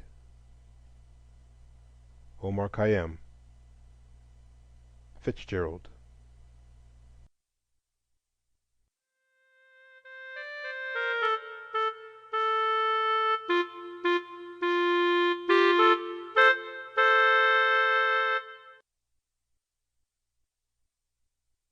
From the shimmering swirl of waters where many, many thoughts ago the slave ship first saw the square tower of Jamestown, have flown down to our day 3 streams of thinking. One, swollen from the larger world here and overseas, saying, "The multiplying of human wants in culture lands calls for the worldwide cooperation of men in satisfying them. Hence arises a new human unity, pulling the ends of earth nearer, and all men, black, yellow, and white. The larger humanity strives to feel in this contact of living nations and sleeping hordes a thrill of new life in the world, crying, if the contact of life and sleep be death, shame on such life." To be sure, behind this thought lurks the afterthought of force and dominion, the making of brown men to delve when the temptation of beads and red calico cloys. The second thought, streaming from the death ship and the curving river, is the thought of the older South, the sincere and passionate belief that somewhere between men and cattle God created a tertium quid, and called it a Negro, a clownish, simple creature, at times even lovable within its limitations, but straitly foreordained to walk within the veil. To be sure, behind the thought lurks the afterthought. Some of them, with favoring chance, might become men, but in sheer self-defense we dare not let them, and we build about them walls so high and hang between them and the light a veil so thick that they shall not even think of breaking through. And last of all there trickles down that third and darker thought, the thought of the things themselves, the confused half-conscious mutter of men who are black and whitened, crying, Liberty, freedom, opportunity, vouchsafe to us, O boastful world, the chance of living men. To be sure, behind the thought lurks the afterthought. Suppose after all the world is right, and we are less than men. Suppose this mad impulse within is all wrong, some mock mirage from the untrue. So here we stand among thoughts of human unity, even through conquest and slavery, the inferiority of black men, even if forced by fraud, a shriek in the night for the freedom of men who themselves are not yet sure of their right to demand it. This is the tangle of thought and afterthought wherein we are called to solve the problem of training men for life. Behind all its curiousness, so attractive alike to sage and dilettante, lie its dim dangers, throwing across us shadows at once grotesque and awful. Plain it is to us that what the world seeks through desert and wild we have within our threshold, a stalwart laboring force suited to the semi-tropics. If, deaf to the voice of the zeitgeist, we refuse to use and develop these men, we risk poverty and loss. If, on the other hand, seized by the brutal afterthought, we debauch this race thus caught in our talons, selfishly sucking their blood and brains in the future as in the past, what shall save us from national decadence? Only that saner selfishness, which education teaches, can find the rights of all in the whirl of work. Again, we may decry the color prejudice of the South, yet it remains a heavy fact. Such curious kinks of the human mind exist and must be reckoned with soberly. They cannot be laughed away, nor always successfully stormed at, nor easily abolished by act of legislature. And yet they must not be encouraged by being let alone. They must be recognized as facts, but unpleasant facts, things that stand in the way of civilization and religion and common decency. They can be met in but one way: by the breadth and broadening of human reason, by catholicity of taste and culture. And so, too, the native ambition and aspiration of men, even though they be black, backward, and ungraceful, must not lightly be dealt with. To stimulate wildly weak and untrained minds is to play with mighty fires. To flout their striving idly is to welcome a harvest of brutish crime and shameless lethargy in our very laps. The guiding of thought and the deft coordination of deed is at once the path of honor and humanity. And so, in this great question of reconciling three vast and partially contradictory streams of thought, the one panacea of education leaps to the lips of all. Such human training as will best use the labor of all men without enslaving or brutalizing, such training as will give us poise to encourage the prejudices that bulwark society and to stamp out those that, in sheer barbarity, deafen us to the wail of prisoned souls within the veil and the mounting fury of shackled men. But when we have vaguely said that education will set this tangle straight, what have we uttered but a truism?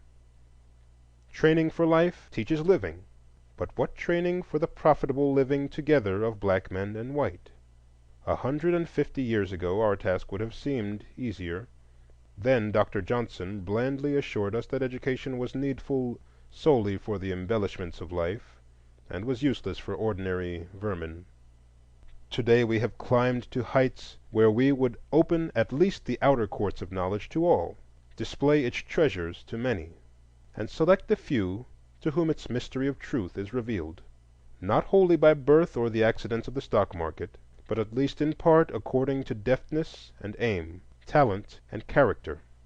This program, however, we are sorely puzzled in carrying out through that part of the land where the blight of slavery fell hardest, and where we are dealing with two backward peoples. To make here in human education that ever necessary combination of the permanent and the contingent, the ideal and the practical in workable equilibrium, has been there, as it ever must be in every age and place, a matter of infinite experiment and frequent mistakes. In rough approximation, we may point out 4 varying decades of work in Southern education since the Civil War. From the close of the war until 1876 was the period of uncertain groping and temporary relief. There were army schools, mission schools, and schools of the Freedmen's Bureau in chaotic disarrangement, seeking system and cooperation. Then followed 10 years of constructive, definite effort toward the building of complete school systems in the South. Normal schools and colleges were founded for the freedmen, and teachers trained there to man the public schools. There was the inevitable tendency of war to underestimate the prejudices of the master and the ignorance of the slave, and all seemed clear sailing out of the wreckage of the storm. Meantime, starting in this decade, yet especially developing from 1885 to 1895, began the Industrial Revolution of the South. The land saw glimpses of a new destiny and the stirring of new ideals. The educational system, striving to complete itself, saw new obstacles and a field of work ever broader and deeper. The Negro colleges, hurriedly founded, were inadequately equipped, illogically distributed, and of varying efficiency and grade. The normal and high schools were doing little more than common school work, and the common schools were training but a third of the children who ought to be in them, and training these too often poorly. At the same time, the white South, by reason of its sudden conversion from the slavery ideal, by so much the more became set and strengthened in its racial prejudice, and crystallized it into harsh law and harsher custom, while the marvelous pushing forward of the poor white daily threatened to take even bread and butter from the mouths of the heavily handicapped sons of the freedmen. In the midst, then, of the larger problem of Negro education sprang up the practical question of work, the inevitable economic quandary that faces a people in the transition from slavery to freedom, and especially those who make that change amid hate and prejudice, lawlessness and ruthless competition. The industrial schools springing to notice in this decade, but coming to full recognition in the decade beginning with 1895, was the proffered answer to this combined educational and economic crisis, and an answer of singular wisdom and timeliness. From the very first, in nearly all the schools, some attention had been given to training in handiwork, but now was this training first raised to a dignity that brought it in direct touch with the South's magnificent industrial development, and given an emphasis which reminded black folk that before the temple of knowledge swing the gates of toil. Yet, after all, they are but gates, and when turning our eyes from the temporary and the contingent in the Negro problem to the broader question of the permanent uplifting and civilization of black men in America, we have a right to inquire, as this enthusiasm for material advancement mounts to its height, if, after all, the industrial school is the final and sufficient answer in the training of the Negro race, and to ask gently but in all sincerity the ever-recurring query of the ages, is not life more than meat, and the body more than raiment? And men ask this today all the more eagerly because of sinister signs in recent educational movements. The tendency is here, born of slavery and quickened to renewed life by the crazy imperialism of the day, to regard human beings as among the material resources of a land, to be trained with an eye single to future dividends. Race prejudices, which keep brown and black men in their places, we are coming to regard as useful allies with such a theory, no matter how much they may dull the ambition and sicken the hearts of struggling human beings. And above all, we daily hear that an education that encourages aspiration, that sets the loftiest of ideals, and seeks as an end culture and character rather than breadwinning, is the privilege of white men and the danger and delusion of black. Especially has criticism been directed against the former educational efforts to aid the Negro. In the 4 periods I have mentioned, we find first boundless, planless enthusiasm and sacrifice, then the preparation of teachers for a vast public school system, then the launching and expansion of that school system amid increasing difficulties, and finally the training of workmen for the new and growing industries. This development has been sharply ridiculed as a logical anomaly and flat reversal of nature. Soothly we have been told that first industrial and manual training should have taught the Negro to work, then simple schools should have taught him to read and write, and finally, after years, high and normal schools could have completed the system as intelligence and wealth demanded. That a system, logically so complete, was historically impossible, it needs but a little thought to prove. Progress in human affairs is more often a pull than a push, a surging forward of the exceptional man and the lifting of his duller brethren slowly and painfully to his vantage ground. Thus it was no accident that gave birth to universities centuries before the common schools, that made fair Harvard the first flower of our wilderness. So in the South, the mass of the freedmen at the end of the war lacked the intelligence so necessary to modern workingmen.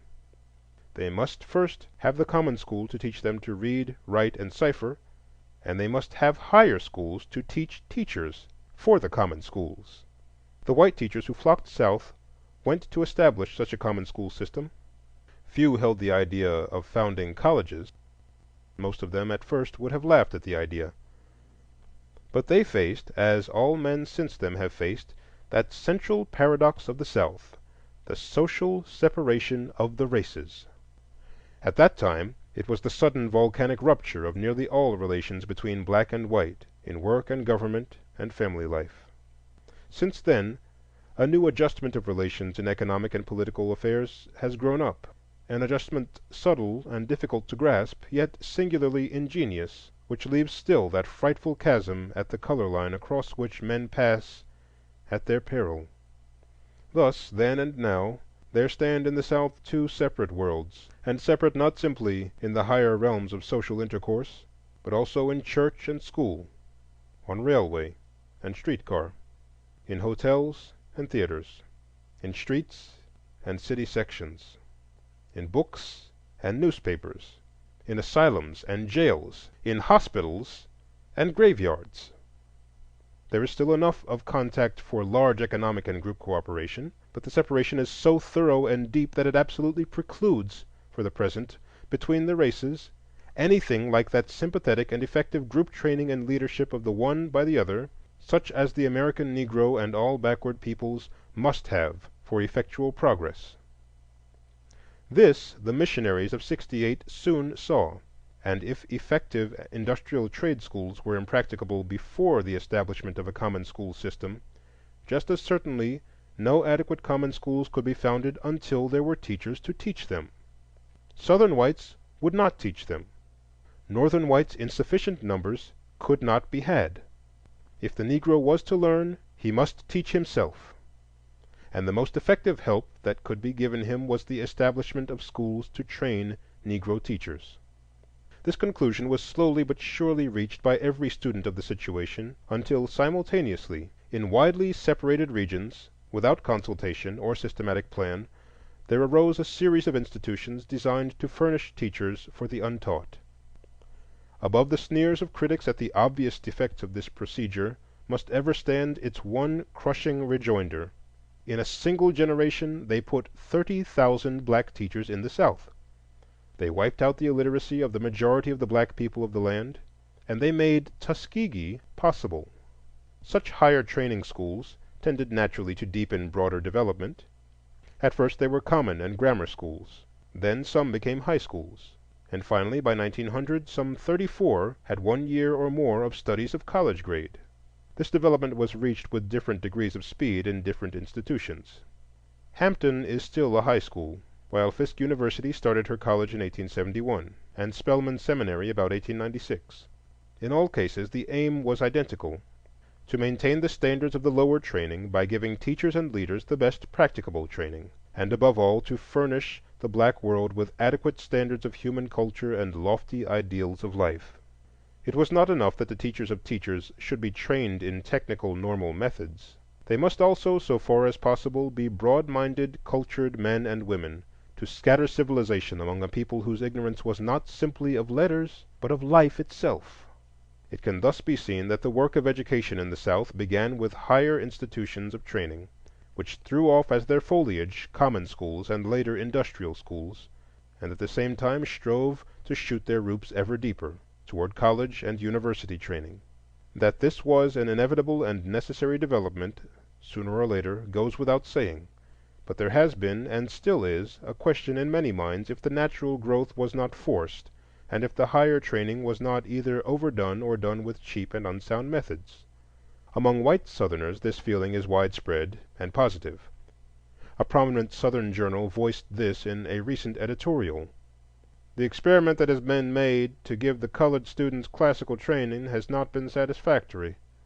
Even though many were able to pursue the course, most of them did so in a parrot-like way, learning what was taught, but not seeming to appropriate the truth and import of their instruction, and graduating without sensible aim or valuable occupation for their future. The whole scheme has proved a waste of time, efforts, and the money of the state. While most fair-minded men would recognize this as extreme and overdrawn, still without doubt many are asking, are there a sufficient number of Negroes ready for college training to warrant the undertaking? Are not too many students prematurely forced into this work? Does it not have the effect of dissatisfying the young Negro with his environment? And do these graduates succeed in real life? Such natural questions cannot be evaded. Nor, on the other hand, must a nation naturally skeptical as to Negro ability assume an unfavorable answer without careful inquiry and patient openness to conviction. We must not forget that most Americans answer all queries regarding the Negro a priori, and that the least that human courtesy can do is to listen to evidence.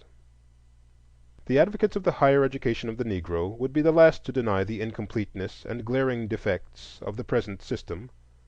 Too many institutions have attempted to do college work, the work in some cases has not been thoroughly done, and quantity rather than quality has sometimes been sought. But all this can be said of higher education throughout the land. It is the almost inevitable incident of educational growth, and leaves the deeper question of the legitimate demand for the higher training of Negroes untouched. And this latter question can be settled in but one way, by a first-hand study of the facts. If we leave out of view all institutions which have not actually graduated students from a course higher than that of a New England high school, even though they be called colleges, if then we take the 34 remaining institutions, we may clear up many misapprehensions by asking searchingly, what kind of institutions are they? What do they teach? And what sort of men do they graduate? At first we may say that this type of college, including Atlanta, Fisk, and Howard, Wilberforce, and Claflin, Shaw, and the rest, is peculiar, almost unique. Through the shining trees that whisper before me as I write, I catch glimpses of a boulder of New England granite covering a grave, which graduates of Atlanta University have placed there. Grateful memory of their former teacher and friend, and of the unselfish life he lived, and the noble work he wrought, that they, their children, and their children's children might be blessed. This was the gift of New England to the freed Negro. Not alms, but a friend. Not cash, but character. It was not and is not money these seething millions want, but love and sympathy, the pulse of hearts beating with red blood. A gift which today only their own kindred and race can bring to the masses, but which once saintly souls brought to their favored children in the crusade of the 60s. That finest thing in American history, and one of the few things untainted by sordid greed and cheap vainglory. The teachers in these institutions came not to keep the Negroes in their place, but to raise them out of the defilement of the places where slavery had wallowed them. The colleges they founded were social settlements, homes where the best of the sons of the freedmen came in close and sympathetic touch with the best traditions of New England. They lived and ate together, studied and worked, hoped and hearkened in the dawning light. In actual formal content their curriculum was doubtless old-fashioned, but in educational power it was supreme, for it was the contact of living souls. From such schools about 2,000 Negroes have gone forth with the bachelor's degree. The number in itself is enough to put at rest the argument that too large a proportion of Negroes are receiving higher training.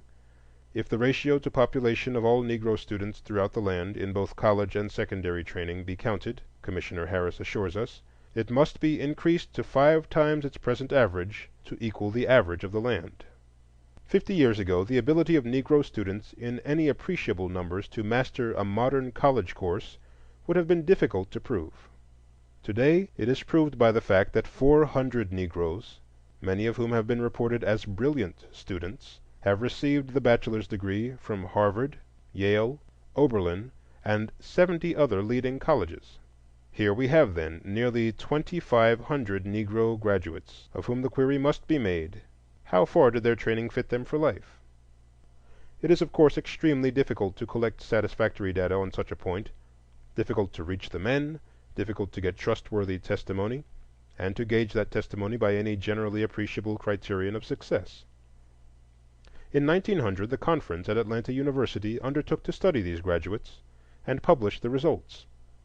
First, they sought to know what these graduates were doing, and succeeded in getting answers from nearly two-thirds of the living.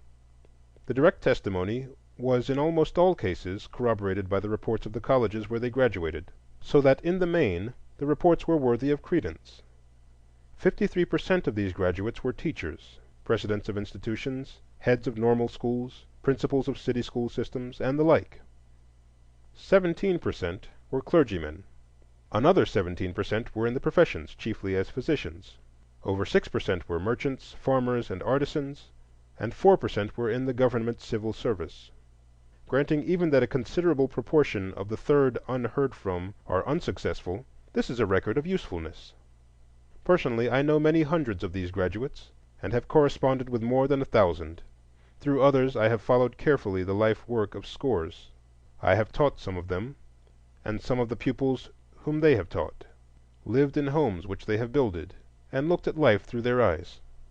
Comparing them as a class with my fellow students in New England and in Europe, I cannot hesitate in saying that nowhere have I met men and women with a broader spirit of helpfulness, with deeper devotion to their life work, or with more consecrated determination to succeed in the face of bitter difficulties than among Negro college-bred men. They have, to be sure, their proportion of ne'er-do-wells, their pedants and lettered fools, but they have a surprisingly small proportion of them. They have not that culture of manner which we instinctively associate with university men, forgetting that in reality it is the heritage from cultured homes, and that no people a generation removed from slavery can escape a certain unpleasant rawness and gaucherie, despite the best of training. With all their larger vision and deeper sensibility, these men have usually been conservative, careful leaders. They have seldom been agitators, have withstood the temptation to head the mob, and have worked steadily and faithfully in 1,000 communities in the South. As teachers, they have given the South a commendable system of city schools and large numbers of private normal schools and academies. Colored college-bred men have worked side by side with white college graduates at Hampton. Almost from the beginning, the backbone of Tuskegee's teaching force has been formed of graduates from Fisk and Atlanta, and today the institute is filled with college graduates, from the energetic wife of the principal down to the teacher of agriculture, including nearly half of the executive council and a majority of the heads of departments. In the professions, college men are slowly but surely leavening the Negro church, are healing and preventing the devastations of disease, and beginning to furnish legal protection for the liberty and property of the toiling masses. All this is needful work. Who would do it if Negroes did not? How could Negroes do it if they were not trained carefully for it? If white people need colleges to furnish teachers, ministers, lawyers, and doctors, do black people need nothing of the sort? If it is true that there are an appreciable number of Negro youth in the land capable by character and talent to receive that higher training, the end of which is culture, and if the 2,500 who have had something of this training in the past, in the main, prove themselves useful to their race and generation, then the question comes, what place in the future development of the South ought the Negro college and college-bred man to occupy? That the present social separation and acute race sensitiveness must eventually yield to the influences of culture as the South grows civilized is clear. But such transformation calls for singular wisdom and patience. If, while the healing of this vast sore is progressing, the races are to live for many years side by side, united in economic effort, obeying a common government, sensitive to mutual thought and feeling, yet suddenly and silently separate in many matters of deeper human intimacy—if this unusual and dangerous development is to progress amid peace and order, mutual respect, and growing intelligence, it will call for social surgery, at once the delicatest and nicest in modern history. It will demand broad-minded, upright men, both white and black. And in its final accomplishment, American civilization will triumph. So far as white men are concerned, this fact is today being recognized in the South, and a happy renaissance of university education seems imminent.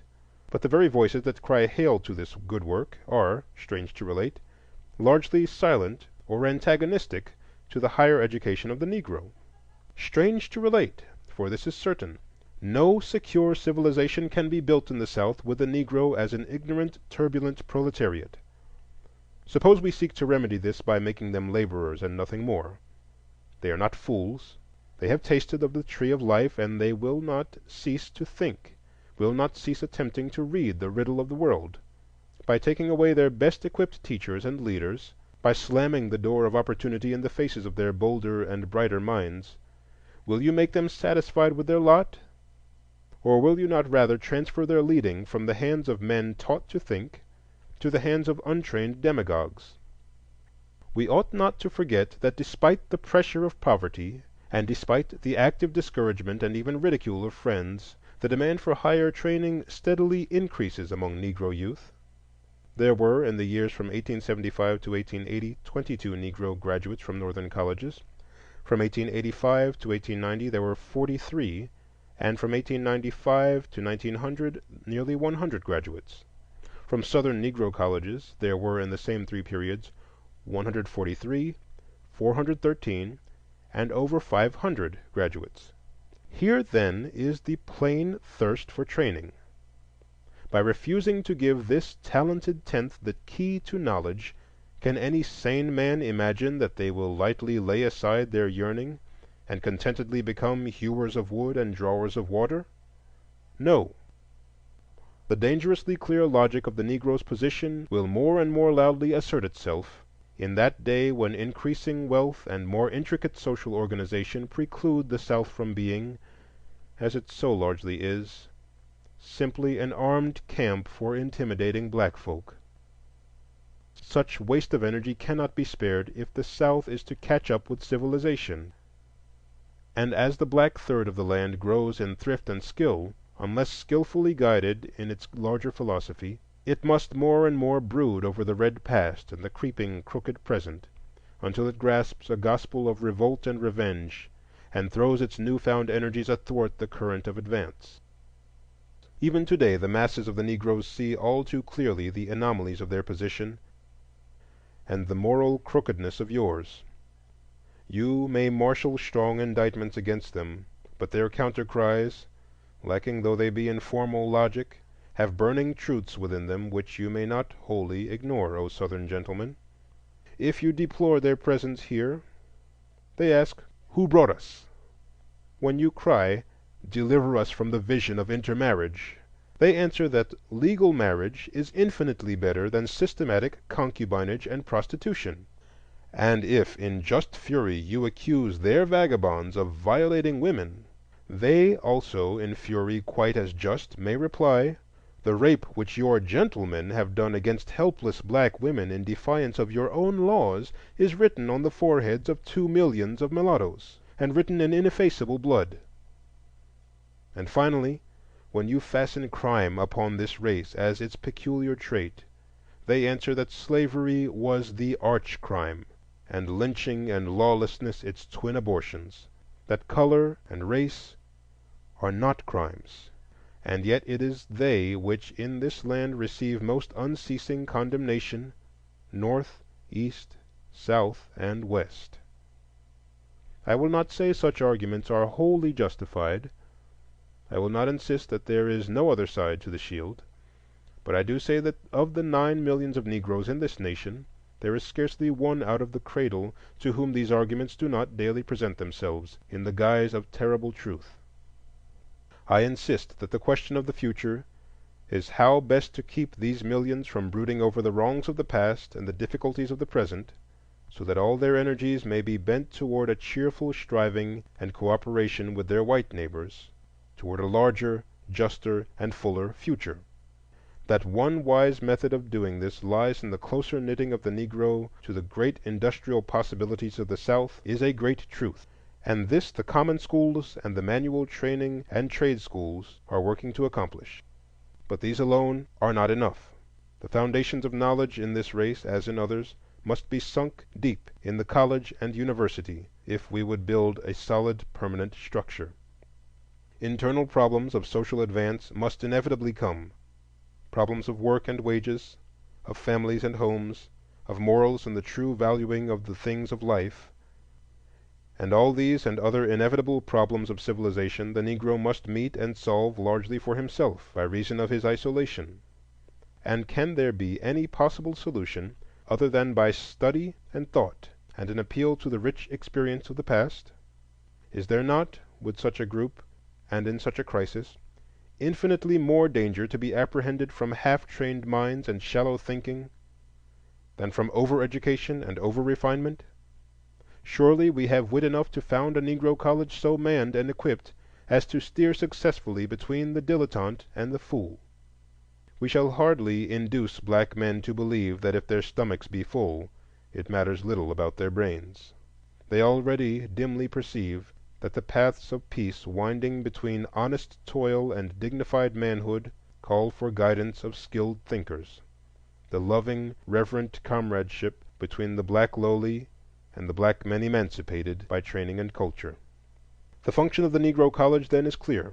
It must maintain the standards of popular education, it must seek the social regeneration of the Negro, and it must help in the solution of problems of race contact and cooperation. And finally, beyond all this, it must develop men. Above our modern socialism and out of the worship of the mass must persist and evolve that higher individualism which the centers of culture protect. There must come a loftier respect for the sovereign human soul that seeks to know itself and the world about it, that seeks a freedom for expansion and self-development, that will love and hate and labor in its own way, untrammeled alike by old and new. Such souls aforetime have inspired and guided worlds, and if we be not wholly bewitched by our Rheingold, they shall again. Herein the longing of black men must have respect. The rich and bitter depth of their experience, the unknown treasures of their inner life, the strange rendings of nature they have seen, may give the world new points of view, and make their loving, living, and doing precious to all human hearts.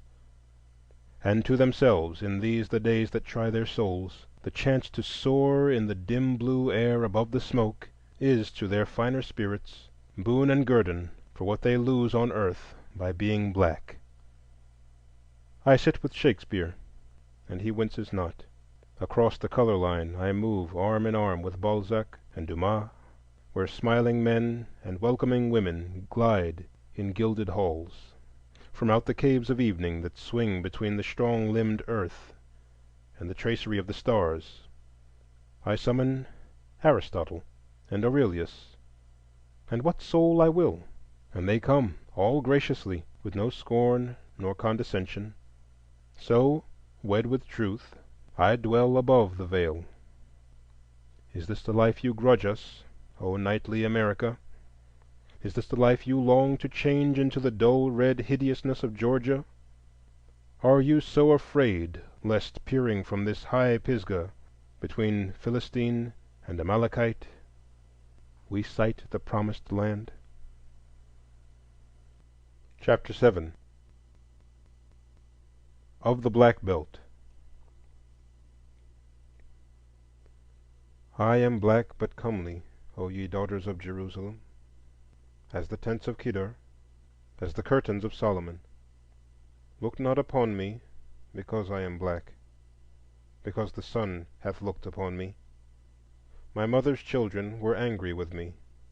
They made me the keeper of the vineyards, but mine own vineyard have I not kept. The Song of Solomon.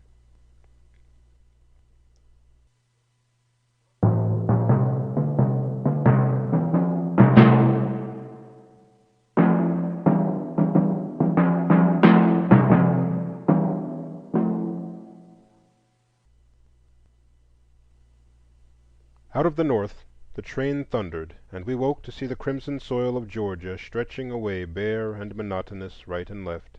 Here and there lay straggling, unlovely villages, and lean men loafed leisurely at the depots. Then again came the stretch of pines and clay. Yet we did not nod, nor weary of the scene, for this is historic ground. Right across our track 360 years ago wandered the cavalcade of Hernando de Soto, looking for gold and the great sea, and he and his footsore captives disappeared yonder in the grim forest to the west. Here sits Atlanta, the city of 100 hills, with something Western, something Southern, and something quite its own in its busy life. Just this side Atlanta is the land of the Cherokees, and to the southwest, not far from where Sam Hose was crucified, you may stand on a spot which is today the center of the Negro problem, the center of those 9 million men who are America's dark heritage from slavery and the slave trade. Not only is Georgia thus the geographical focus of our Negro population, but in many other respects, both now and yesterday, the Negro problems have seemed to be centered in this state. No other state in the Union can count 1 million Negroes among its citizens, a population as large as the slave population of the whole Union in 1800. No other state fought so long and strenuously to gather this host of Africans. Oglethorpe fought slavery against law and gospel, but the circumstances which gave Georgia its first inhabitants were not calculated to furnish citizens overnice in their ideas about rum and slaves. Despite the prohibitions of the trustees, these Georgians, like some of their descendants, proceeded to take the law into their own hands. And so pliant were the judges, and so flagrant the smuggling, and so earnest were the prayers of Whitefield, that by the middle of the 18th century all restrictions were swept away, and the slave trade went merrily on for 50 years and more. Down in Darien, where the Delagoa riots took place some summers ago, there used to come a strong protest against slavery from the Scotch Highlanders, and the Moravians of Ebenezer did not like the system. But not till the Haitian terror of Toussaint was the trade in men even checked, while the National Statute of 1808 did not suffice to stop it. How the Africans poured in! 50,000 between 1790 and 1810, and then from Virginia and from smugglers 2,000 a year for many years more. So the 30,000 Negroes of Georgia in 1790 doubled in a decade, were over 100,000 in 1810, had reached 200,000 in 1820, and 500,000 at the time of the war.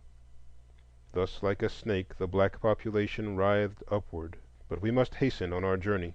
This that we pass as we near Atlanta is the ancient land of the Cherokees, that brave Indian nation which strove so long for its fatherland, until fate and the United States government drove them beyond the Mississippi. If you wish to ride with me, you must come into the Jim Crow car. There will be no objection. Already 4 other white men and a little white girl with her nurse are in there. Usually the races are mixed in there, but the white coach is all white. Of course this car is not so good as the other, but it is fairly clean and comfortable. The discomfort lies chiefly in the hearts of those 4 black men yonder, and in mine. We rumble south in quite a businesslike way. The bare red clay and pines of northern Georgia begin to disappear, and in their place appears a rich, rolling land, luxuriant, and here and there well tilled. This is the land of the Creek Indians, and a hard time the Georgians had to seize it. The towns grow more frequent and more interesting, and brand new cotton mills rise on every side. Below Macon the world grows darker, for now we approach the Black Belt, that strange land of shadows at which even slaves paled in the past, and whence come now only faint and half-intelligible murmurs to the world beyond. The Jim Crow car grows larger and a shade better. 3 rough field hands and 2 or 3 white loafers accompany us, and the newsboy still spreads his wares at one end. The sun is setting, but we can see the great cotton country as we enter it, the soil now dark and fertile, now thin and gray, with fruit trees and dilapidated buildings, all the way to Albany. At Albany, in the heart of the Black Belt, we stop. 200 miles south of Atlanta, 200 miles west of the Atlantic, and 100 miles north of the Great Gulf lies Dougherty County, with 10,000 Negroes and 2,000 whites. The Flint River winds down from Andersonville, and, turning suddenly at Albany, the county seat, hurries on to join the Chattahoochee and the sea. Andrew Jackson knew the Flint well, and marched across it once to avenge the Indian massacre at Fort Mims. That was in 1814, not long before the Battle of New Orleans. And by the Creek Treaty that followed this campaign, all Dougherty County and much other rich land was ceded to Georgia. Still, settlers fought shy of this land, for the Indians were all about, and they were unpleasant neighbors in those days. The panic of 1837, which Jackson bequeathed to Van Buren, turned the planters from the impoverished lands of Virginia, the Carolinas, and East Georgia toward the West. The Indians were removed to Indian Territory, and settlers poured into these coveted lands to retrieve their broken fortunes. For a radius of 100 miles about Albany stretched a great fertile land, luxuriant with forests of pine, oak, ash, hickory, and poplar, hot with the sun, and damp with the rich black swampland. And here the cornerstone of the Cotton Kingdom was laid. Albany is today a wide-streeted, placid Southern town, with a broad sweep of stores and saloons and flanking rows of homes, whites usually to the north and blacks to the south. 6 days in the week the town looks decidedly too small for itself, and takes frequent and prolonged naps. But on Saturday, suddenly the whole country disgorges itself upon the place, and a perfect flood of black peasantry pours through the streets, fills the stores, blocks the sidewalks, chokes the thoroughfares, and takes full possession of the town. They are black, sturdy, uncouth country folk, good-natured and simple, talkative to a degree, and yet far more silent and brooding than the crowds of the Rhine Falls or Naples or Cracow. They drink considerable quantities of whiskey, but do not get very drunk. They talk and laugh loudly at times, but seldom quarrel or fight. They walk up and down the streets, meet and gossip with friends, stare at the shop windows, buy coffee, cheap candy, and clothes, and at dusk drive home. Happy? Well, no, not exactly happy, but much happier than as though they had not come.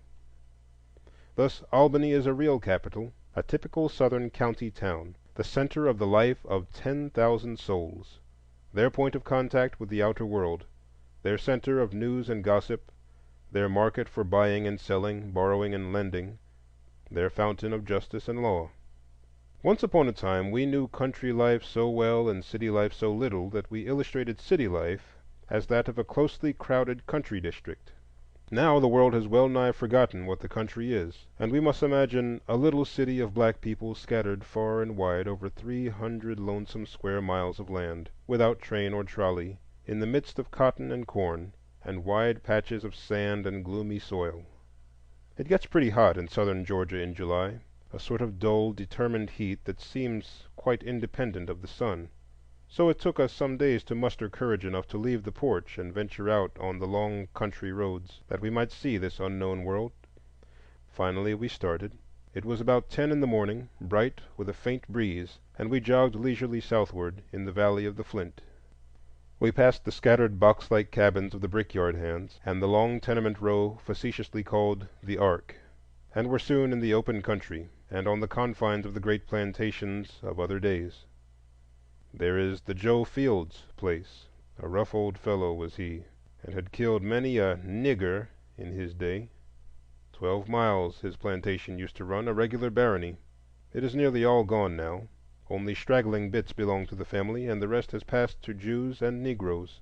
Even the bits which are left are heavily mortgaged, and, like the rest of the land, tilled by tenants. Here is one of them now, a tall, brown man, a hard worker and a hard drinker, illiterate but versed in farm lore, as his nodding crops declare. This distressingly new board house is his, and he has just moved out of yonder moss-grown cabin with its one square room. From the curtains in Benton's house down the road, a dark, comely face is staring at the strangers, for passing carriages are not everyday occurrences here. Benton is an intelligent, yellow man, with a good-sized family, and manages a plantation blasted by the war, and now the broken staff of the widow. He might be well-to-do, they say, but he carouses too much in Albany, and the half-desolate spirit of neglect, born of the very soil, seems to have settled on these acres.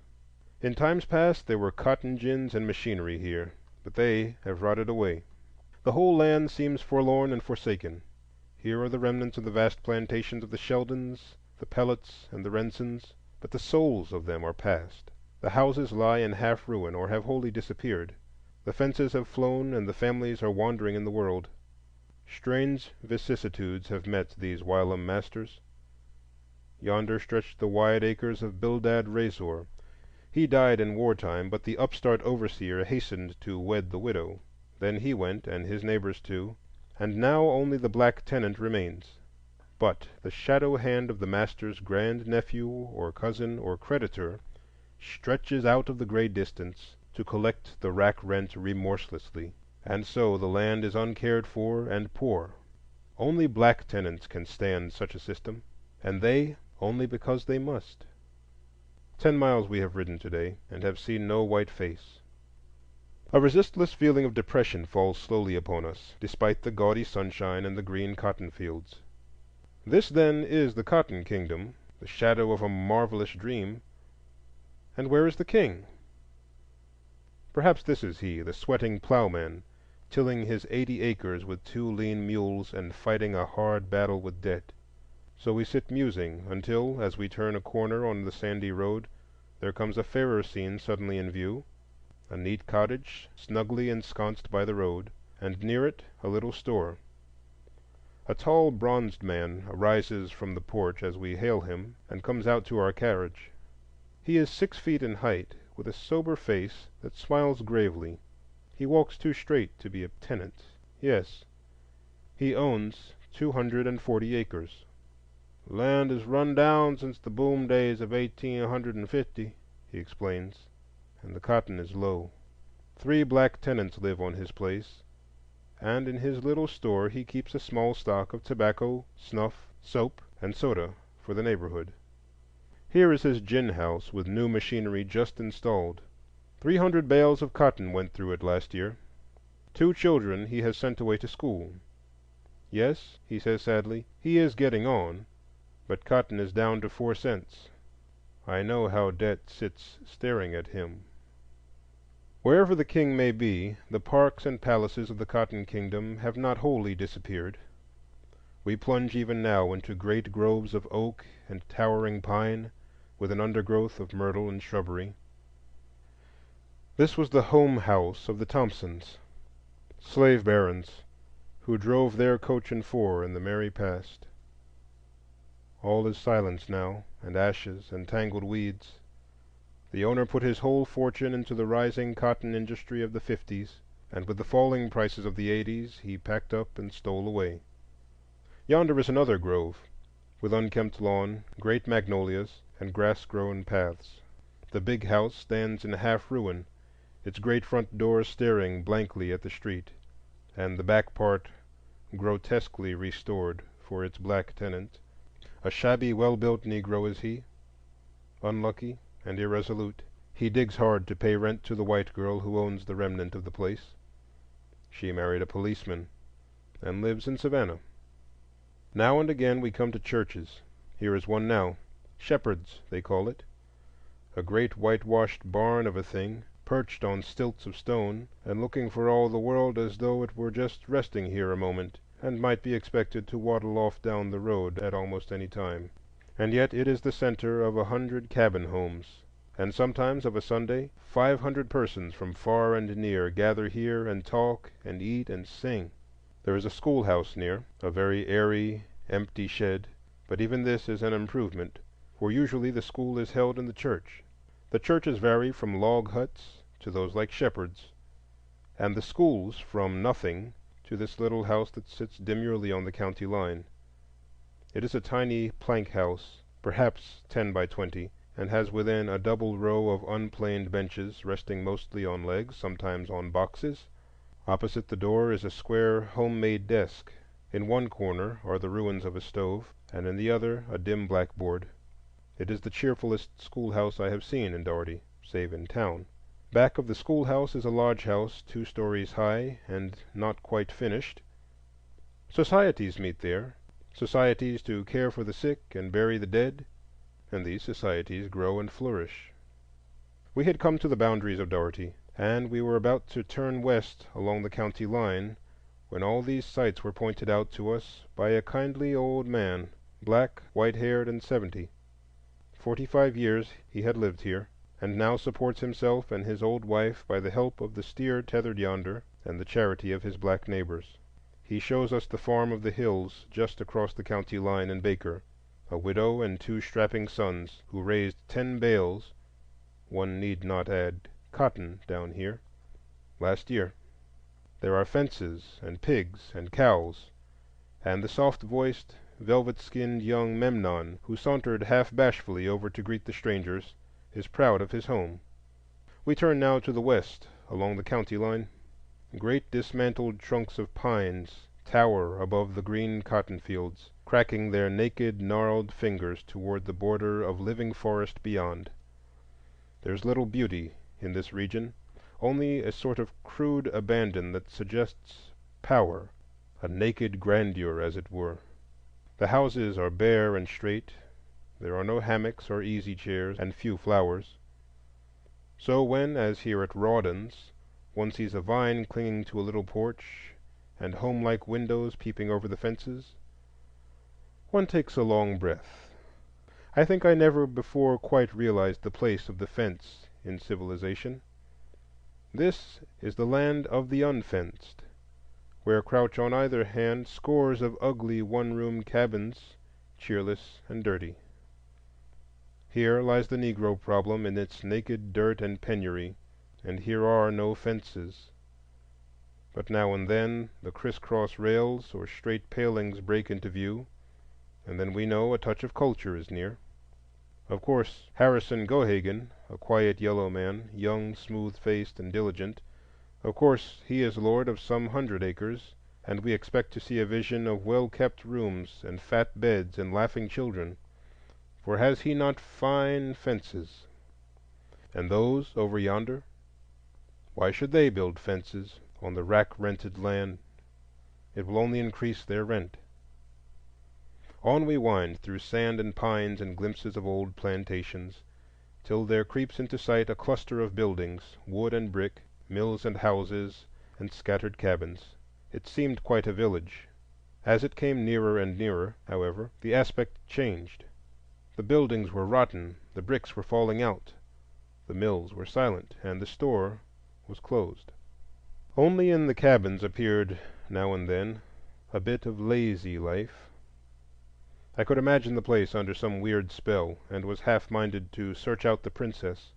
An old ragged black man, honest, simple, and improvident, told us the tale.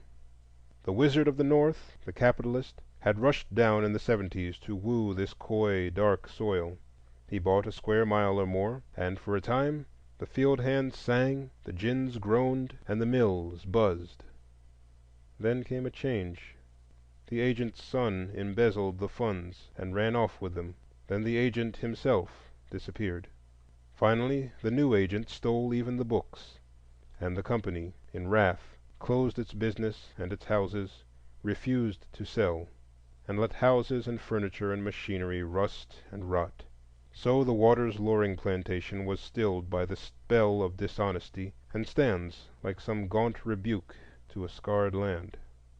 Somehow that plantation ended our day's journey, for I could not shake off the influence of that silent scene. Back toward town we glided, past the straight and thread-like pines, past a dark tree-dotted pond where the air was heavy with a dead, sweet perfume. White, slender-legged curlews flitted by us, and the garnet blooms of the cotton looked gay against the green and purple stalks. A peasant girl was hoeing in the field, white-turbaned and black-limbed. All this we saw, but the spell still lay upon us. How curious a land is this! How full of untold story, of tragedy and laughter, and the rich legacy of human life, shadowed with a tragic past and big with future promise. This is the Black Belt of Georgia. Dougherty County is the west end of the Black Belt, and men once called it the Egypt of the Confederacy. It is full of historic interest. First, there is the swamp to the west, where the Chickasawhatchee flows sullenly southward. The shadow of an old plantation lies at its edge, forlorn and dark. Then comes the pool. Pendant gray moss and brackish waters appear, and forests filled with wildfowl. In one place the wood is on fire, smoldering in dull red anger, but nobody minds. Then the swamp grows beautiful. A raised road built by chained Negro convicts dips down into it, and forms a way walled and almost covered in living green. Spreading trees spring from a prodigal luxuriance of undergrowth. Great dark green shadows fade into the black background, until all is one mass of tangled semi-tropical foliage, marvelous in its weird, savage splendor. Once we crossed a black, silent stream, where the sad trees and writhing creepers, all glinting fiery yellow and green, seemed like some vast cathedral, some green Milan builded of wildwood. And as I crossed, I seemed to see again that fierce tragedy of 70 years ago. Osceola, the Indian Negro chieftain, had risen in the swamps of Florida, vowing vengeance. His war cry reached the red creeks of Dougherty, and their war cry rang from the Chattahoochee to the sea. Men and women and children fled and fell before them as they swept into Dougherty. In yonder shadows a dark and hideously painted warrior glided stealthily on, another and another, until 300 had crept into the treacherous swamp. Then the false slime closing about them called the white men from the east. Waist deep they fought beneath the tall trees until the war cry was hushed and the Indians glided back into the west. Small wonder the wood is red. Then came the black slaves. Day after day the clank of chained feet marching from Virginia and Carolina to Georgia was heard in these rich swamplands.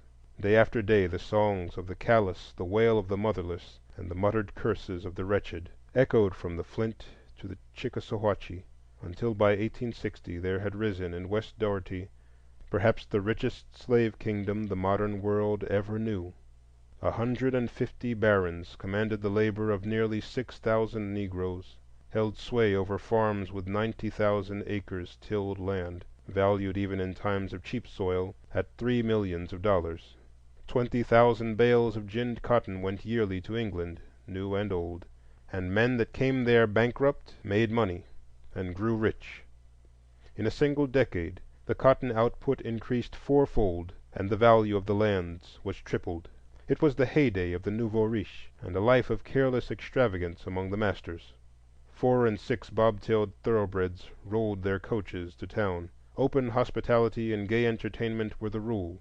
Parks and groves were laid out, rich with flower and vine, and in the midst stood the low, wide-halled big house with its porch and columns and great fireplaces.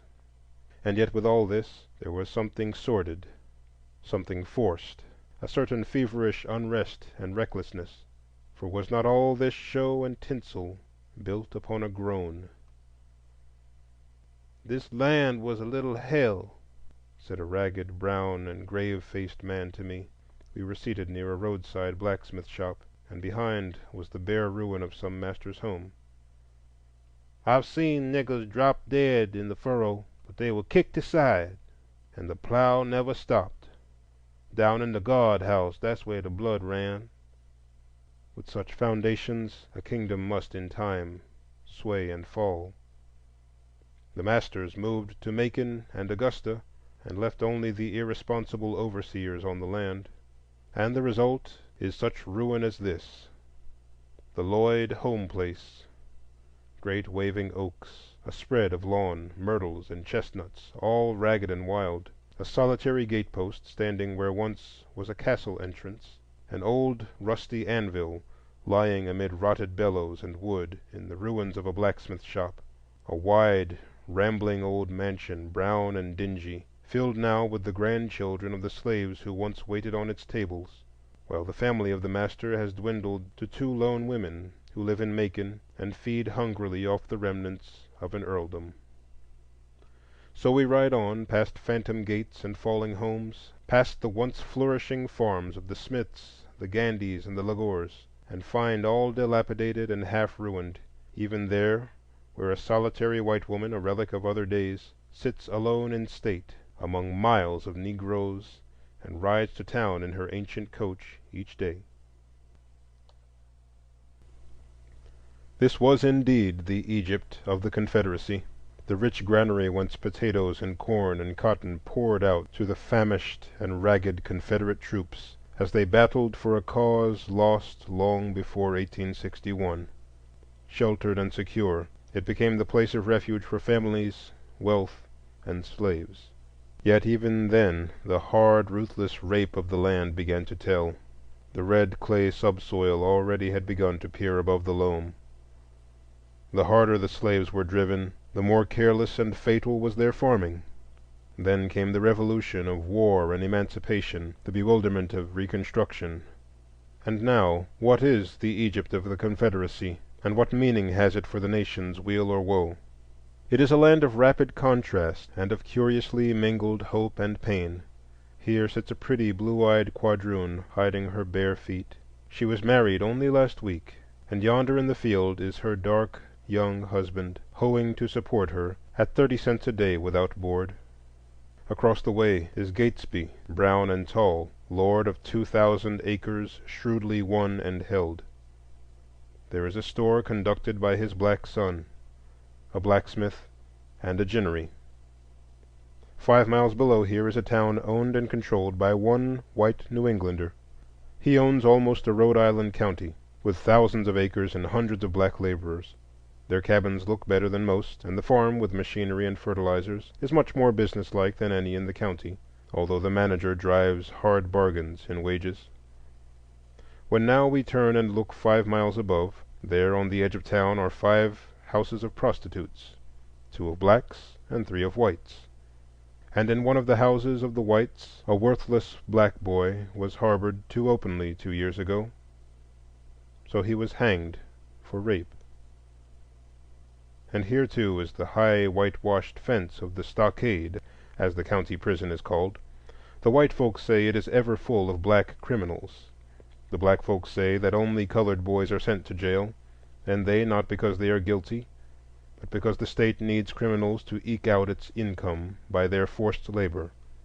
Immigrants are heirs of the slave baron in Dougherty, and as we ride westward by wide-stretching cornfields and stubby orchards of peach and pear, we see on all sides within the circle of dark forest a land of Canaan.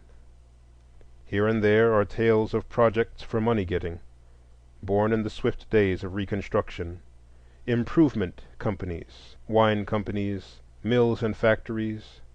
Most failed, and foreigners fell heir.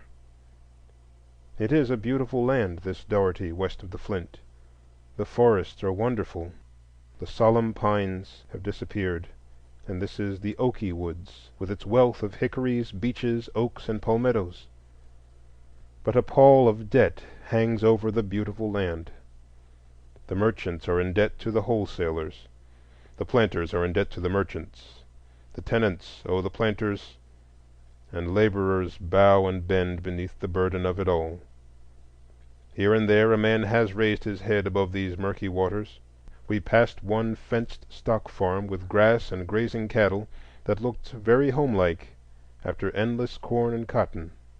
Here and there are black freeholders. There is the gaunt, dull black Jackson with his 100 acres. "I says, look up. If you don't look up, you can't get up," remarks Jackson philosophically. And he's gotten up. Dark Carter's neat barns would do credit to New England. His master helped him to get a start, but when the black man died last fall, the master's sons immediately laid claim to the estate. "And them white folks will get it too," says my yellow gossip. I turn from these well-tended acres with a comfortable feeling that the Negro is rising. Even then, however, the fields as we proceed begin to redden and the trees disappear. Rows of old cabins appear filled with renters and laborers, cheerless, bare, and dirty for the most part, although here and there the very age and decay makes the scene picturesque. A young black fellow greets us. He is 22 and just married. Until last year he had good luck renting. Then cotton fell, and the sheriff seized and sold all he had. So he moved here where the rent is higher, the land poorer, and the owner inflexible. He rents a $40 mule for $20 a year. Poor lad, a slave at 22. This plantation, owned now by a foreigner, was a part of the famous Bolton estate. After the war it was for many years worked by gangs of Negro convicts, and black convicts then were even more plentiful than now. It was a way of making Negroes work, and the question of guilt was a minor one. Hard tales of cruelty and mistreatment of the chained freemen are told, but the county authorities were deaf until the free labor market was nearly ruined by wholesale migration. Then they took the convicts from the plantations, but not until one of the fairest regions of the Okie woods had been ruined and ravished into a red waste, out of which only a Yankee or an immigrant could squeeze more blood from debt-cursed tenants. No wonder that Luke Black, slow, dull, and discouraged, shuffles to our carriage and talks hopelessly. Why should he strive? Every year finds him deeper in debt. How strange that Georgia, the world-heralded refuge of poor debtors, should bind her own to sloth and misfortune as ruthlessly as ever England did. The poor land groans with its birth pains, and brings forth scarcely 100 pounds of cotton to the acre, where 50 years ago it yielded 8 times as much. Of his meager yield the tenant pays from 1/4 to 1/3 in rent, and most of the rest in interest on food and supplies bought on credit. 20 years yonder sunken-cheeked old black man has labored under that system, and now turned day laborer is supporting his wife and boarding himself on his wages of $1.50 a week, received only part of the year. The Bolton convict farm formerly included the neighboring plantation. Here it was that the convicts were lodged in the great log prison still standing. A dismal place it still remains, with rows of ugly huts filled with surly, ignorant tenants. "What rent do you pay here?" I inquired. "I don't know. What is it, Sam?" "All we make," answered Sam. It is a depressing place, bare, unshaded, with no charm of past association, only a memory of forced human toil, now, then, and before the war. They are not happy, these black men whom we meet throughout this region. There is little of the joyous abandon and playfulness which we are wont to associate with the plantation Negro. At best, the natural good nature is edged with complaint, or has changed into sullenness and gloom, and now and then it blazes forth in veiled but hot anger. I remember one big red-eyed black whom we met by the roadside. 45 years he had labored on this farm, beginning with nothing and still having nothing. To be sure, he had given 4 children a common school training, and perhaps if the new fence law had not allowed unfenced crops in West Dougherty, he might have raised a little stock and kept ahead. As it is, he is hopelessly in debt, disappointed, and embittered. He stopped us to inquire after the black boy in Albany, whom it was said a policeman had shot and killed for loud talking on the sidewalk. And then he said slowly, "Let a white man touch me and he dies. I don't boast this. I don't say it around loud or before the children, but I mean it. I seen 'em whip my father and my old mother in them cotton rolls till the blood ran by." And we passed on. Now Sears, whom we met lolling under the chubby oak trees, was of quite different fiber. Happy? Well, yes, he laughed and flipped pebbles and thought the world was as it was. He had worked here 12 years and has nothing but a mortgaged mule. Children, yes, 7, but they hadn't been to school this year, couldn't afford books and clothes, and couldn't spare their work. There go part of them to the fields now. 3 big boys astride mules, and a strapping girl with bare brown legs. Careless ignorance and laziness here, fierce hate and vindictiveness there. These are the extremes of the Negro problem which we met that day, and we scarce knew which we preferred. Here and there we meet distinct characters quite out of the ordinary.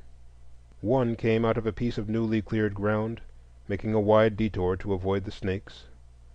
He was an old, hollow-cheeked man, with a drawn and characterful brown face. He had a sort of self-contained quaintness and rough humor impossible to describe, a certain cynical earnestness that puzzled one. "These niggers were jealous of me over on the other place," he said, "and so me and the old woman begged this piece of woods, and I cleared it up myself. Made nothing for 2 years, but I reckon I got a crop now." The cotton looked tall and rich, and we praised it. He curtsied low, and then bowed almost to the ground, with an imperturbable gravity that seemed almost suspicious. Then he continued, "My mule died last week, a calamity in this land, equal to a devastating fire in town. But a white man loaned me another." Then he added, eyeing us, "Oh, I gets along with white folks." We turned the conversation. "Bears? Deer?" he answered. "Well, I should say there were." And he let fly a string of brave oaths as he told hunting tales of the swamp. We left him standing in the middle of the road, looking after us, and yet apparently not noticing us. The Whistle place, which includes his bit of land, was bought soon after the war by an English syndicate, the Dixie Cotton and Corn Company. A marvelous deal of style their factor put on, with his servants and coach and six, so much so that the concern soon landed in inextricable bankruptcy. Nobody lives in the old house now, but a man comes each winter out of the north and collects his high rents. I know not which are the more touching, such old empty houses or the homes of the master's sons. Sad and bitter tales lie hidden back of those white doors, tales of poverty, of struggle, of disappointment. A revolution such as that of '63 is a terrible thing. They that rose rich in the morning often slept in paupers' beds. Beggars and vulgar speculators rose to rule over them, and their children went astray. See yonder sad-colored house, with its cabins and fences and glad crops. It is not glad within. Last month the prodigal son of the struggling father wrote home from the city for money. Money! Where was it to come from? And so the son rose in the night and killed his baby, and killed his wife, and shot himself dead. And the world passed on. I remember wheeling around a bend in the road, beside a graceful bit of forest and a singing brook. A long, low house faced us, with porch and flying pillars, great oaken door, and a broad lawn shining in the evening sun. But the window panes were gone, the pillars were worm-eaten, and the moss-grown roof was falling in. Half curiously I peered through the unhinged door and saw where, on the wall across the hall, was once written in gay letters a faded welcome. Quite a contrast to the southwestern part of Dougherty County is the northwest. Soberly timbered in oak and pine, it has none of that half-tropical luxuriance of the southwest. Then, too, there are fewer signs of a romantic past, and more of systematic modern land-grabbing and money-getting. White people are more in evidence here, and farmer and hired labor replace to some extent the absentee landlord and rack-rented tenant. The crops have neither the luxuriance of the richer land nor the signs of neglect so often seen, and there were fences and meadows here and there. Most of this land was poor, and beneath the notice of the slave baron before the war. Since then his poor relations and foreign immigrants have seized it. The returns of the farmer are too small to allow much for wages, and yet he will not sell off small farms. There is the Negro, Sanford. He has worked 14 years as overseer on the Ladson place, and paid out enough for fertilizers to have bought a farm. But the owner will not sell off a few acres.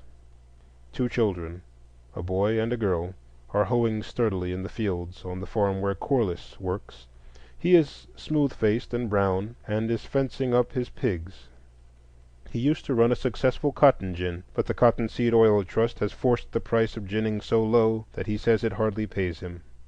He points out a stately old house over the way as the home of Pa Willis. We eagerly ride over, for Pa Willis was the tall and powerful black Moses who led the Negroes for a generation and led them well. He was a Baptist preacher, and when he died, 2,000 black people followed him to the grave. And now they preach his funeral sermon each year. His wife lives here, a weazened, sharp-featured little woman who curtsied quaintly as we greeted her. Further on lives Jack Delson, the most prosperous Negro farmer in the county. It is a joy to meet him, a great, broad-shouldered, handsome black man, intelligent and jovial. 650 acres he owns, and has 11 black tenants. A neat and tidy home nestled in a flower garden, and a little store stands beside it. We pass the Munson place, where a plucky white widow is renting and struggling, and the 1,100 acres of the Senate plantation, with its Negro overseer. Then the character of the farms begins to change. Nearly all the lands belonging to Russian Jews. The overseers are white, and the cabins are bare board houses scattered here and there. The rents are high, and day laborers and contract hands abound. It is a keen, hard struggle for living here, and few have time to talk. Tired with the long ride, we gladly drive into Gillonsville. It is a silent cluster of farmhouses standing on the crossroads, with one of its stores closed and the other kept by a Negro preacher. They tell great tales of busy times at Gillonsville before all the railroads came to Albany. Now it is chiefly a memory. Riding down the street, we stop at the preacher's and seat ourselves before the door. It was one of those scenes one cannot soon forget. A wide, low little house, whose motherly roof reached over and sheltered a snug little porch. There we sat after the long, hot drive, drinking cool water, the talkative little storekeeper who is my daily companion, the silent old black woman patching pantaloons and saying never a word, the ragged picture of helpless misfortune who called in just to see the preacher, and finally the neat, matronly preacher's wife, plump, yellow, and intelligent. "Own land," said the wife. "Well, only this house." Then she added quietly, "We did buy 700 acres across up yonder and paid for it, but they cheated us out of it. Sells was the owner." "Sells," echoed the ragged misfortune, who was leaning against the balustrade and listening. "He's a regular cheat. I worked for him 37 days this spring, and he paid me in cardboard checks which was to be cashed at the end of the month. But he never cashed them, kept putting me off. Then the sheriff came and took my mule and my corn and furniture." "Furniture? But furniture is exempt from seizure by law." "Well, he took it just the same," said the hard-faced man. Chapter 8. Of the Quest of the Golden Fleece.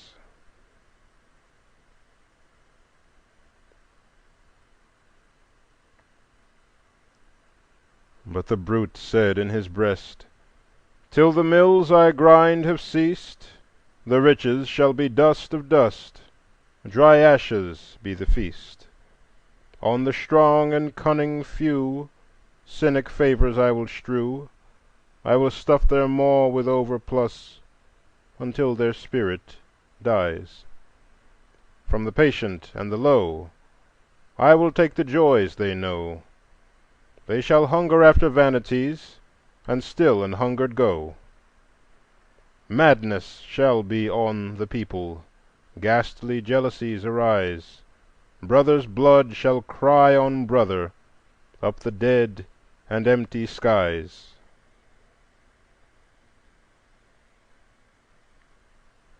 William Vaughn Moody.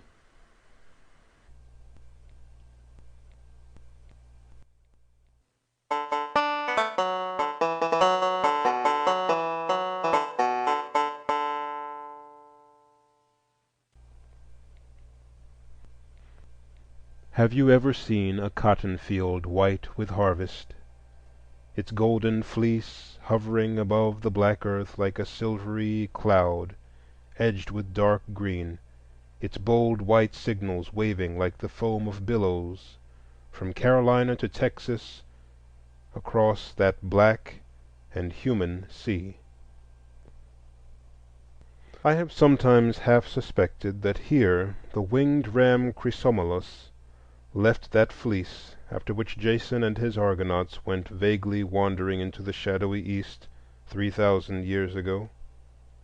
And certainly one might frame a pretty and not far-fetched analogy of witchery and dragon's teeth and blood and armed men between the ancient and the modern quest of the Golden Fleece in the Black Sea. And now the Golden Fleece is found, Not only found, but in its birthplace woven, for the hum of the cotton mills is the newest and most significant thing in the New South today. All through the Carolinas and Georgia, away down to Mexico, rise these gaunt red buildings, bare and homely, and yet so busy and noisy withal that they scarce seem to belong to the slow and sleepy land. Perhaps they sprang from dragons' teeth. So the cotton kingdom still lives, the world still bows beneath her scepter. Even the markets that once defied the parvenu have crept one by one across the seas, and then slowly and reluctantly but surely have started toward the Black Belt. To be sure, there are those who wag their heads knowingly and tell us that the capital of the cotton kingdom has moved from the Black to the White Belt, that the Negro of today raises not more than half of the cotton crop. Such men forget that the cotton crop has doubled and more than doubled since the era of slavery, and that even granting their contention, the Negro is still supreme in a cotton kingdom larger than that on which the Confederacy builded its hopes. So the Negro forms today one of the chief figures in a great world industry, and this, for its own sake and in light of historic interest, makes the field hands of the cotton country worth studying. We seldom study the condition of the Negro today honestly and carefully. It is so much easier to assume that we know it all, or perhaps, having already reached conclusions in our own minds, we are loath to have them disturbed by fact. And yet how little we really know of these millions, of their daily lives and longings, of their homely joys and sorrows, of their real shortcomings and the meaning of their crimes. All this we can only learn by intimate contact with the masses, and not by wholesale arguments covering millions separate in time and space, and differing widely in training and culture. Today, then, my reader, let us turn our faces to the Black Belt of Georgia and seek simply to know the condition of the black farm laborers of one county there. Here in 1890 lived 10,000 Negroes and 2,000 whites. The country is rich, yet the people are poor. The keynote of the Black Belt is debt, not commercial credit, but debt in the sense of continued inability on the part of the mass of the population to make income cover expense.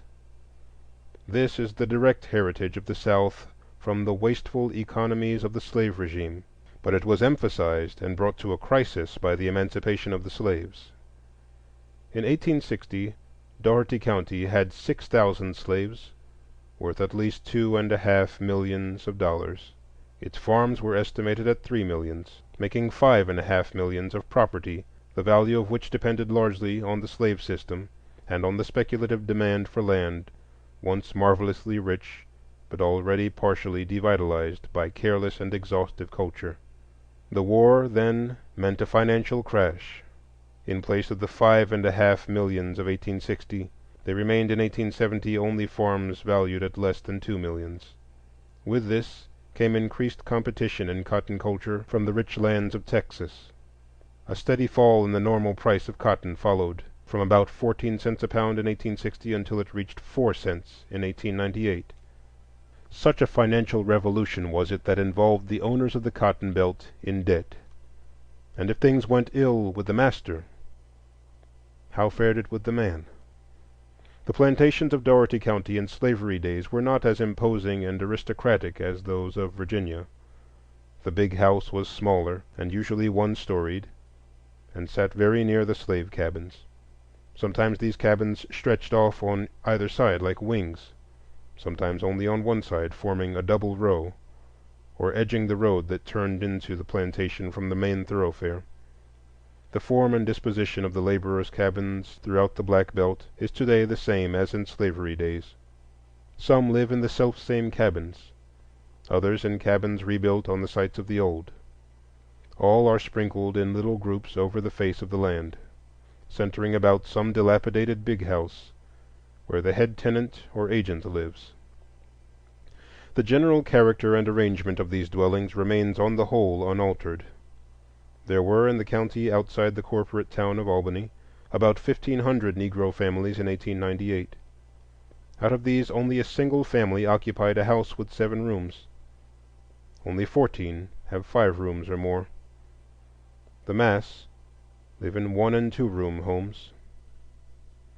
The size and arrangements of a people's homes are no unfair index of their condition.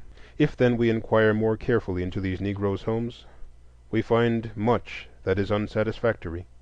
All over the face of the land is the one-room cabin, now standing in the shadow of the big house, now staring at the dusty road, now rising dark and somber amid the green of cotton fields. It is nearly always old and bare, built of rough boards, and neither plastered nor ceiled. Light and ventilation are supplied by the single door and by the square hole in the wall with its wooden shutter.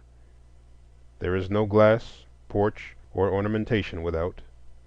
Within is a fireplace, black and smoky, and usually unsteady with age. A bed or two, a table, a wooden chest, and a few chairs compose the furniture, while a stray show bill or a newspaper makes up the decorations for the walls.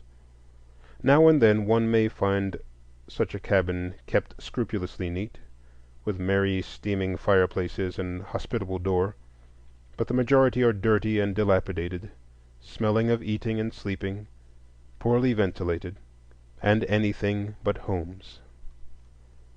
Above all, the cabins are crowded. We have come to associate crowding with homes in cities almost exclusively. This is primarily because we have so little accurate knowledge of country life.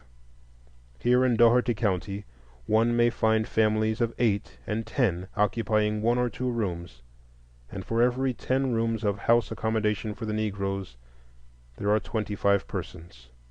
The worst tenement abominations of New York do not have above 22 persons for every 10 rooms.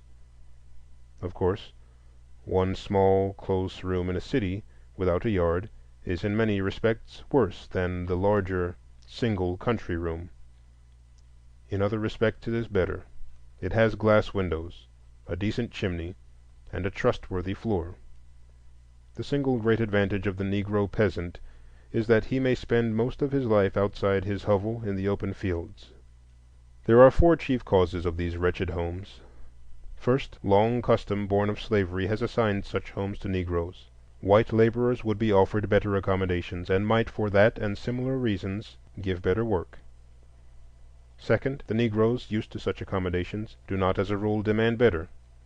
They do not know what better houses mean. Thirdly, the landlords, as a class, have not yet come to realize that it is a good business investment to raise the standard of living among labor by slow and judicious methods. That a Negro laborer who demands 3 rooms and 50 cents a day would give more efficient work and leave a larger profit than a discouraged toiler herding his family in 1 room and working for 30 cents. Lastly, among such conditions of life, there are few incentives to make the laborer become a better farmer. If he is ambitious, he moves to town or tries other labor. As a tenant farmer, his outlook is almost hopeless, and following it as a makeshift, he takes the house that is given him without protest. In such homes, then, these Negro peasants live. The families are both small and large. There are many single tenants, widows and bachelors, and remnants of broken groups. The system of labor and the size of the houses both tend to the breaking up of family groups. The grown children go away as contract hands or migrate to town. The sister goes into service. And so one finds many families with hosts of babies and many newly married couples, but comparatively few families with half-grown and grown sons and daughters. The average size of Negro families has undoubtedly decreased since the war, primarily from economic stress. In Russia, over 1/3 of the bridegrooms and over half of the brides are under 20. The same was true of the antebellum Negroes. Today, however, very few of the boys and less than 1/5 of the Negro girls under 20 are married. The young men marry between the ages of 25 and 35, the young women between 20 and 30. Such postponement is due to the difficulty of earning sufficient to rear and support a family. And it undoubtedly leads in the country district to sexual immorality. The form of this immorality, however, is very seldom that of prostitution, and less frequently that of illegitimacy than one would imagine. Rather, it takes the form of separation and desertion after a family group has been formed. The number of separated persons is 35 to the 1,000, a very large number. It would of course be unfair to compare this number with divorce statistics, for many of these separated women are in reality widowed, were the truth known. And in other cases the separation is not permanent. Nevertheless, here lies the seat of greatest moral danger. There is little or no prostitution among these Negroes, and over three-fourths of the families, as found by house-to-house investigation, deserve to be classed as decent people with considerable regard for female chastity. To be sure, the ideas of the mass would not suit New England, and there are many loose habits and notions. Yet the rate of illegitimacy is undoubtedly lower than in Austria or Italy, and the women as a class are modest. The plague spot in sexual relations is easy marriage and easy separation. This is no sudden development, nor the fruit of emancipation. It is the plain heritage from slavery. In those days, Sam, with his master's consent, took up with Mary. No ceremony was necessary, and in the busy life of the great plantations of the Black Belt it was usually dispensed with. If now the master needed Sam's work in another plantation or in another part of the same plantation, or if he took a notion to sell the slave, Sam's married life with Mary was usually unceremoniously broken, and then it was clearly to the master's interest to have both of them take new mates. This widespread custom of 2 centuries has not been eradicated in 30 years. Today, Sam's grandson takes up with a woman without license or ceremony. They live together decently and honestly, and are to all intents and purposes man and wife. Sometimes these unions are never broken until death. But in too many cases, family quarrels, a roving spirit, a rival suitor, or perhaps more frequently the hopeless battle to support a family, leads to separation, and a broken household is the result. The Negro Church has done much to stop this practice, and now most marriage ceremonies are performed by the pastors. Nevertheless, the evil is still deep-seated, and only a general raising of the standard of living will finally cure it. Looking now at the county black population as a whole, it is fair to characterize it as poor and ignorant. Perhaps 10% compose the well-to-do and the best of the laborers, while at least 9% are thoroughly lewd and vicious. The rest, over 80%, are poor and ignorant, fairly honest and well-meaning, plodding, and to a degree shiftless, with some but not great sexual looseness. Such class lines are by no means fixed. They vary, one might almost say, with the price of cotton. The degree of ignorance cannot easily be expressed. We may say, for instance, that nearly 2/3 of them cannot read or write. This but partially expresses the fact. They are ignorant of the world about them, of modern economic organization, of the function of government, of individual worth and possibilities, of nearly all those things which slavery in self-defense had to keep them from learning. Much that the white boy imbibes from his earliest social atmosphere forms the puzzling problems of the black boy's mature years. America is not another word for opportunity to all her sons. It is easy for us to lose ourselves in details in endeavoring to grasp and comprehend the real condition of a mass of human beings. We often forget that each unit in the mass is a throbbing human soul.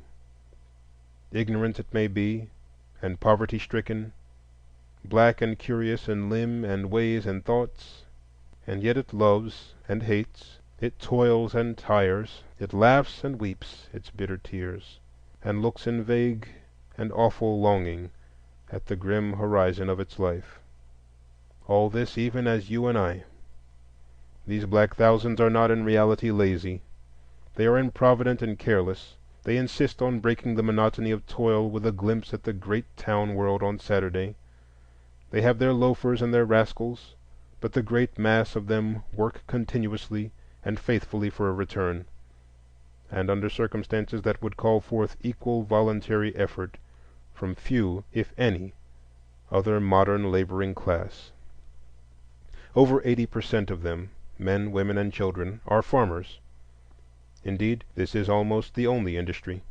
Most of the children get their schooling after the crops are laid by, and very few there are that stay in school after the spring work has begun.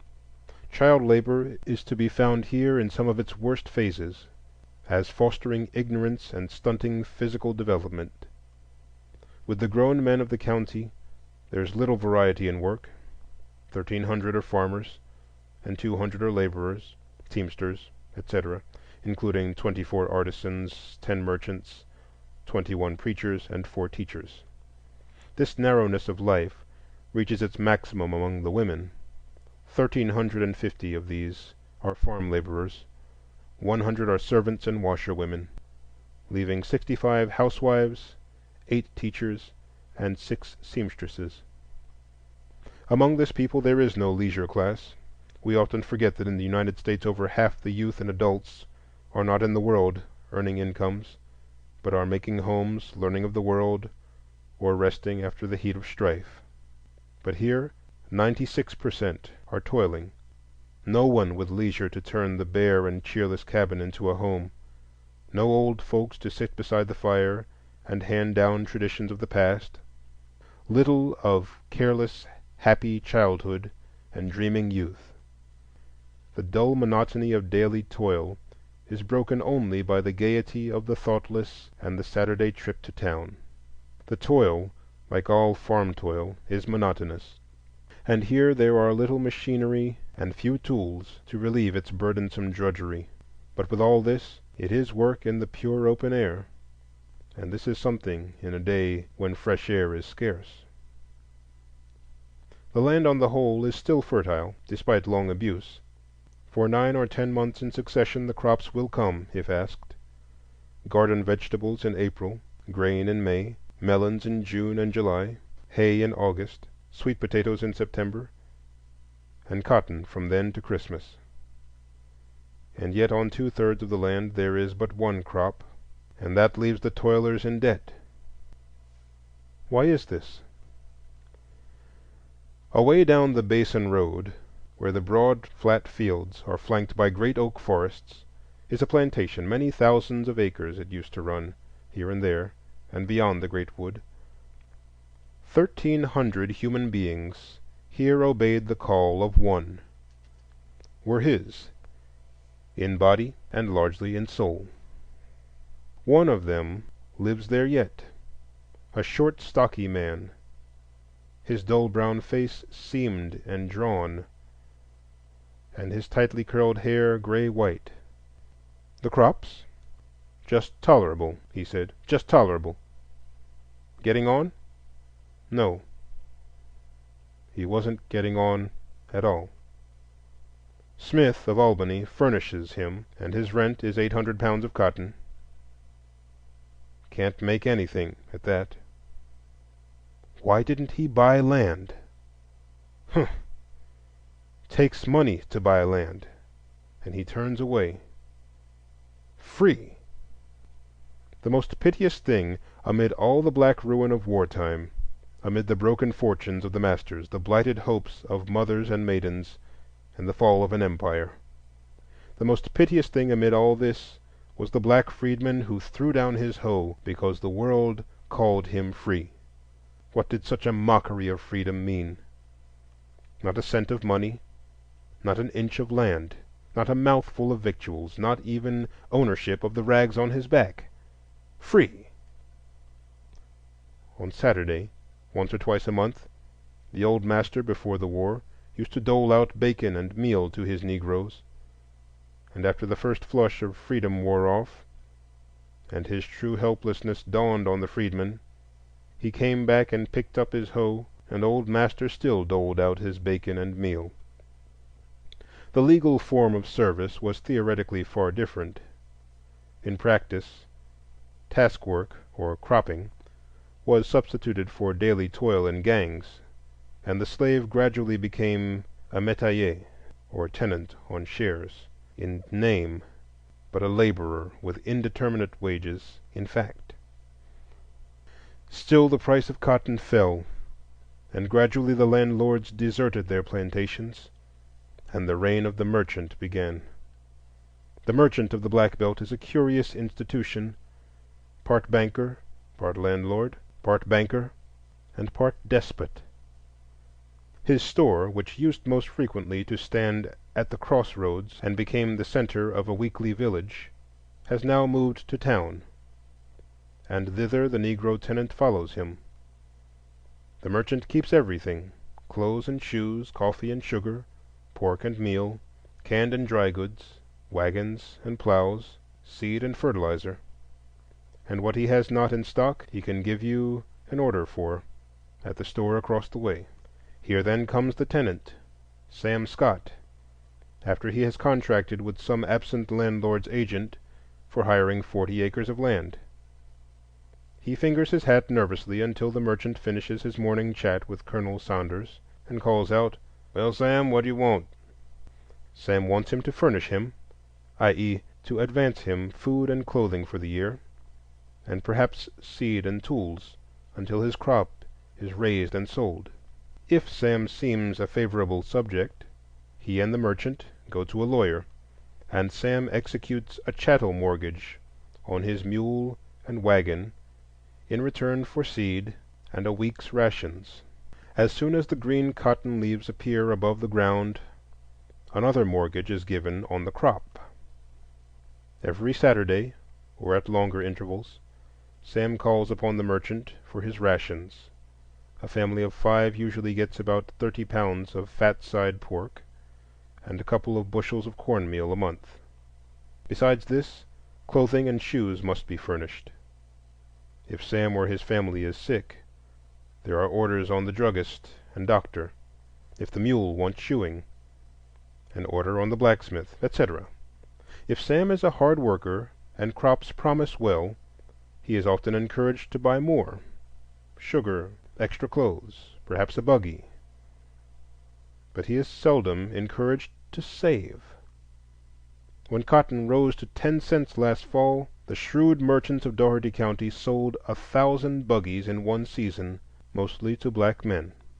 The security offered for such transactions, a crop and chattel mortgage, may at first seem slight. And indeed the merchants tell many a tale of shiftlessness and cheating, of cotton picked at night, mules disappearing, and tenants absconding. But on the whole, the merchant of the Black Belt is the most prosperous man in the section. So skillfully and so closely has he drawn the bonds of the law about the tenant that the black man has often simply to choose between pauperism and crime. He waives all homestead exemptions in his contract. He cannot touch his own mortgaged crop, which the laws put almost in the full control of the landowner and of the merchant. When the crop is growing, the merchant watches it like a hawk.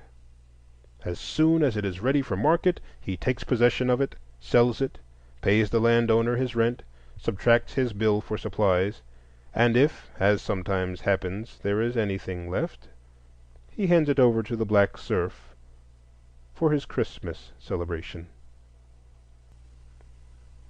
The direct result of this system is an all-cotton scheme of agriculture and the continued bankruptcy of the tenant. The currency of the Black Belt is cotton. It is a crop always saleable for ready money, not usually subject to great yearly fluctuations in price, and one which the Negroes know how to raise. The landlord therefore demands his rent in cotton, and the merchant will accept mortgages on no other crop. There is no use asking the black tenant then to diversify his crops. He cannot under this system. Moreover, the system is bound to bankrupt the tenant. I remember once meeting a little one-mule wagon on the river road. A young black fellow sat in it, driving listlessly, his elbows on his knees. His dark-faced wife sat beside him, stolid, silent. "Hello!" cried my driver. He has a most imprudent way of addressing these people, though they seem used to it. "What have you got there?" "Meat and meal," answered the man, stopping. The meat lay uncovered in the bottom of the wagon, a great thin side of fat pork covered with salt. The meal was in a white bushel bag. "What did you pay for that meat?" "10 cents a pound." It could have been bought for 6 or 7 cents, cash. "And the meal?" $2. $1.10 is the cash price in town. Here was a man paying $5 for goods which he could have bought for $3 cash, and raised for $1 or $1.50. Yet it is not wholly his fault. The Negro farmer started behind, started in debt. This was not his choosing, but the crime of this happy-go-lucky nation which goes blundering along with its Reconstruction tragedies, its Spanish War interludes, and Philippine matinees, just as though God really were dead. Once in debt, it is no easy matter for a whole race to emerge. In the year of low-priced cotton, 1898, out of 300 tenant families, 175 ended their year's work in debt to the extent of $14,000. 50 cleared nothing, and the remaining 75 made a total profit of $1,600. The net indebtedness of the black tenant families of this whole county must have been at least $6,000. In a more prosperous year the situation is far better, but on the average the majority of tenants end the year even or in debt, which means that they work for board and clothes. Such an economic organization is radically wrong. Whose is the blame? The underlying causes of this situation are complicated but discernible, and one of the chief, outside the carelessness of the nation in letting the slaves start with nothing, is the widespread opinion among the merchants and employers of the Black Belt that only by the slavery of debt can the Negro be kept at work. Without doubt, some pressure was necessary at the beginning of the free labor system to keep the listless and lazy at work, and even today the mass of the Negro laborers need stricter guardianship than most Northern laborers. Behind this honest and widespread opinion, dishonesty and cheating of the ignorant laborers have a good chance to take refuge, and to all this must be added the obvious fact that a slave ancestry and a system of unrequited toil has not improved the efficiency or temper of the mass of black laborers. Nor is this peculiar to Sambo. It has in history been just as true of John and Hans, of Jacques and Pat, of all ground-down peasantries. Such is the situation of the mass of the Negroes in the Black Belt today, and they are thinking about it. Crime and a cheap and dangerous socialism are the inevitable results of this pondering. I see now that ragged black man sitting on a log aimlessly whittling a stick. He muttered to me with the murmur of many ages when he said, "White man sit down a whole year, nigger work day and night and make crop. Nigger hardly gets bread and meat. White man sitting down gets all. It's wrong." And what do the better classes of Negroes do to improve their situation? One of two things. If any way possible, they buy land. If not, they migrate to town. Just as centuries ago it was no easy thing for the serf to escape into the freedom of town life, even so today there are hindrances laid in the way of county laborers. In considerable parts of all the Gulf States, and especially in Mississippi, Louisiana, and Arkansas, the Negroes on the plantations in the back country districts are still held at forced labor practically without wages. Especially is this true in districts where the farmers are composed of the more ignorant class of poor whites, and the Negroes are beyond the reach of schools and intercourse with their advancing fellows. If such a peon should run away, the sheriff, elected by white suffrage, can usually be depended on to catch the fugitive, return him, and ask no questions. If he escapes to another county, a charge of petty thieving, easily true, can be depended on to secure his return. Even if some unduly officious person insist upon a trial, neighborly comity will probably make his conviction sure, and then the labor due the county can easily be bought by the master. Such a system is impossible in the more civilized parts of the South, or near the large towns and cities, but in those vast stretches of land beyond the telegraph and the newspaper, the spirit of the 13th Amendment is sadly broken. This represents the lowest economic depths of the black American peasant, and in a study of the rise and condition of the Negro freeholder, we must trace his economic progress from the modern serfdom. Even in the better ordered country districts of the South, the free movement of agricultural laborers is hindered by the migration agent laws. The Associated Press recently informed the world of the arrest of a young white man in southern Georgia who represented the Atlantic Naval Supplies Company, and who was caught in the act of enticing hands from the turpentine farm of Mr. John Greer. The crime for which this young man was arrested is taxed $500 for each county in which the employment agent proposes to gather laborers for work outside the state. Thus the Negro's ignorance of the labor market outside his own vicinity is increased, rather than diminished, by the laws of nearly every Southern state. Similar to such measures is the unwritten law of the back districts and small towns of the South, that the character of all Negroes unknown to the mass of the community must be vouched for by some white man. This is really a revival of the old Roman idea of the patron under whose protection the new-made freedman was put. In many instances this system has been of great good to the Negro, and very often, under the protection and guidance of the former master's family or other white friends, the freedman progressed in wealth and morality. But the same system has in other cases resulted in the refusal of whole communities to recognize the right of a Negro to change his habitation and to be master of his own fortunes. A black stranger in Baker County, Georgia, for instance, is liable to be stopped anywhere on the public highway and made to state his business to the satisfaction of any white interrogator. If he fails to give a suitable answer, or seems too independent or "sassy," he may be arrested or summarily driven away. Thus it is that in the country districts of the South, by written or unwritten law, peonage, hindrances to the migration of labor, and a system of white patronage exists over large areas. Besides this, the chance for lawless oppression and illegal exactions is vastly greater in the country than in the city, and nearly all the more serious race disturbances of the last decade have arisen from disputes in the count between master and man, as, for instance, the Sam Hose affair. As a result of such a situation, there arose, first, the Black Belt, and second, the migration to town. The Black Belt was not, as many assumed, a movement toward fields of labor under more genial climatic conditions. It was primarily a huddling for self-protection, a massing of the black population for mutual defense in order to secure the peace and tranquility necessary to economic advance. This movement took place between emancipation and 1880, and only partially accomplished the desired results. The rush to town since 1880 is the counter-movement of men disappointed in the economic opportunities of the Black Belt. In Dougherty County, Georgia, one can see easily the results of this experiment in huddling for protection.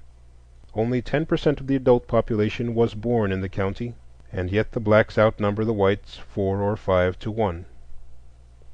There is undoubtedly a security to the blacks in their very numbers, a personal freedom from arbitrary treatment which makes hundreds of laborers cling to Dougherty in spite of low wages and economic distress.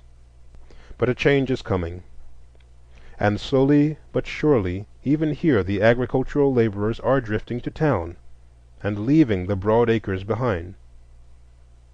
Why is this? Why do not the Negroes become landowners and build up the black landed peasantry, which has for a generation and more been the dream of philanthropist and statesman?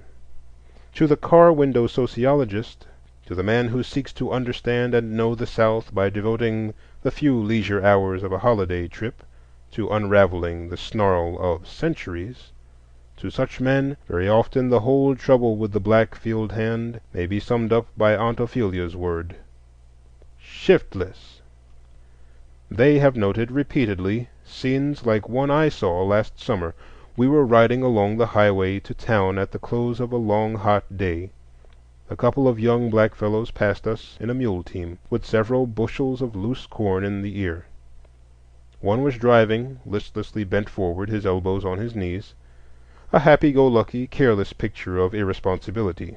The other was fast asleep in the bottom of the wagon. As we passed, we noticed an ear of corn fall from the wagon. They never saw it, not they.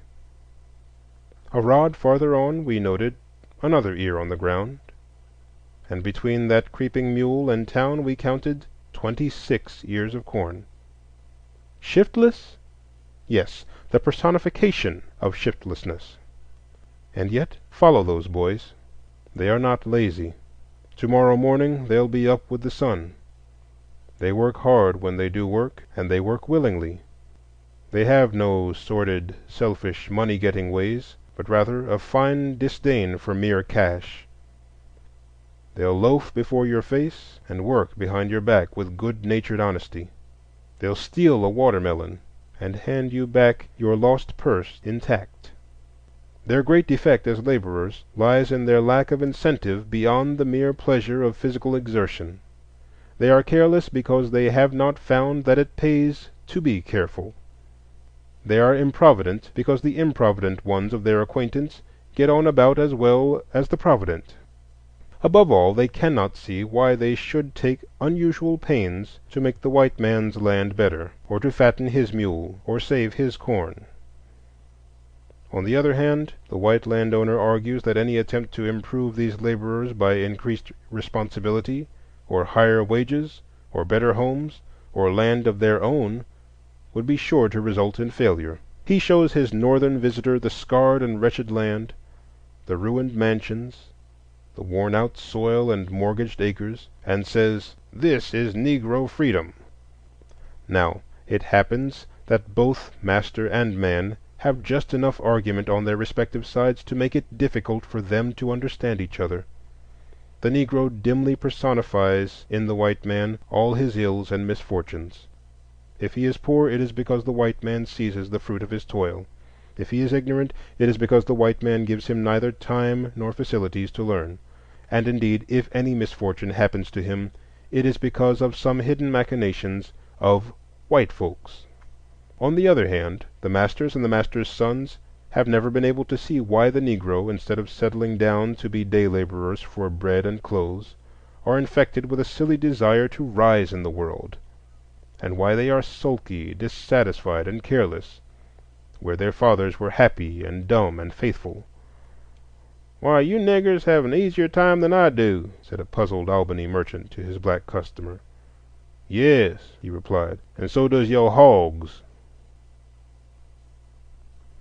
Taking then the dissatisfied and shiftless field hand as a starting point, let us inquire how the black thousands of Dougherty have struggled from him up toward their ideal, and what that ideal is. All social struggle is evidenced by the rise first of economic, then of social classes among a homogeneous population. Today, the following economic classes are plainly differentiated among these Negroes: a submerged tenth of croppers, with a few paupers; 40% who are metayers, and 39% of semi-metayers and wage laborers. There are left 5% of money renters, and 6% of freeholders, the upper 10 of the land. The croppers are entirely without capital, even in the limited sense of food or money to keep them from seed time to harvest. All they furnish is their labor. The landowner furnishes land, stock, tools, seed, and house. And at the end of the year the laborer gets from a third to half of the crop. Out of his share, however, comes pay and interest for food and clothing advanced him during the year. Thus we have a laborer without capital and without wages, and an employer whose capital is largely his employees' wages. It is an unsatisfactory arrangement, both for hirer and hired, and is usually in vogue on poor land with hard-pressed owners. Above the croppers come the great mass of the black population who work the land on their own responsibility, paying rent in cotton and supported by the crop mortgage system. After the war, this system was attractive to the freedmen on account of its larger freedom and its possibility for making a surplus. But with the carrying out of the crop lien system, the deterioration of the land, and the slavery of debt, the position of the metayers has sunk to a dead level of practically unrewarded toil. Formerly all tenants had some capital, and often considerable, but absentee landlordism, rising rack rent, and failing cotton have stripped them well nigh of all, and probably not over half of them today own their mules. The change from cropper to tenant was accomplished by fixing the rent. If now the rent fixed was reasonable, this was an incentive to the tenant to strive. On the other hand, if the rent was too high, or if the land deteriorated, the result was to discourage and check the efforts of the black peasantry. There is no doubt that the latter case is true, that in Dougherty County every economic advantage of the price of cotton in market and of the strivings of the tenant has been taken advantage of by the landlords and merchants, and swallowed up in rent and interest. If cotton rose in price, the rent rose even higher.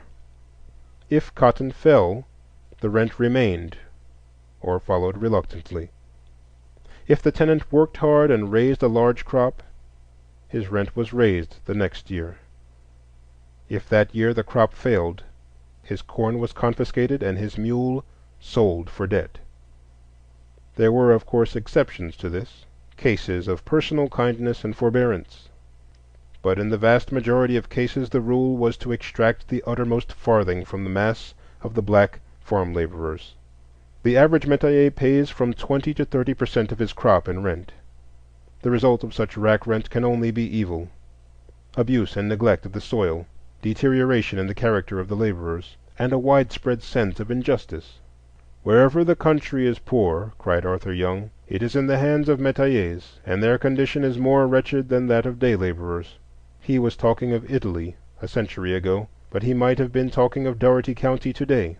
And especially is that true today which he declares was true in France before the Revolution.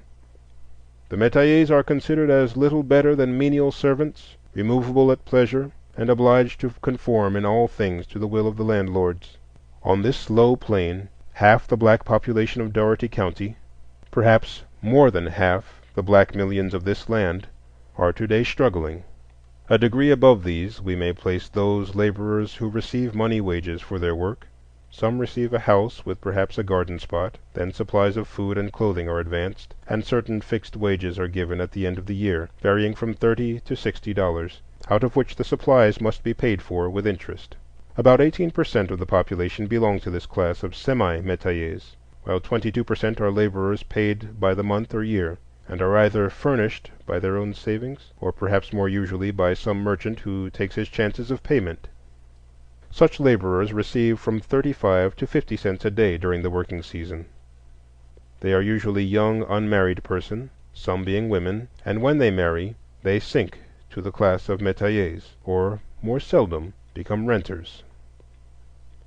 The renters for fixed money rentals are the first of the emerging classes, and form 5% of the families. The sole advantage of this small class is their freedom to choose their crops and the increased responsibility which comes through having money transactions.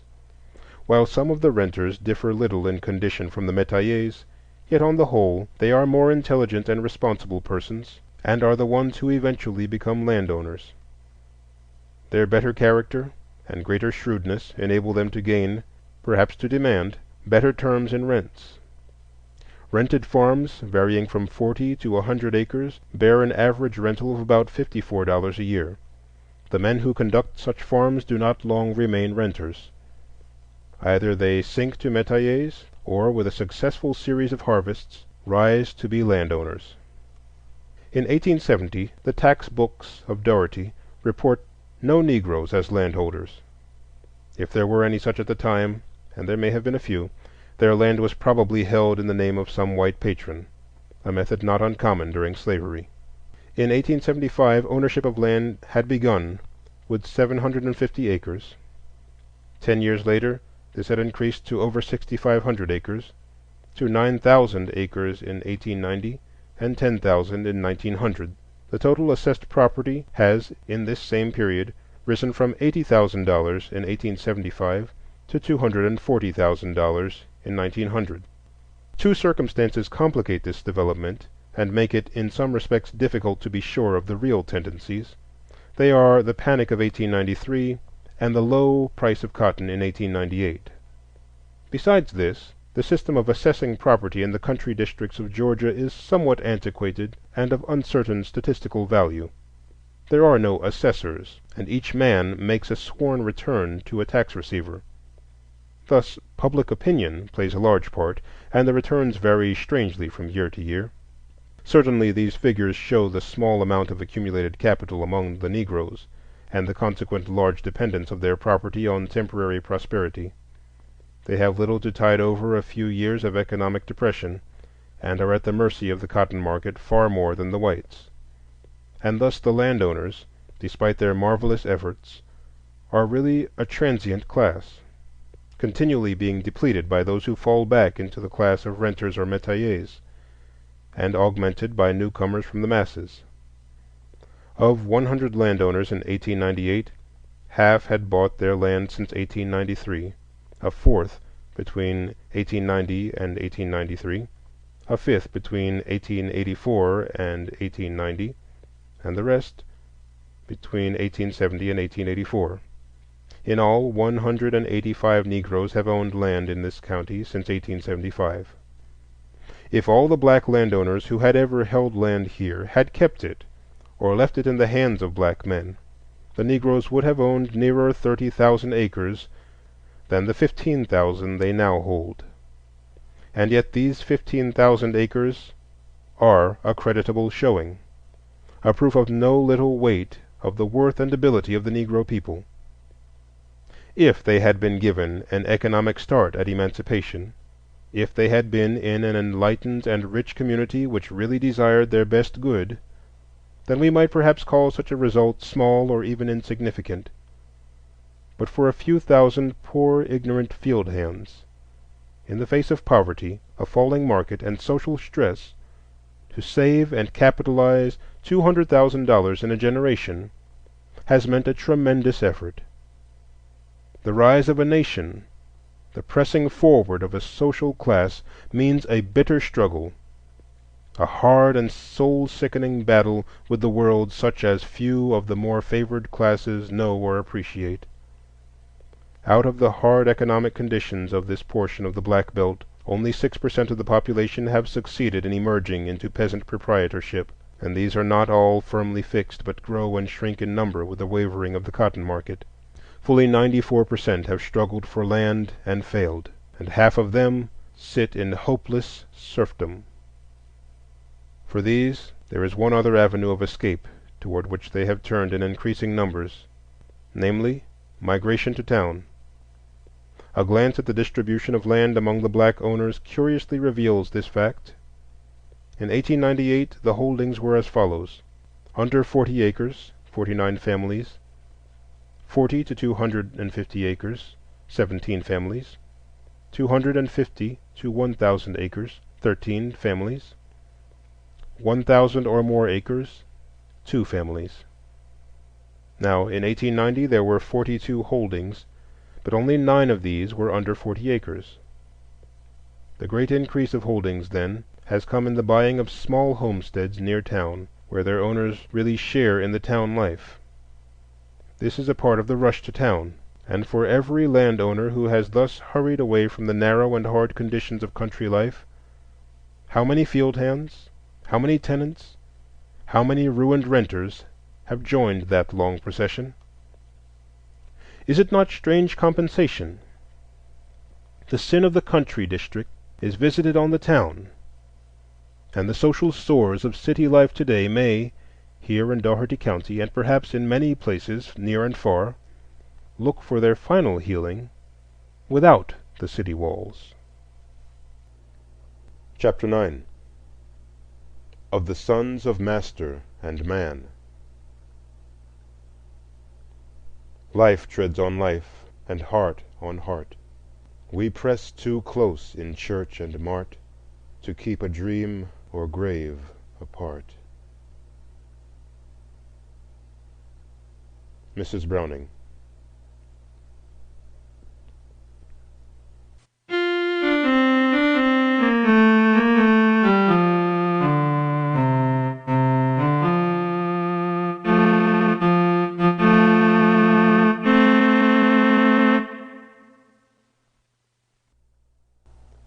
The world-old phenomenon of the contact of diverse races of men is to have new exemplification during the new century.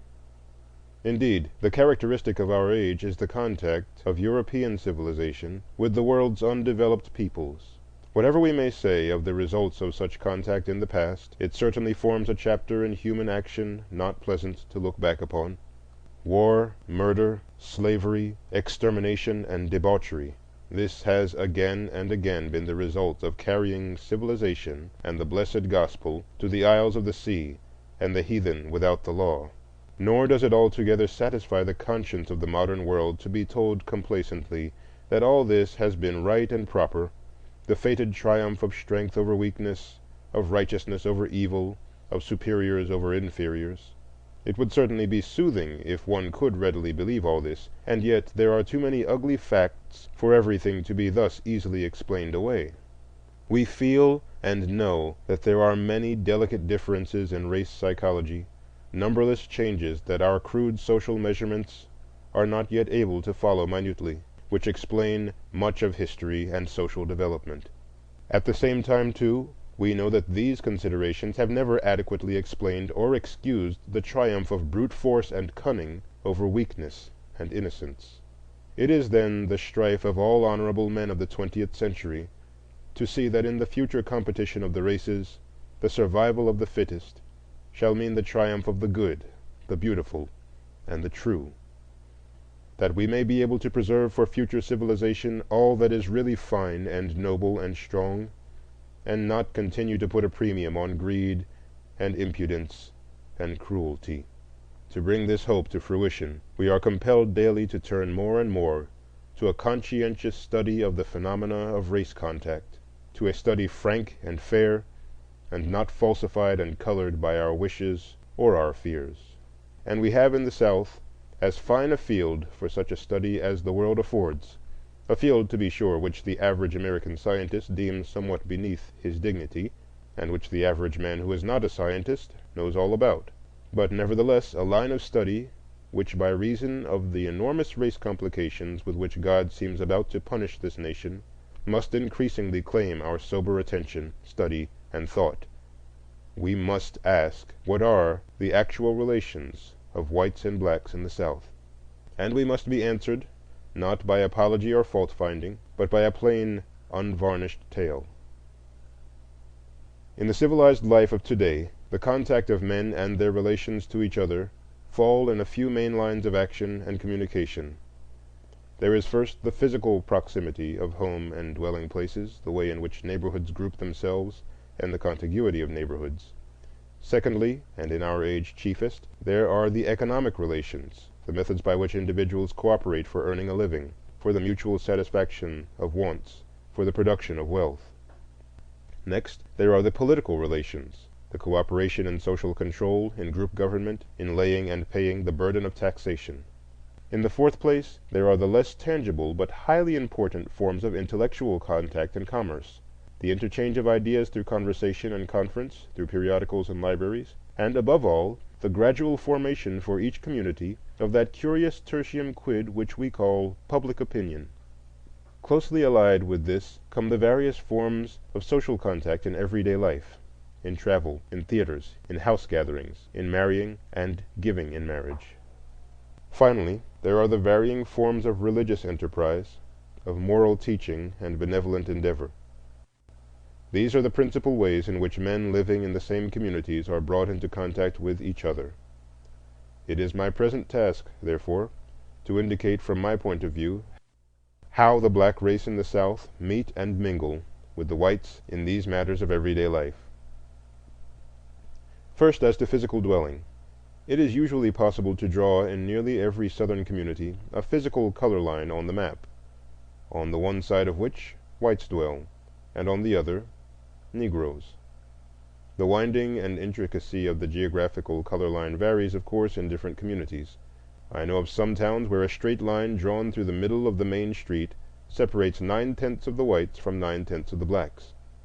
In other towns, the older settlement of whites has been encircled by a broad band of blacks. In still other cases, little settlements or nuclei of blacks have sprung up amid surrounding whites. Usually in cities, each street has its distinctive color. and only now and then do the colors meet in close proximity. Even in the country, something of this segregation is manifest in the smaller areas, and of course in the larger phenomena of the Black Belt. All this segregation by color is largely independent of that natural clustering by social grades common to all communities. A Negro slum may be in dangerous proximity to a white residence quarter, while it is quite common to find a white slum planted in the heart of a respectable Negro district. One thing, however, seldom occurs. The best of the whites and the best of the Negroes almost never live in anything like close proximity. It thus happens that in nearly every Southern town and city, both whites and blacks commonly see the worst of each other. This is a vast change from the situation in the past, when through the close contact of master and house servant in the patriarchal big house, one found the best of both races in close contact and sympathy, while at the same time the squalor and dull round of toil among the field hands was removed from the sight and hearing of the family. One can easily see how a person who saw slavery thus from his father's parlors, and sees freedom on the streets of a great city, fails to grasp or comprehend the whole of the new picture. On the other hand, the settled belief of the mass of the Negroes that the Southern white people do not have the black man's best interest at heart has been intensified in later years by this continual daily contact of the better class of blacks with the worst representatives of the white race. Coming now to the economic relations of the races, we are on ground made familiar by study, much discussion, and no little philanthropic effort. And yet, with all this, there are many essential elements in the cooperation of Negroes and whites for work and wealth that are too readily overlooked or not thoroughly understood. The average American can easily conceive of a rich land awaiting development and filled with black laborers. To him, the Southern problem is simply that of making efficient working men out of this material, by giving them the requisite technical skill and the help of invested capital. The problem, however, is by no means as simple as this, from the obvious fact that these working men have been trained for centuries as slaves. They exhibit, therefore, all the advantages and defects of such training. They are willing and good-natured, but not self-reliant, provident, or careful. If now the economic development of the South is to be pushed to the verge of exploitation, as seems probable, then we have a mass of working men thrown into relentless competition with the working men of the world, but handicapped by a training the very opposite to that of the modern self-reliant democratic laborer.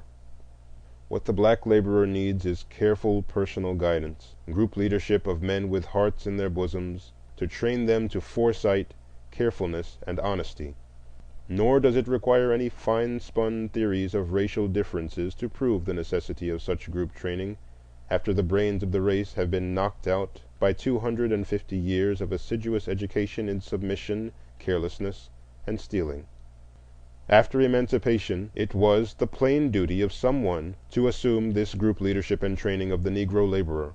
I will not stop here to inquire whose duty it was, whether that of the white ex-master who had profited by unpaid toil, or the Northern philanthropist whose persistence brought on the crisis, or the national government whose edict freed the bondmen. I will not stop to ask whose duty it was, but I insist it was the duty of someone to see that these working men were not left alone and unguided, without capital, without land, without skill, without economic organization, without even the bald protection of law, order, and decency, left in a great land, not to settle down to slow and careful internal development, but destined to be thrown almost immediately into relentless and sharp competition with the best of modern working men, under an economic system where every participant is fighting for himself, and too often utterly regardless of the rights or welfare of his neighbor.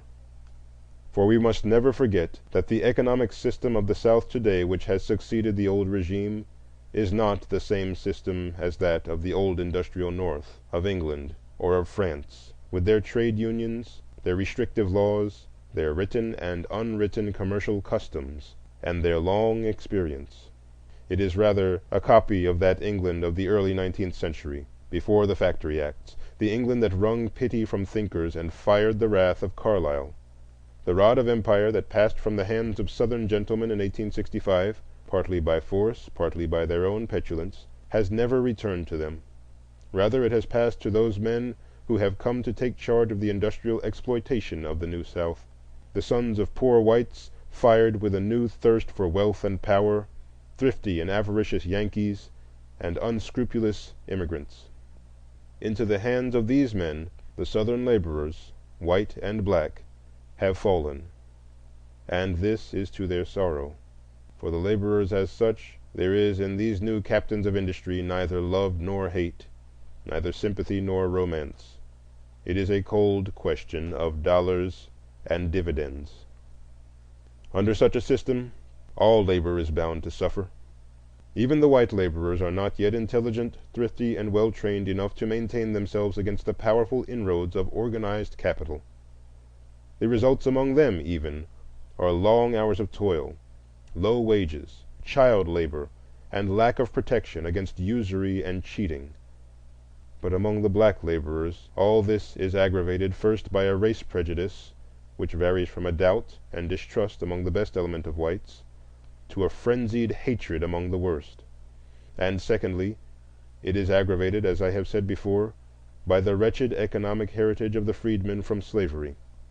With this training it is difficult for the freedman to learn to grasp the opportunities already opened to him, and the new opportunities are seldom given him, but go by favor to the whites. Left by the best elements of the South with little protection or oversight, he has been made in law and custom the victim of the worst and most unscrupulous men in each community.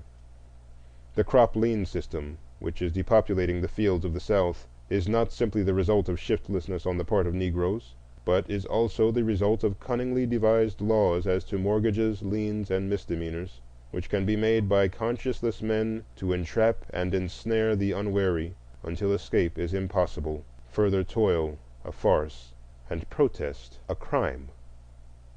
I have seen in the Black Belt of Georgia an ignorant, honest Negro buy and pay for a farm in installments 3 separate times, and then, in the face of law and decency, the enterprising American who sold it to him pocketed the money and deed and left the black man landless, to labor on his own land at 30 cents a day. I have seen a black farmer fall in debt to a white storekeeper, and that storekeeper go to his farm and strip it of every single marketable article—mules, plows, stored crops, tools, furniture, bedding, clocks, looking-glass, and all this without a sheriff or officer, in the face of the law for homestead exemptions, and without rendering to a single responsible person any account or reckoning. And such proceedings can happen, and will happen, in any community where a class of ignorant toilers are placed by custom and race prejudice beyond the pale of sympathy and race brotherhood.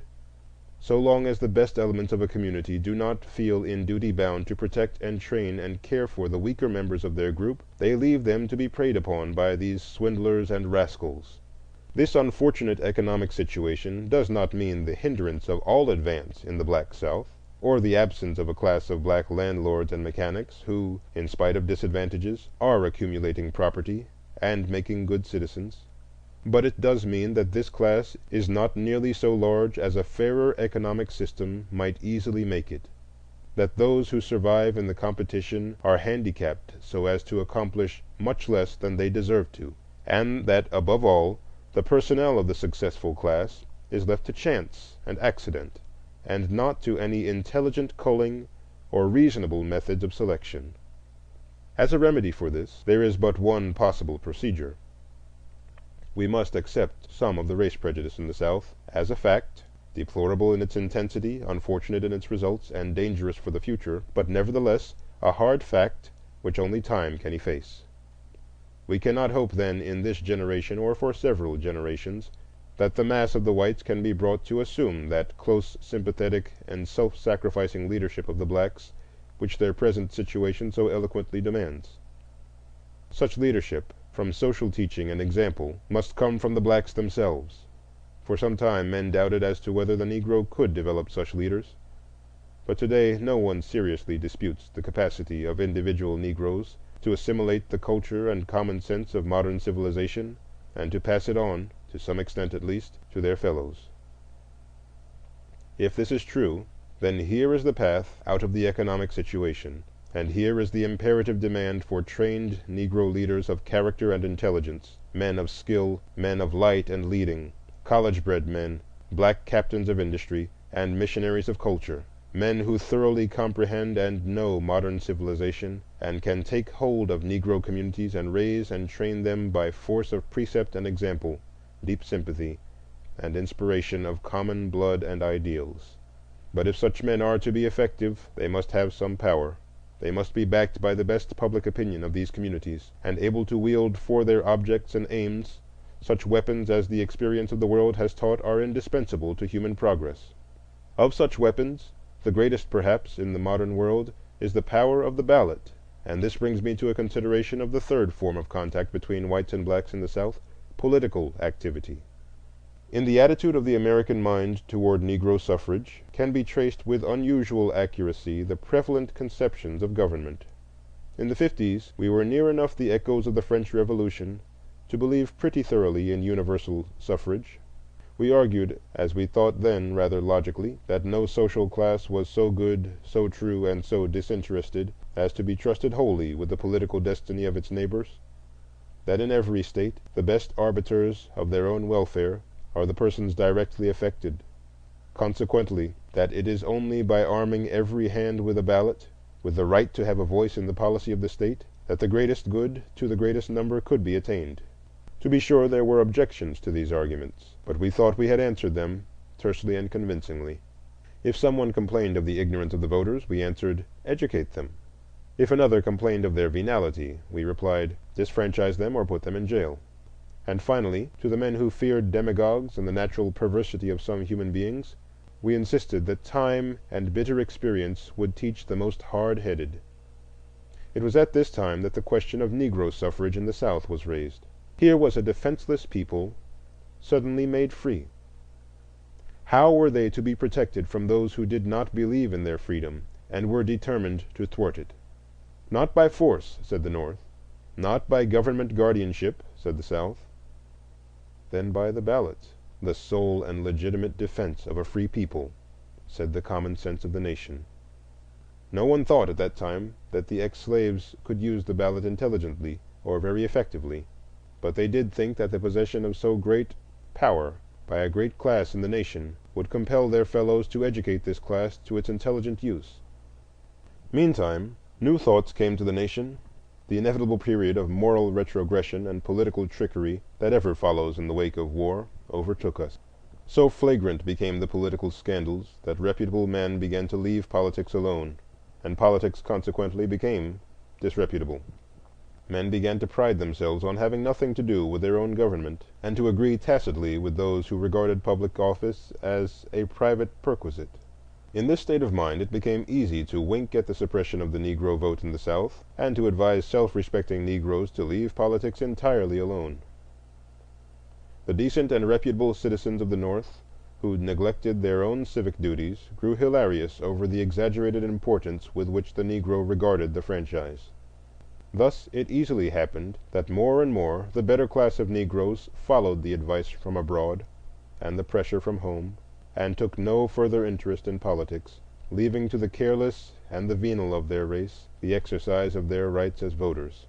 The black vote that still remained was not trained and educated, but further debauched by open and unblushing bribery, or force and fraud, until the Negro voter was thoroughly inoculated with the idea that politics was a method of private gain by disreputable means. And finally, now, today, when we are awakening to the fact that the perpetuity of Republican institutions on this continent depends on the purification of the ballot, the civic training of voters, and the raising of voting to a plane of a solemn duty which a patriotic citizen neglects to his peril and to the peril of his children's children, in this day, when we are striving for a renaissance of civic virtue, what are we going to say to the black voter of the South? Are we going to tell him still that politics is a disreputable and useless form of human activity? Are we going to induce the best class of Negroes to take less and less interest in government, and to give up their right to take such an interest without a protest? I am not saying a word against all legitimate efforts to purge the ballot of ignorance, pauperism, and crime. But few have pretended that the present movement for disfranchisement in the South is for such a purpose. It has been plainly and frankly declared in nearly every case that the object of the disfranchising laws is the elimination of the black man from politics. Now, is this a minor matter which has no influence on the main question of the industrial and intellectual development of the Negro? Can we establish a mass of black laborers and artisans and landholders in the South who, by law and public opinion, have absolutely no voice in shaping the laws under which they live and work? Can the modern organization of industry, assuming as it does free democratic government and the power and ability of the laboring classes to compel respect for their welfare, can this system be carried out in the South when half its laboring force is voiceless in the public councils and powerless in its own defense? Today the black man of the South has almost nothing to say as to how much he shall be taxed, or how those taxes shall be expended, as to who shall execute the laws, as to how they shall do it, as to who shall make the laws, and how they shall be made. It is pitiable that frantic efforts must be made at critical times to get lawmakers in some states even to listen to the respectful presentation of the black man's side of a current controversy. Daily, the Negro is coming more and more to look upon law and justice not as protecting safeguards, but as sources of humiliation and oppression. The laws are made by men who have little interest in them. They are executed by men who have absolutely no motive for treating the black people with courtesy or consideration. And finally, the accused lawbreaker is tried not by his peers, but too often by men who would rather punish 10 innocent Negroes than let one guilty one escape. I should be the last one to deny the patent weaknesses and shortcomings of the Negro people. I should be the last to withhold sympathy from the white South in its efforts to solve its intricate social problems. I freely acknowledge that it is possible, and sometimes best, that a partially undeveloped people should be ruled by the best of their stronger and better neighbors for their own good, until such time as they can start and fight the world's battles alone. I have already pointed out how sorely in need of such economic and spiritual guidance the emancipated Negro was, and I am quite willing to admit that if the representatives of the best white Southern public opinion were the ruling and guiding powers in the South today, the conditions indicated would be fairly well fulfilled. But the point I have insisted upon, and now emphasize again, is that the best opinion of the South today is not the ruling opinion. That to leave the Negroes helpless and without a ballot today is to leave him not to the guidance of the best, but rather to the exploitation and debauchement of the worst. That this is no truer of the South than of the North than of Europe. In any land, in any country under modern free competition, to lay any class of weak and despised people, be they white, black, or blue, at the political mercy of their stronger, richer, and more resourceful fellows, is a temptation which human nature seldom has withstood and seldom will withstand. Moreover, the political status of the Negro in the South is closely connected with the question of Negro crime. There can be no doubt that crime among Negroes has sensibly increased in the last 30 years, and that there has appeared in the slums of great cities a distinct criminal class among the blacks. In explaining this unfortunate development, we must note two things. One, that the inevitable result of emancipation was to increase crime and criminals, and two, that the police system of the South was primarily designed to control slaves. As to the first point, we must not forget that under a strict slave system there can scarcely be such a thing as crime. But when these variously constituted human particles are suddenly thrown broadcast on the sea of life, some swim, some sink, and some hang suspended, to be forced up or down by the chance currents of a busy, hurrying world. So great an economic and social revolution as swept the South in '63 meant a weeding out among the Negroes of the incompetent and vicious, the beginning of a differentiation of social grades. Now a rising group of people are not lifted bodily from the ground like an inert solid mass, but rather stretch upward like a living plant, with its roots still clinging in the mold.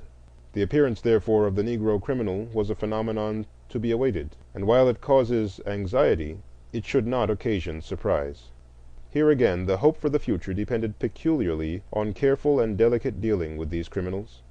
Their offenses at first were those of laziness, carelessness, and impulse, rather than of malignity or ungoverned viciousness. Such misdemeanors needed discriminating treatment, firm but reformatory, but with no hint of injustice, and full proof of guilt.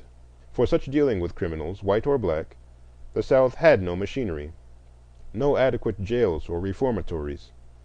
Its police system was arranged to deal with blacks alone, and tacitly assumed that every white man was ipso facto a member of that police.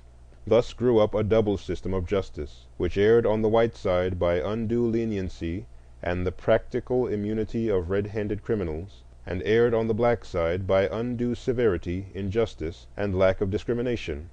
For, as I have said, the police system of the South was originally designed to keep track of all Negroes, and not simply of criminals. And when the Negroes were freed and the whole South was convinced of the impossibility of free Negro labor, the first and almost universal device was to use the courts as a means of re-enslaving the blacks. It was not then a question of crime, but rather one of color, that settled a man's conviction on almost any charge. Thus Negroes came to look upon courts as instruments of injustice and oppression, and upon those convicted in them as martyrs and victims. When now the real Negro criminal appeared, and instead of petty stealing and vagrancy we began to have highway robbery, burglary, murder, and rape, there was a curious effect on both sides the color line.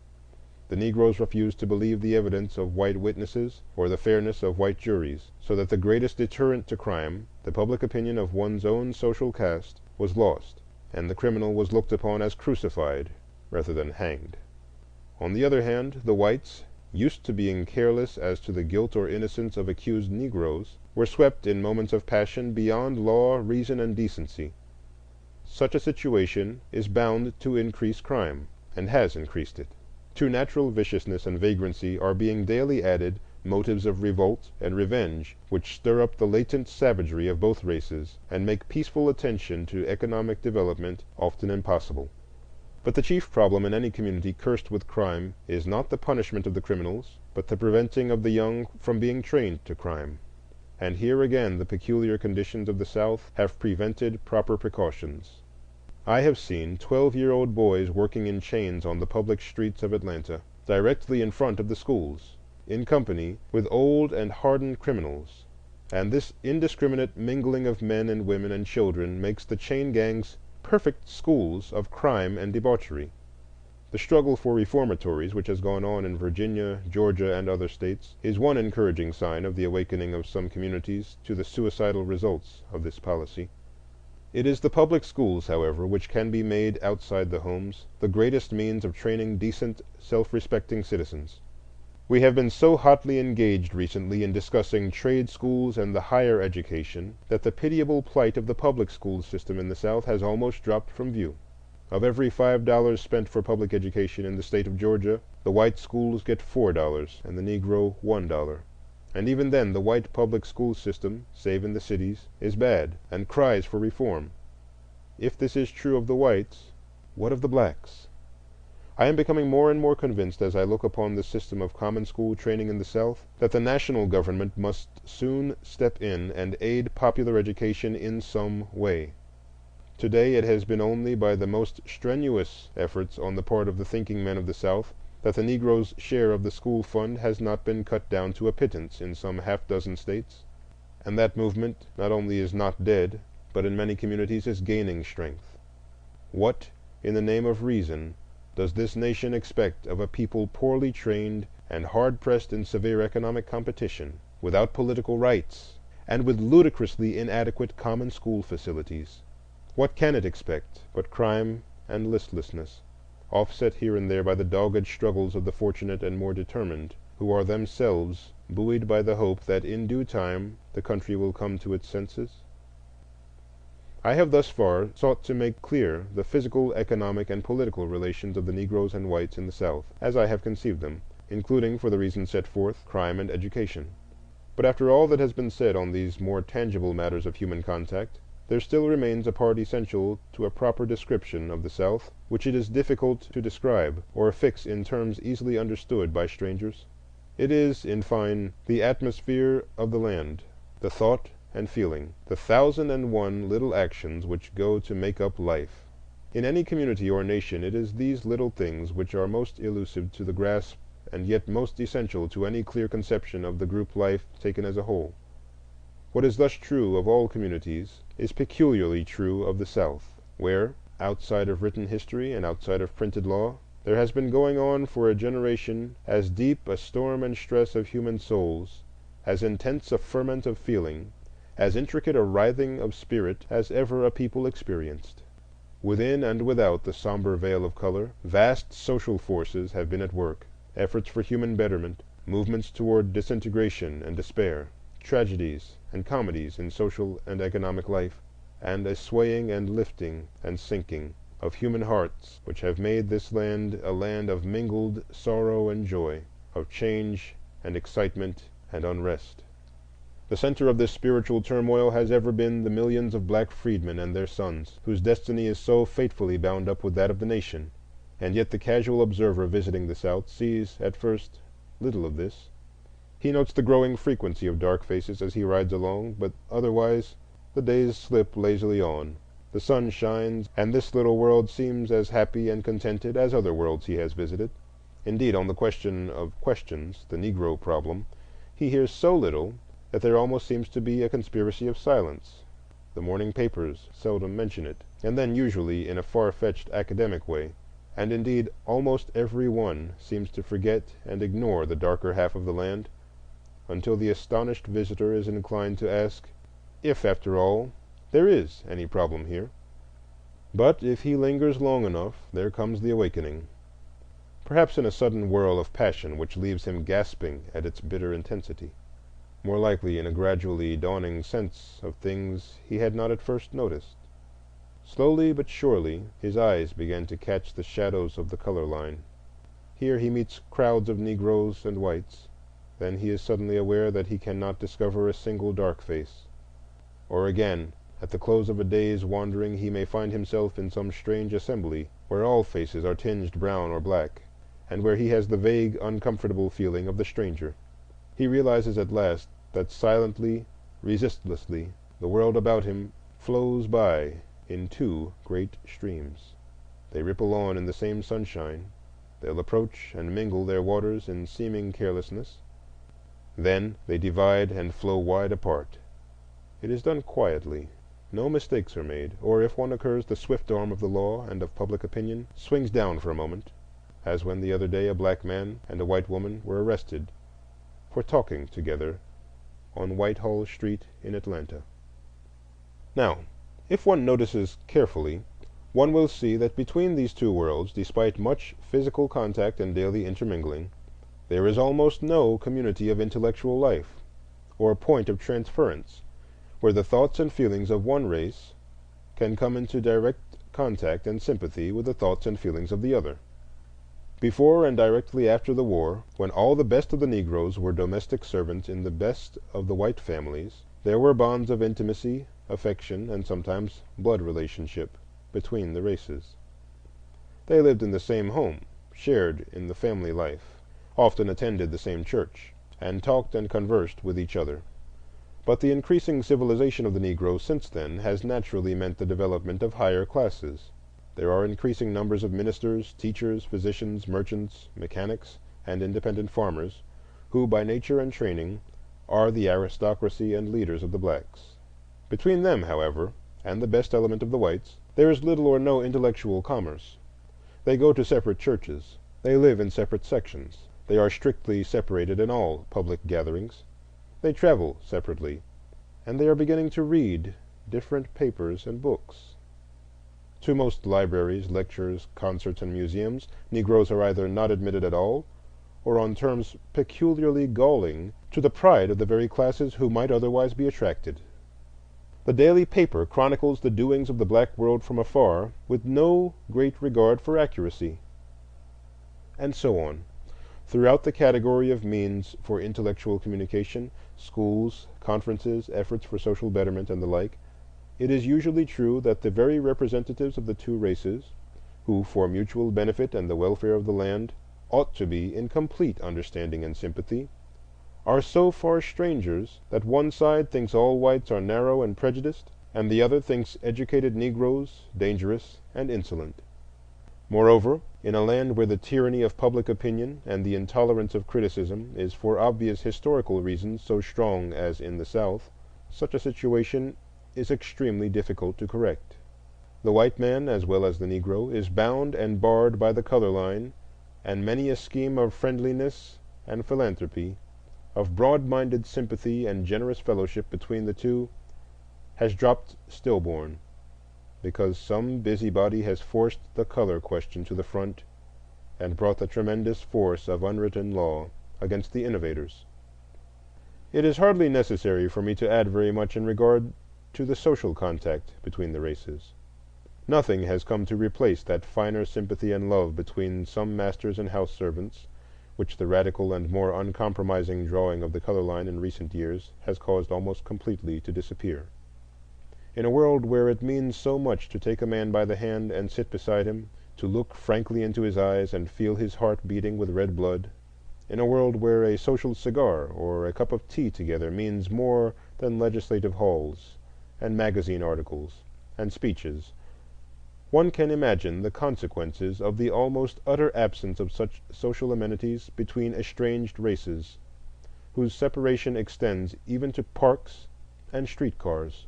Here, then, can be none of that social going down to the people, the opening of heart and hand of the best to the worst, in generous acknowledgment of a common humanity and a common destiny. On the other hand, in matters of simple almsgiving, where there can be no question of social contact, and in the succor of the aged and sick, the South, as if stirred by a feeling of its unfortunate limitations, is generous to a fault. The black beggar is never turned away without a good deal more than a crust, and a call for help for the unfortunate meets quick response. I remember one cold winter in Atlanta, when I refrained from contributing to a public relief fund lest Negroes should be discriminated against. I afterward inquired of a friend, "Were any black people receiving aid?" "Why," said he, "they were all black." And yet this does not touch the kernel of the problem. Human advancement is not a mere question of almsgiving, but rather of sympathy and cooperation among classes who would scorn charity. And here is a land where, in the higher walks of life, in all the higher striving for the good and noble and true, the color line comes to separate natural friends and co-workers, while at the bottom of the social group, in the saloon, the gambling hell, and the brothel, that same line wavers and disappears. I have sought to paint an average picture of real relations between the sons of master and man in the South. I have not glossed over matters for policy's sake, for I fear we have already gone too far in that sort of thing. On the other hand, I have sincerely sought to let no unfair exaggerations creep in. I do not doubt that in some Southern communities conditions are better than those I have indicated, while I am no less certain that in other communities they are far worse. Nor does the paradox and danger of this situation fail to interest and perplex the best conscience of the South. Deeply religious and intensely democratic as are the mass of the whites, they feel acutely the false position in which the Negro problems place them. Such an essentially honest-hearted and generous people cannot cite the caste-leveling precepts of Christianity or believe in equality of opportunity for all men, without coming to feel more and more with each generation that the present drawing of the color line is a flat contradiction to their beliefs and professions. But just as often as they come to this point, the present social condition of the Negro stands as a menace and a portent before even the most open-minded. If there were nothing to charge against the Negro but his blackness or other physical peculiarities, they argue, the problem would be comparatively simple. But what can we say to his ignorance, shiftlessness, poverty, and crime? Can a self-respecting group hold anything but the least possible fellowship with such persons and survive? And shall we let a mawkish sentiment sweep away the culture of our fathers or the hope of our children? The argument so put is of great strength, but it is not a whit stronger than the argument of thinking Negroes. Granted, they reply, that the condition of our masses is bad. There is certainly on the one hand adequate historical cause for this, and unmistakable evidence that no small number have, in spite of tremendous disadvantages, risen to the level of American civilization. And when by proscription and prejudice these same Negroes are classed with and treated like the lowest of their people simply because they are Negroes, such a policy not only discourages thrift and intelligence among black men, but puts a direct premium on the very things you complain of, inefficiency and crime. Draw lines of crime, of incompetency, of vice, as tightly and uncompromisingly as you will, for these things must be proscribed. But a color line not only does not accomplish this purpose, but thwarts it. In the face of two such arguments, the future of the South depends on the ability of the representatives of these opposing views to see and appreciate and sympathize with each other's position. For the Negro to realize more deeply than he does at present the need of uplifting the masses of his people, for the white people to realize more vividly than they have yet done the deadening and disastrous effect of a color prejudice that classes Phyllis Wheatley and Sam Hose in the same despised class. It is not enough for the Negroes to declare that color prejudice is the sole cause of their social condition, nor for the white South to reply that their social condition is the main cause of prejudice. They both act as reciprocal cause and effect, and a change in neither alone will bring the desired effect. Both must change, or neither can improve to any great extent. The Negro cannot stand the present reactionary tendencies and unreasoning drawing of the color line indefinitely without discouragement and retrogression. And the condition of the Negro is ever the excuse for further discrimination. Only by a union of intelligence and sympathy across the color line in this critical period of the Republic shall justice and right triumph, that mind and soul, according well, may make one music as before, but vaster. Chapter 10. Of the Faith of the Fathers.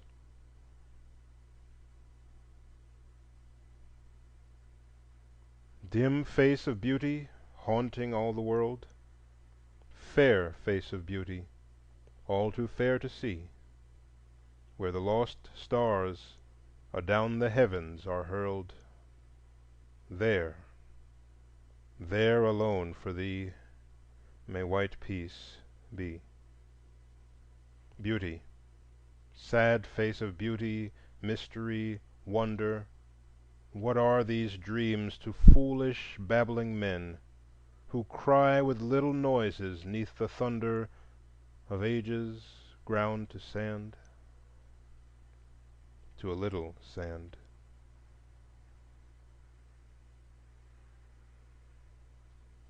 Fiona MacLeod.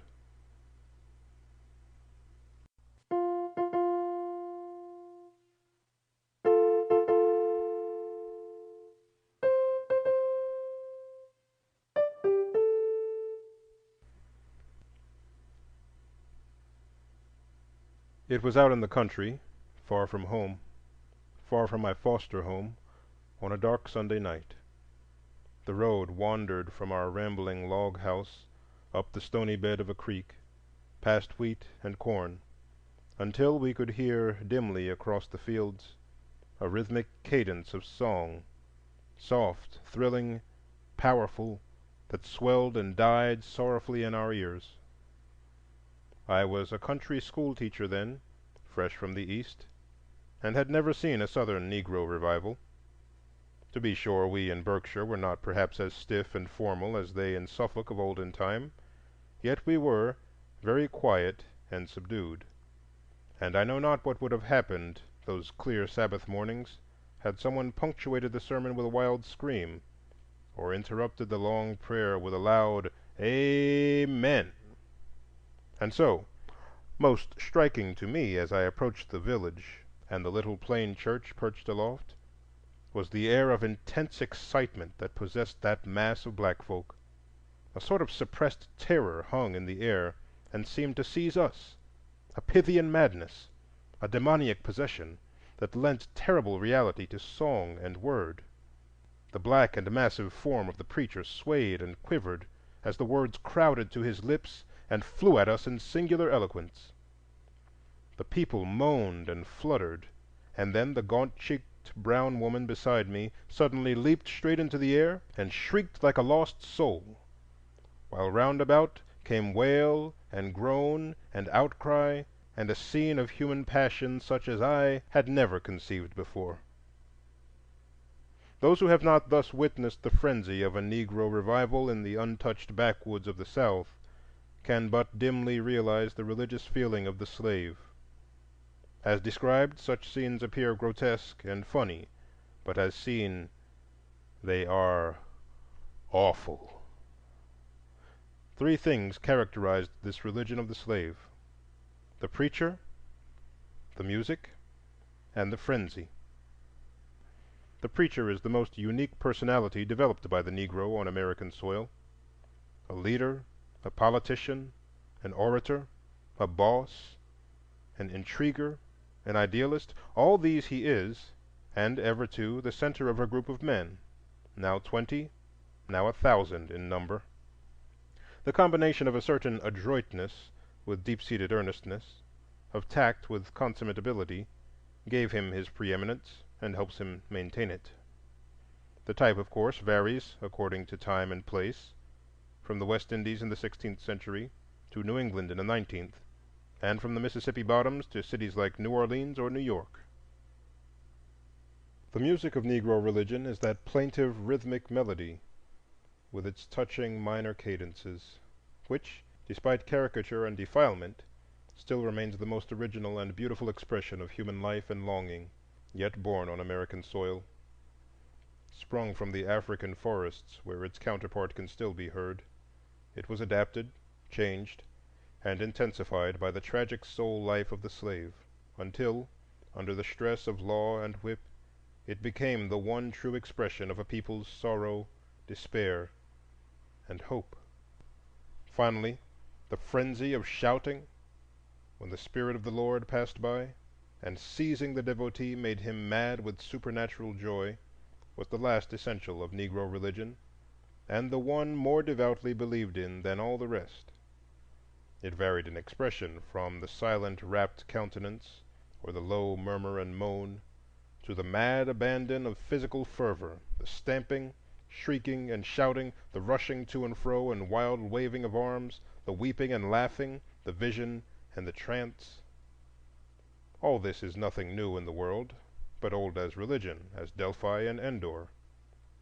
And so firm a hold did it have on the Negro that many generations firmly believed that without this visible manifestation of the God, there could be no true communion with the invisible.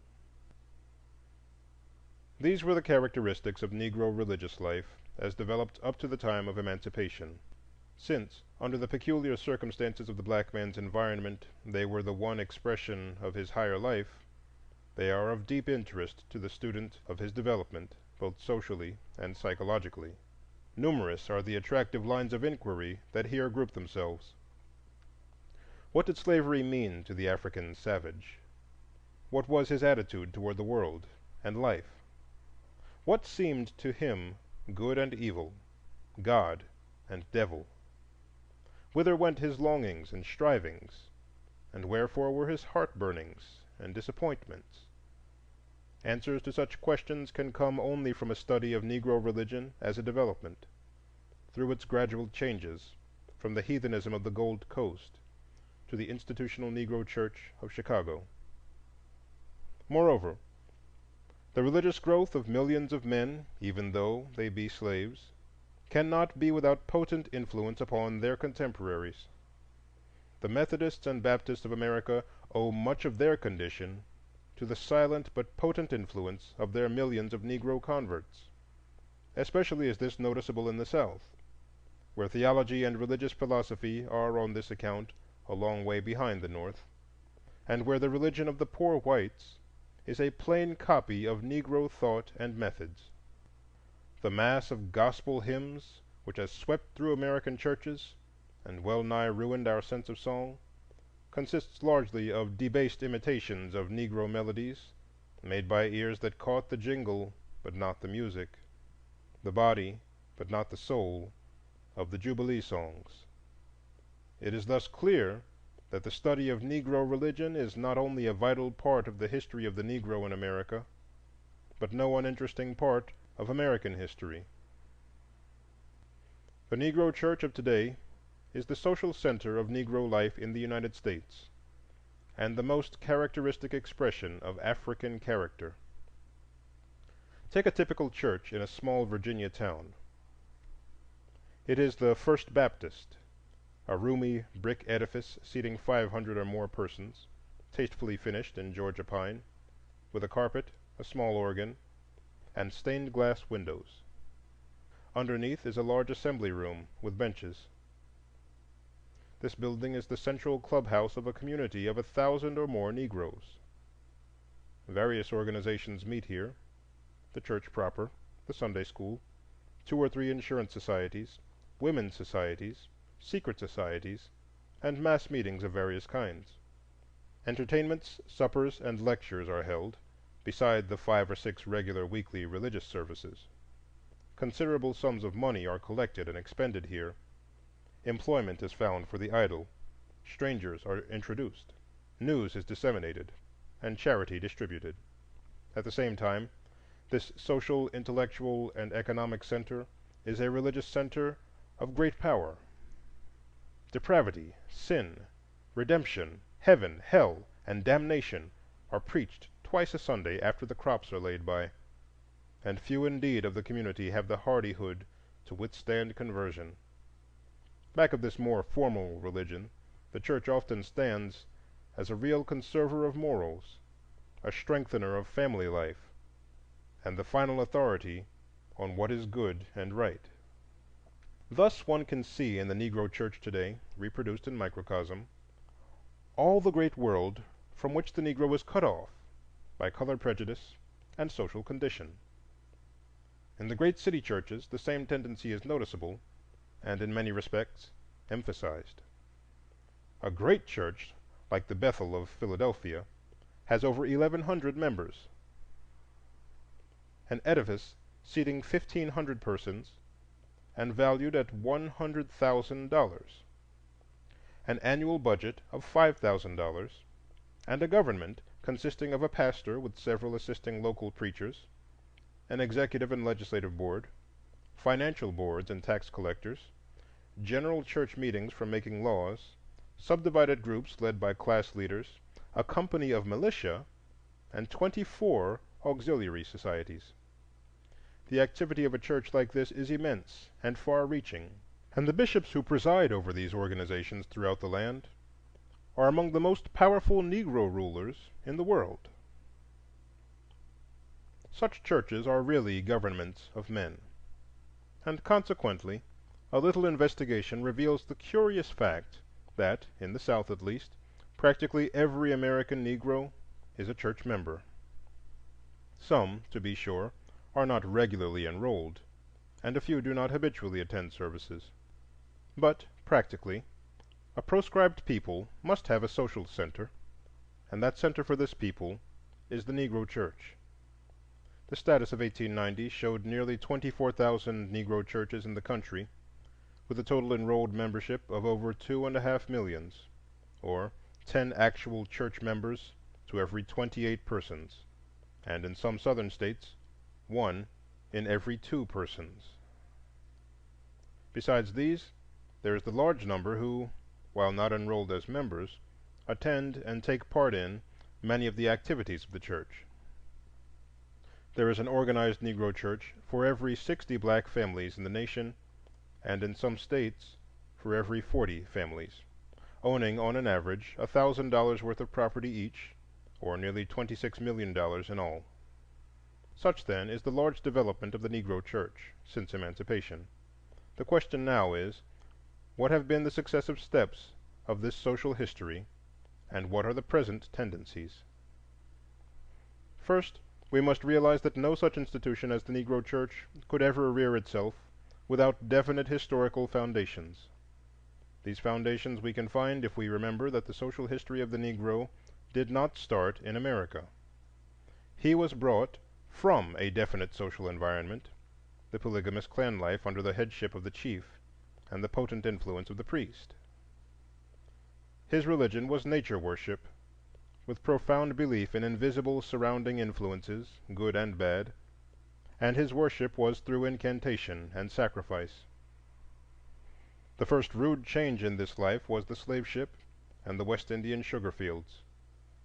The plantation organization replaced the clan and tribe, and the white master replaced the chief, with far greater and more despotic powers. Forced and long-continued toil became the rule of life. The old ties of blood relationship and kinship disappeared, and instead of the family appeared a new polygamy and polyandry, which in some cases almost reached promiscuity. It was a terrific social revolution, and yet some traces were retained of the former group life, and the chief remaining institution was the priest or medicine man. He early appeared on the plantation, and found his function as the healer of the sick, the interpreter of the unknown, the comforter of the sorrowing, the supernatural avenger of wrong, and the one who rudely but picturesquely expressed the longing, disappointment, and resentment of a stolen and oppressed people. Thus, as bard, physician, judge, and priest, within the narrow limits allowed by the slave system, rose the Negro preacher, and under him the first church was not at first by any means Christian nor definitely organized. Rather, it was an adaptation and mingling of heathen rites among the members of each plantation, and roughly designated as voodooism. Association with the masters, missionary effort, and motives of expediency gave these rites an early veneer of Christianity, and after the lapse of many generations, the Negro church became Christian. Two characteristic things must be noticed in regard to the church. First, it became almost entirely Baptist and Methodist in faith. Secondly, as a social institution, it antedated by many decades the monogamic Negro home.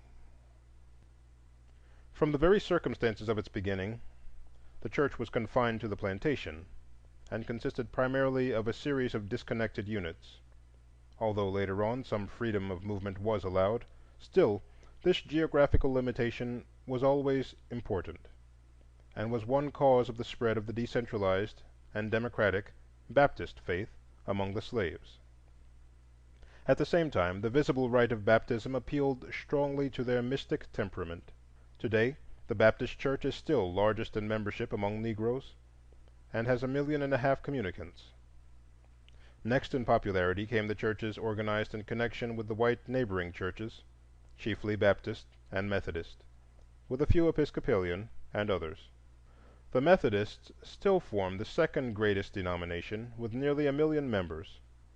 The faith of these two leading denominations was more suited to the slave church from the prominence they gave to religious feeling and fervor.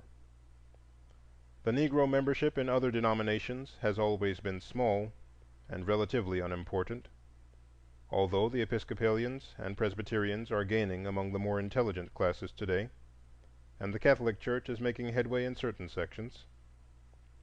After emancipation, and still earlier in the North, the Negro churches largely severed such affiliations as they had had with the white churches, either by choice or by compulsion. The Baptist churches became independent, but the Methodists were compelled early to unite for purposes of episcopal government. This gave rise to the great African Methodist Church, the greatest Negro organization in the world, to the Zion Church and the Colored Methodists, and to the black conferences and churches in this and other denominations. The second fact noted, namely that the Negro church antedates the Negro home, leads to an explanation of much that is paradoxical in this communistic institution and in the morals of its members. But especially it leads us to regard this institution as peculiarly the expression of the inner ethical life of a people in a sense seldom true elsewhere. Let us turn then from the outer physical development of the church to the more important inner ethical life of the people who compose it. The Negro has already been pointed out many times as a religious animal, a being of that deep emotional nature which turns instinctively toward the supernatural.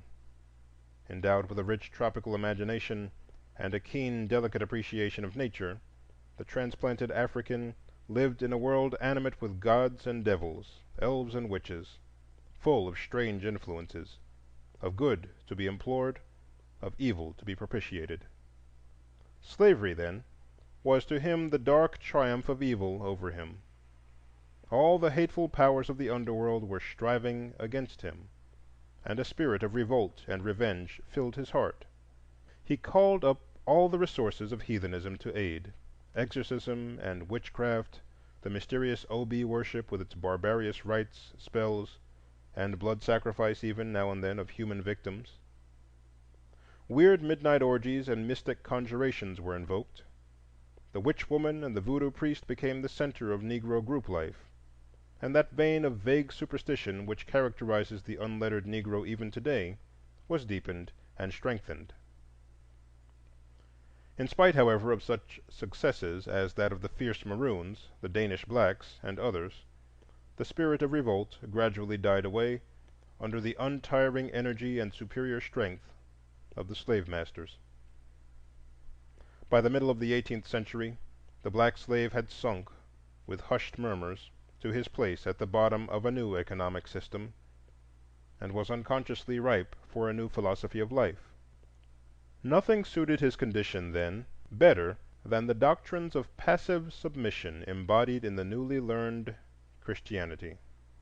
Slave masters early realized this, and cheerfully aided religious propaganda within certain bounds. The long system of repression and degradation of the Negro tended to emphasize the elements of his character which made him a valuable chattel.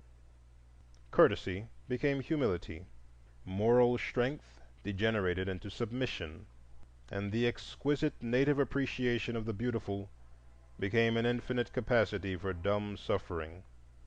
The Negro, losing the joy of this world, eagerly seized upon the offered conceptions of the next. The avenging spirit of the Lord enjoining patience in this world under sorrow and tribulation until the great day when he should lead his dark children home. This became his comforting dream. His preacher repeated the prophecy, and his bards sang, "Children, we all shall be free when the Lord shall appear." This deep religious fatalism, painted so beautifully in Uncle Tom, came soon to breed, as all fatalistic faiths will, the sensualist side by side with the martyr. Under the lax moral life of the plantation, where marriage was a farce, laziness a virtue, and property a theft, a religion of resignation and submission degenerated easily, in less strenuous minds, into a philosophy of indulgence and crime. Many of the worst characteristics of the Negro masses of today had their seed in this period of the slave's ethical growth. Here it was that the home was ruined under the very shadow of the church, white and black. Here habits of shiftlessness took root, and sullen hopelessness replaced hopeful strife. With the beginning of the abolition movement and the gradual growth of a class of free Negroes came a change. We often neglect the influence of the freedman before the war because of the paucity of his numbers and the small weight he had in the history of the nation. But we must not forget that his chief influence was internal, was exerted on the black world, and that there he was the ethical and social leader. Huddled as he was in a few centers like Philadelphia, New York, and New Orleans, the masses of the freedmen sank into poverty and listlessness, but not all of them. The free Negro leader early arose, and his chief characteristic was intense earnestness and deep feeling on the slavery question. Freedom became to him a real thing and not a dream. His religion became darker and more intense, and into his ethics crept a note of revenge, into his songs a day of reckoning close at hand. The coming of the Lord swept this side of death, and came to be a thing hoped for in this day. Through fugitive slaves and irrepressible discussion, this desire for freedom seized the black millions still in bondage, and became their one ideal of life. The black bards caught new notes, and sometimes even dared to sing, "Freedom, oh freedom, oh freedom over me. Before I'll be a slave, I'll be buried in my grave, and go home to my Lord and be free." For 50 years, Negro religion thus transformed itself and identified itself with the dream of abolition, until that which was a radical fad in the white North and an anarchistic plot in the white South had become a religion to the black world. Thus, when emancipation finally came, it seemed to the freedman a literal coming of the Lord. His fervid imagination was stirred as never before by the tramp of armies, the blood and dust of battle, and the wail and whirl of social upheaval. He stood dumb and motionless before the whirlwind. What had he to do with it? Was it not the Lord's doing, and marvelous in his eyes? Joyed and bewildered with what came, he stood awaiting new wonders, till the inevitable age of reaction swept over the nation and brought the crisis of today. It is difficult to explain clearly the present critical stage of Negro religion. First, we must remember that living as the blacks do in close contact with the great modern nation, and sharing, although imperfectly, the soul life of that nation, they must necessarily be affected more or less directly by all the religious and ethical forces that are today moving the United States. These questions and movements are, however, overshadowed and dwarfed by the, to them, all-important question of their civil, political, and economic status. They must perpetually discuss the Negro problem, must live, move, and have their being in it, and interpret all else in its light or darkness. With this come, too, peculiar problems of their inner life, of the status of women, the maintenance of home, the training of children, the accumulation of wealth, and the prevention of crime. All this must mean a time of intense ethical ferment, of religious heart-searching and intellectual unrest. From the double life every American Negro must live as a Negro and as an American, as swept on by the current of the 19th, while yet struggling in the eddies of the 15th century, from this must arise a painful self-consciousness, an almost morbid sense of personality, and a moral hesitancy which is fatal to self-confidence. The worlds within and without the veil of color are changing, and changing rapidly, but not at the same rate, and not in the same way. And this must produce a peculiar wrenching of the soul, a peculiar sense of doubt and bewilderment. Such a double life, with double thoughts, double duties, and double social classes, must give rise to double words and double ideals, and tempt the mind to pretense or revolt, to hypocrisy or radicalism. In some such doubtful words and phrases can one perhaps most clearly picture the peculiar ethical paradox that faces the Negro of today, and is tinging and changing his religious life. Feeling that his rights and his dearest ideals are being trampled upon, that the public conscience is ever more deaf to his righteous appeal, and that all the reactionary forces of prejudice, greed, and revenge are daily gaining new strength and fresh allies, the Negro faces no enviable dilemma.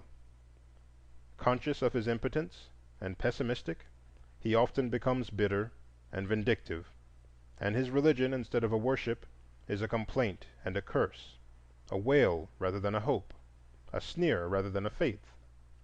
On the other hand, another type of mind, shrewder and keener, and more tortuous too, sees in the very strength of the anti-Negro movement its patent weaknesses, and with Jesuitic casuistry is deterred by no ethical considerations in the endeavor to turn this weakness to the black man's strength.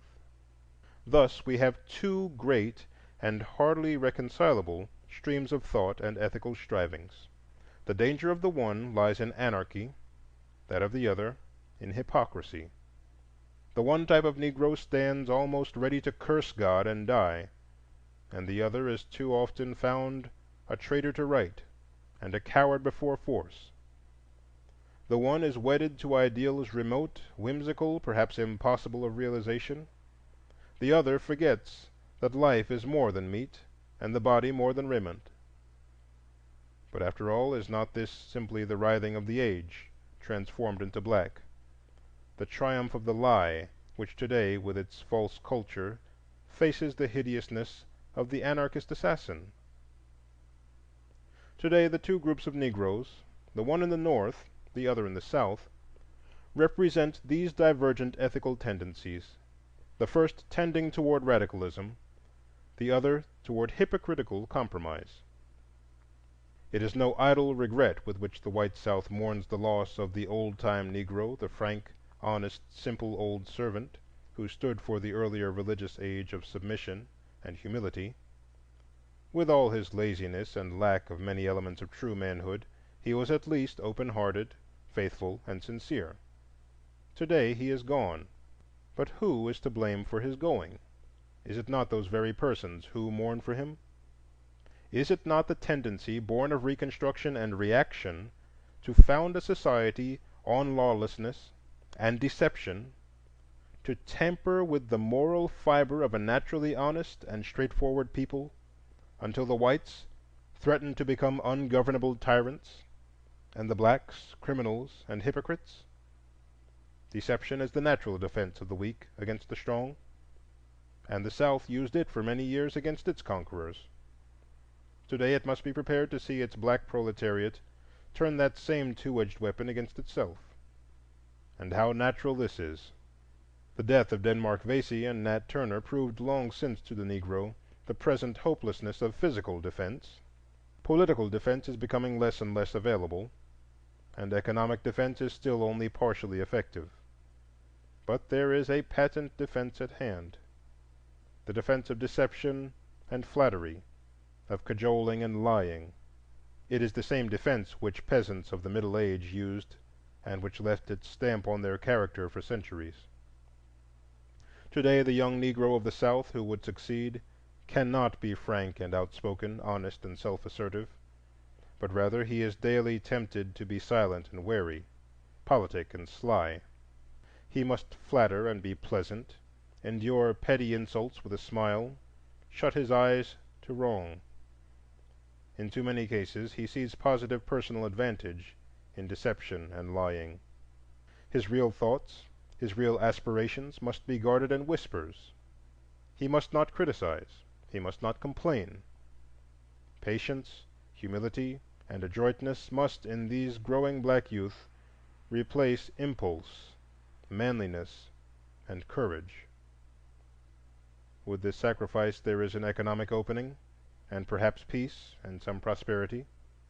Without this, there is riot, migration, or crime.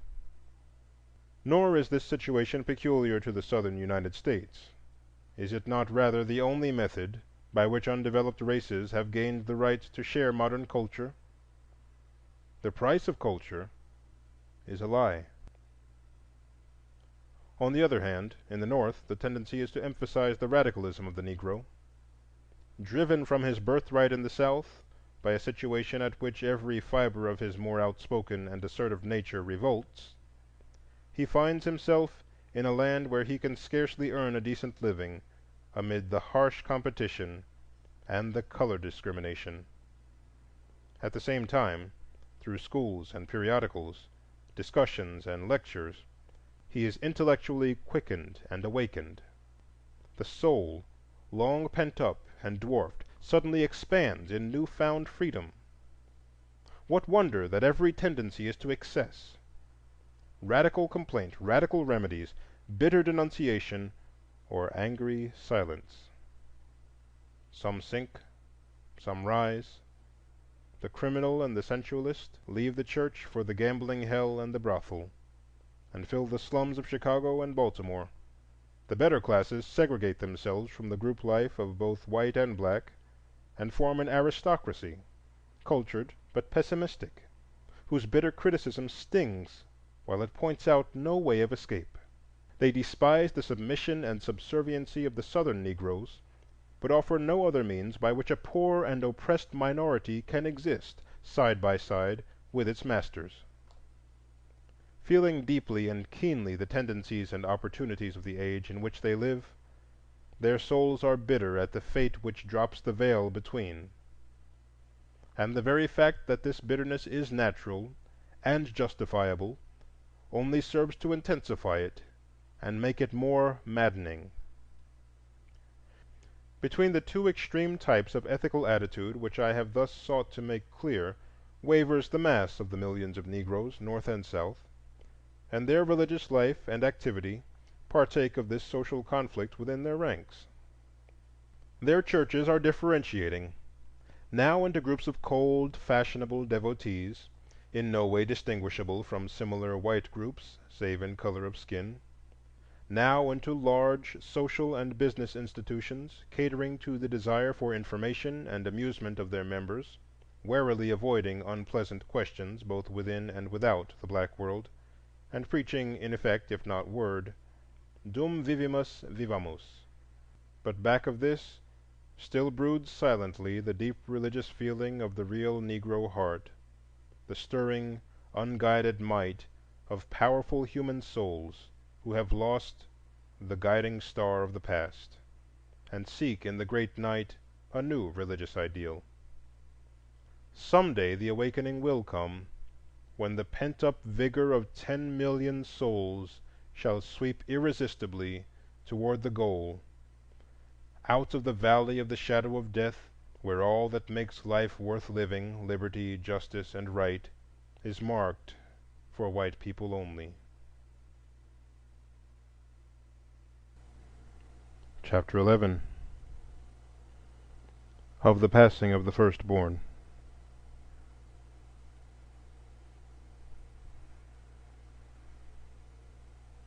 O sister, sister, thy first begotten, the hands that cling and the feet that follow, the voice of the child's blood crying yet, who hath remembered me? Who hath forgotten? Thou hast forgotten, O summer swallow, but the world shall end when I forget. Swinburne.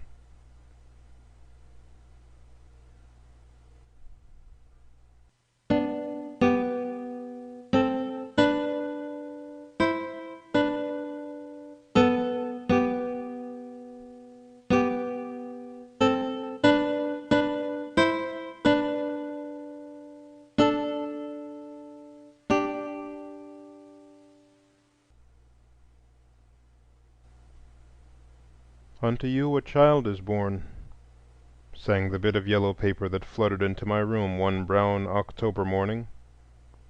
Then the fear of fatherhood mingled wildly with the joy of creation. I wondered how it looked, and how it felt. What were its eyes, and how its hair curled and crumpled itself? And I thought in awe of her, she who had slept with death to tear a man-child from underneath her heart while I was unconsciously wandering.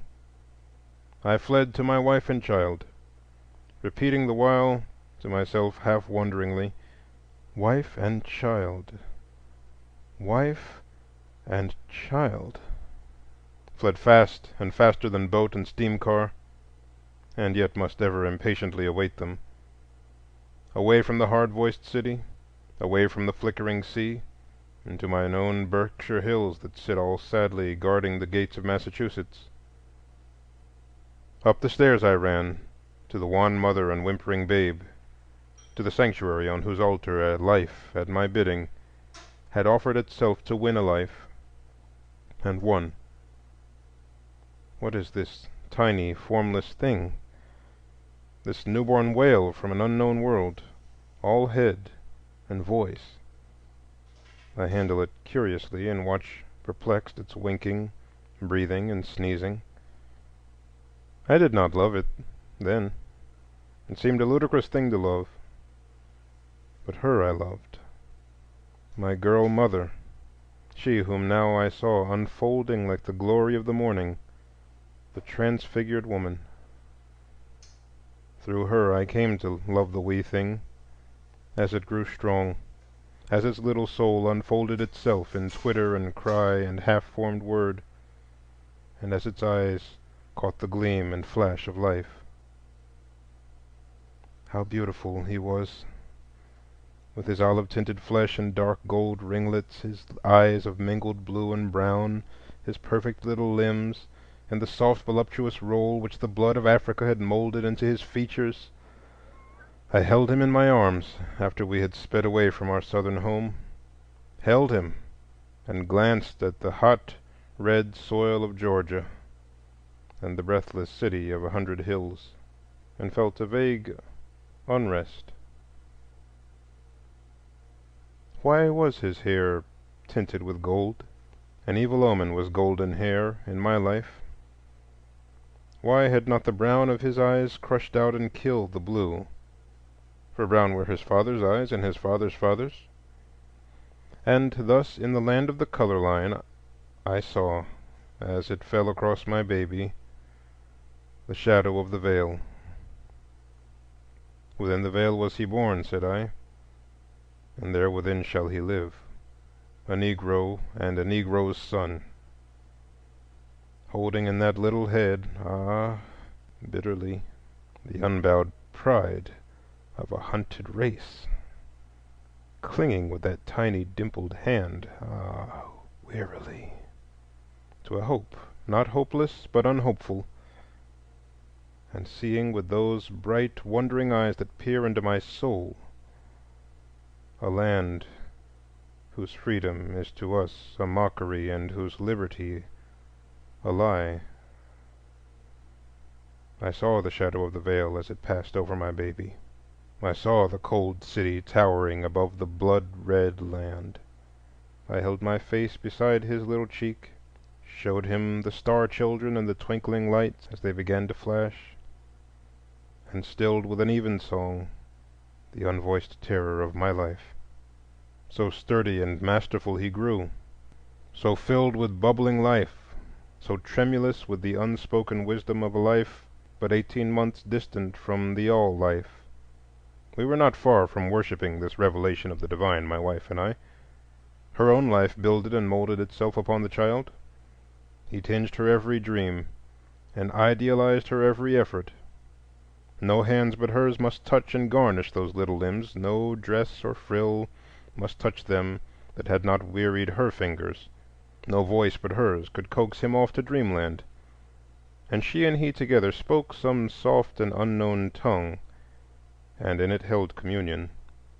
I too mused above his little white bed, saw the strength of my own arm stretched onward through the ages, through the newer strength of his, saw the dream of my black fathers stagger a step onward in the wild phantasm of the world, heard in his baby voice the voice of the prophet that was to rise within the veil. And so we dreamed and loved and planned by fall and winter and the full flush of the long southern spring, till the hot winds rolled from the fetid Gulf, till the roses shivered and the still stern sun quivered its awful light over the hills of Atlanta. And then one night the little feet pattered wearily to the wee white bed, and the tiny hands trembled, and a warm flushed face tossed on the pillow, and we knew baby was sick.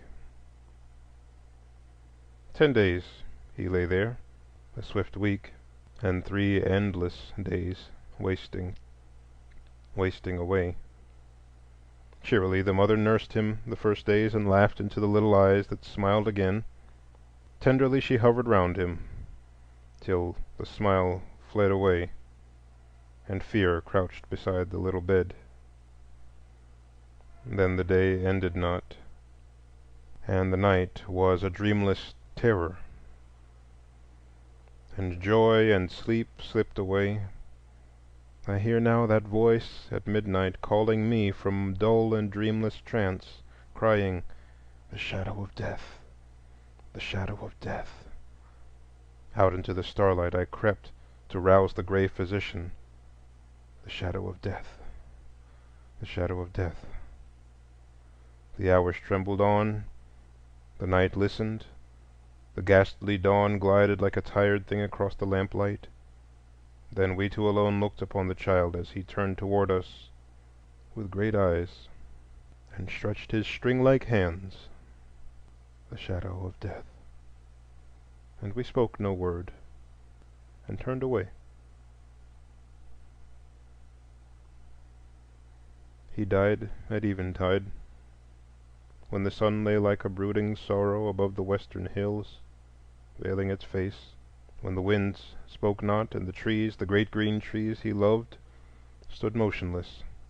I saw his breath beat quicker and quicker, pause,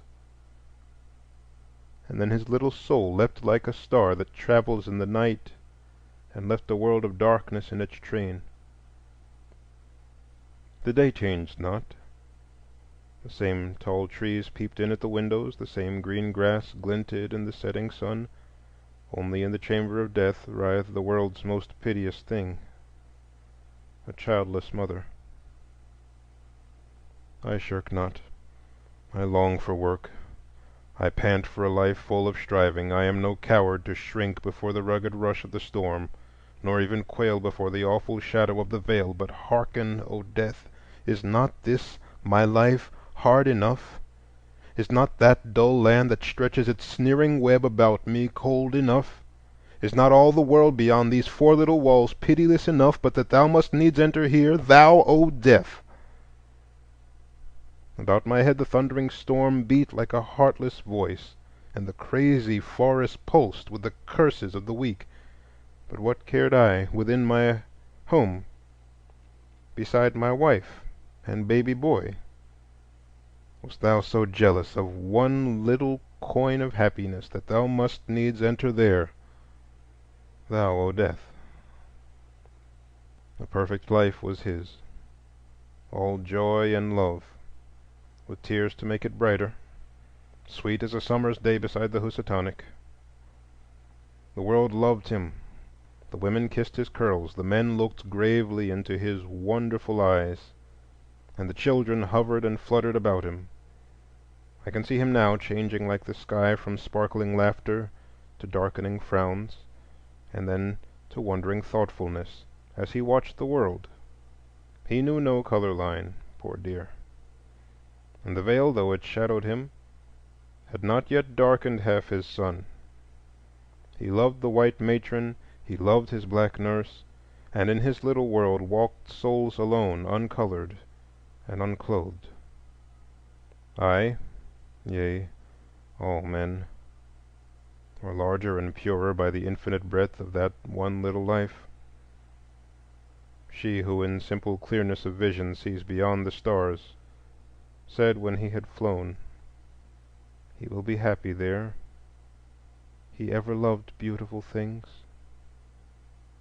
And I, far more ignorant and blind by the web of mine own weaving, sit alone, winding words and muttering, "If still he be, and he be there, and there be a there, let him be happy, O fate." Blithe was the morning of his burial, with bird and song and sweet-smelling flowers. The trees whispered to the grass, but the children sat with hushed faces. And yet it seemed a ghostly, unreal day, the wraith of life. We seemed to rumble down an unknown street, behind a little white bundle of posies, with the shadow of a song in our ears. The busy city dinned about us. They did not say much. Those pale-faced, hurrying men and women, they did not say much. They only glanced and said, "Niggers." We could not lay him in the ground there in Georgia, for the earth there is strangely red. So we bore him away to the northward, with his flowers and his little folded hands. In vain, in vain. For where, O God, beneath thy broad blue sky shall my dark baby rest in peace, where reverence dwells, and goodness, and a freedom that is free? All that day and all that night there sat an awful gladness in my heart. Nay, blame me not if I see the world thus darkly through the veil. And my soul whispers ever to me, saying, not dead, not dead, but escaped, not bond, but free.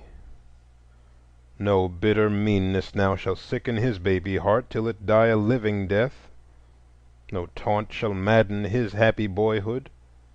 Fool that I was to think or wish that this little soul should grow choked and deformed within the veil. I might have known that yonder deep, unworldly look that ever and anon floated past his eyes was peering far beyond this narrow now. In the poise of his little curl-crowned head did there not sit all that wild pride of being which his father had hardly crushed in his own heart? For what, forsooth, shall a Negro want with pride amid the studied humiliations of 50,000,000 fellows? Well sped, my boy, before the world had dubbed your ambition insolence, had held your ideals unattainable, and taught you to cringe and bow. Better far this nameless void that stops my life than a sea of sorrow for you. Idle words. He might have borne his burden more bravely than we. Aye, and found it lighter too, some day. For surely this is not the end. Surely there shall yet dawn some mighty morning to lift the veil and set the prisoned free. Not for me, I shall die in my bonds, but for fresh young souls who have not known the night and waken to the morning, a morning when men ask of the workman, not "Is he white?" but "Can he work?" When men ask artists, not "Are they black?" but "Do they know?" Some morning this may be, long, long years to come. But now there wails on that dark shore within the veil the same deep voice, "Thou shalt forego." And all have I foregone at that command, and with small complaint, all save that fair young form that lies so coldly wed with death in the nest I had builded. If one must have gone, why not I? Why may I not rest me from this restlessness, and sleep from this wide waking? Was not the world's alembic, time, in his young hands? And is not my time waning? Are there so many workers in the vineyard that the fair promise of this little body could lightly be tossed away? The wretched of my race that line the alleys of the nation sit fatherless and unmothered, but Love sat beside his cradle, and in his ear Wisdom waited to speak. Perhaps now he knows the all Love, and needs not to be wise. Sleep then, child. Sleep till I sleep, and waken to a baby voice and the ceaseless patter of little feet above the veil. Chapter 12 of Alexander Crummell.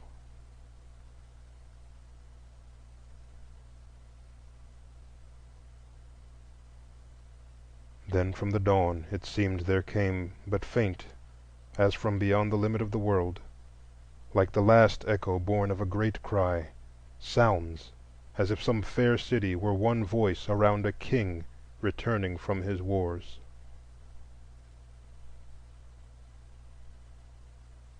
Tennyson.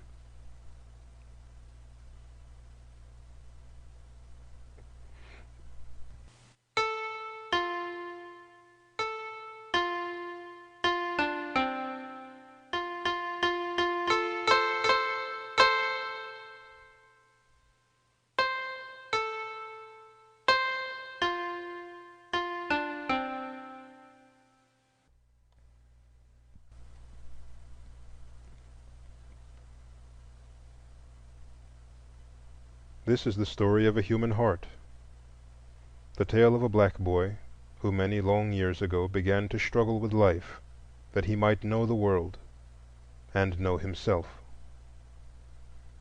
3 temptations he met on those dark dunes that lay gray and dismal before the wonder eyes of the child. The temptation of hate that stood out against the red dawn, the temptation of despair that darkened noonday, and the temptation of doubt that ever steals along with twilight. Above all, you must hear of the vales he crossed, the valley of humiliation and the valley of the shadow of death. I saw Alexander Crummell first at a Wilberforce commencement season, amid its bustle and crush. Tall, frail, and black he stood, with simple dignity and an unmistakable air of good breeding. I talked with him apart, where the storming of the lusty young orators could not harm us. I spoke to him politely, then curiously, then eagerly, as I began to feel the fineness of his character, his calm courtesy, the sweetness of his strength, and his fair blending of the hope and truth of life. Instinctively, I bowed before this man as one bows before the prophets of the world.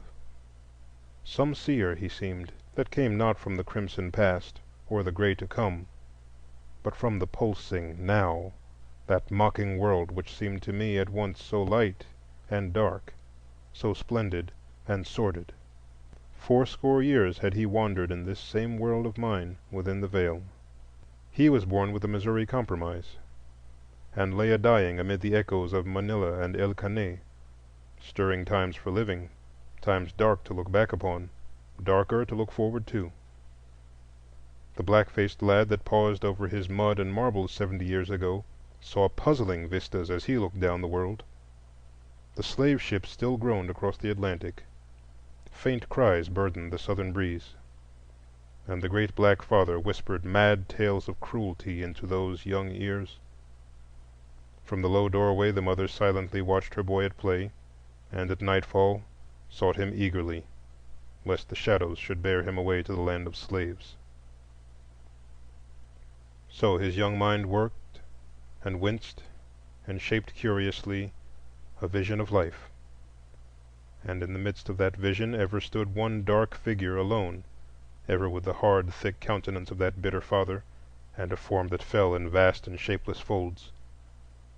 Thus the temptation of hate grew and shadowed the growing child, gliding stealthily into his laughter, fading into his play, and seizing his dreams by day and night with rough, rude turbulence.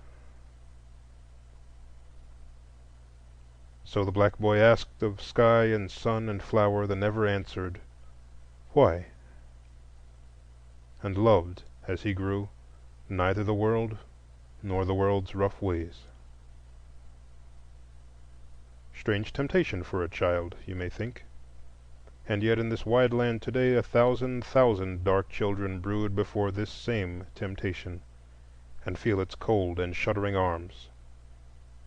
For them perhaps someone will some day lift the veil, will come tenderly and cheerily into those sad little lives and brush the brooding hate away, just as Beriah Green strode in upon the life of Alexander Crummell.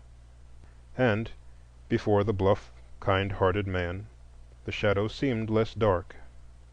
Beriah Green had a school in Oneida County, New York, with a score of mischievous boys.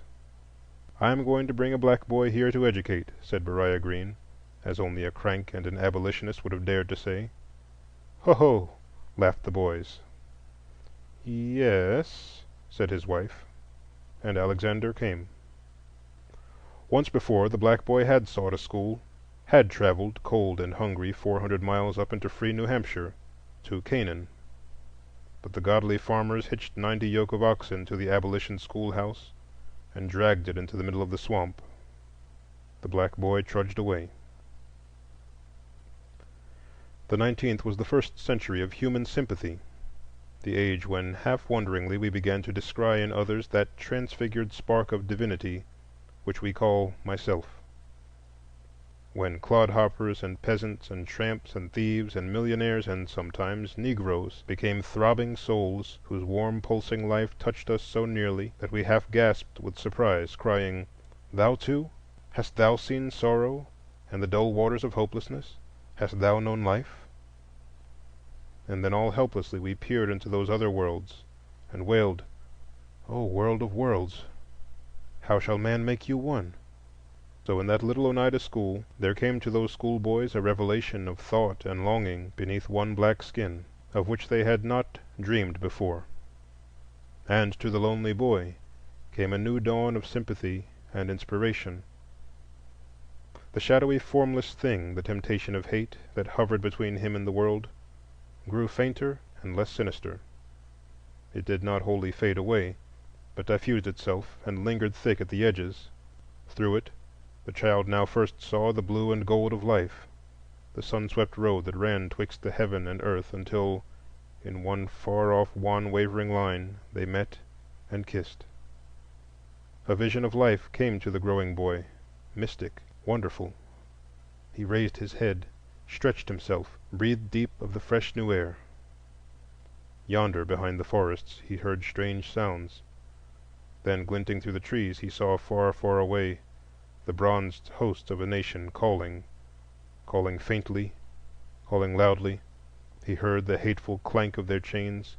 He felt them cringe and grovel, and there rose within him a protest and a prophecy, and he girded himself to walk down the world. A voice and vision called him to be a priest, a seer to lead the uncalled out of the house of bondage.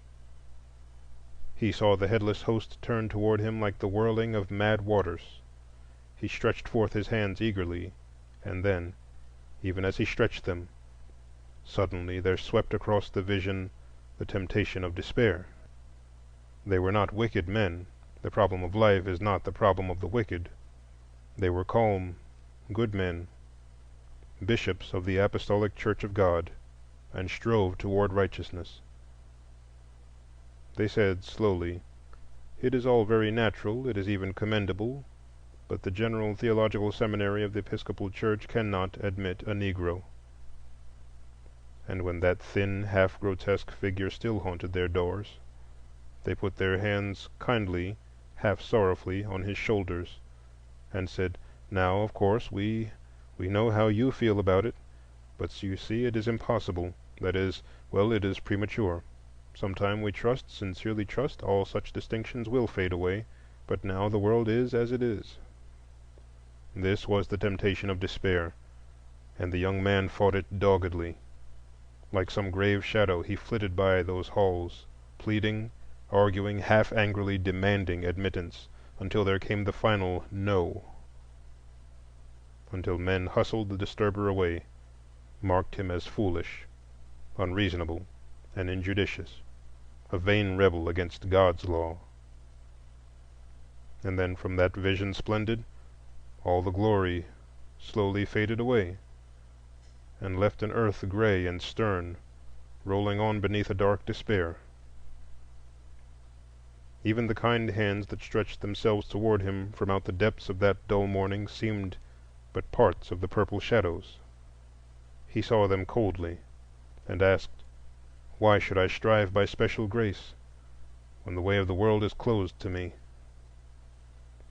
All gently yet, the hands urged him on, the hands of young John Jay, that daring father's daring son, the hands of the good folk of Boston, that free city. And yet, with a way to the priesthood of the church open at last before him, the cloud lingered there. And even when in old St. Paul's the venerable bishop raised his white arms above the Negro deacon, even then the burden had not lifted from that heart, for there had passed a glory from the earth. And yet the fire through which Alexander Crummell went did not burn in vain. Slowly and more soberly he took up again his plan of life. More critically he studied the situation. Deep down below the slavery and servitude of the Negro people, he saw their fatal weaknesses, which long years of mistreatment had emphasized. The dearth of strong moral character, of unbending righteousness, he felt, was their great shortcoming, and here he would begin. He would gather the best of his people into some little Episcopal chapel, and there lead, teach, and inspire them till the leaven spread, till the children grew, till the world hearkened, till, and then across his dream gleamed some faint afterglow of that first fair vision of youth, only an afterglow, for there had passed a glory from the earth. One day, it was in 1842, and the springtide was struggling merrily with the May winds of New England, he stood at last in his own chapel in Providence, a priest of the church. The days sped by, and the dark young clergyman labored. He wrote his sermons carefully, he intoned his prayers with a soft, earnest voice. He haunted the streets and accosted the wayfarers. He visited the sick and knelt beside the dying. He worked and toiled, week by week, day by day, month by month. And yet month by month the congregation dwindled. Week by week the hollow walls echoed more sharply. Day by day the calls came fewer and fewer. And day by day the third temptation sat clearer and still more clearly within the veil, a temptation as it were bland and smiling, with just a shade of mockery in its smooth tones. First it came casually in the cadence of a voice, "Oh, colored folks, yes." Or perhaps more definitely, "What do you expect?" In voice and gesture lay the doubt, the temptation of doubt. How he hated it, and stormed at it furiously. Of course they are capable, he cried. Of course they can learn and strive and achieve. And of course, added the temptation softly, they do nothing of the sort. Of all the three temptations, this one struck the deepest. Hate, he had outgrown so childish a thing. Despair, he had steeled his right arm against it and fought it with the vigor of determination. But to doubt the worth of his life work, to doubt the destiny and capability of the race his soul loved because it was his, to find listless squalor instead of eager endeavor, to hear his own lips whispering, "They do not care, they cannot know, they are dumb-driven cattle. Why cast your pearls before swine?" This seemed more than man could bear, and he closed the door and sank upon the steps of the chancel and cast his robe upon the floor and writhed. The evening sunbeams had set the dust to dancing in the gloomy chapel when he arose. He folded his vestments, put away the hymn books, and closed the great Bible. He stepped out into the twilight, looked back upon the narrow little pulpit with a weary smile, and locked the door. Then he walked briskly to the bishop, and told the bishop what the bishop already knew.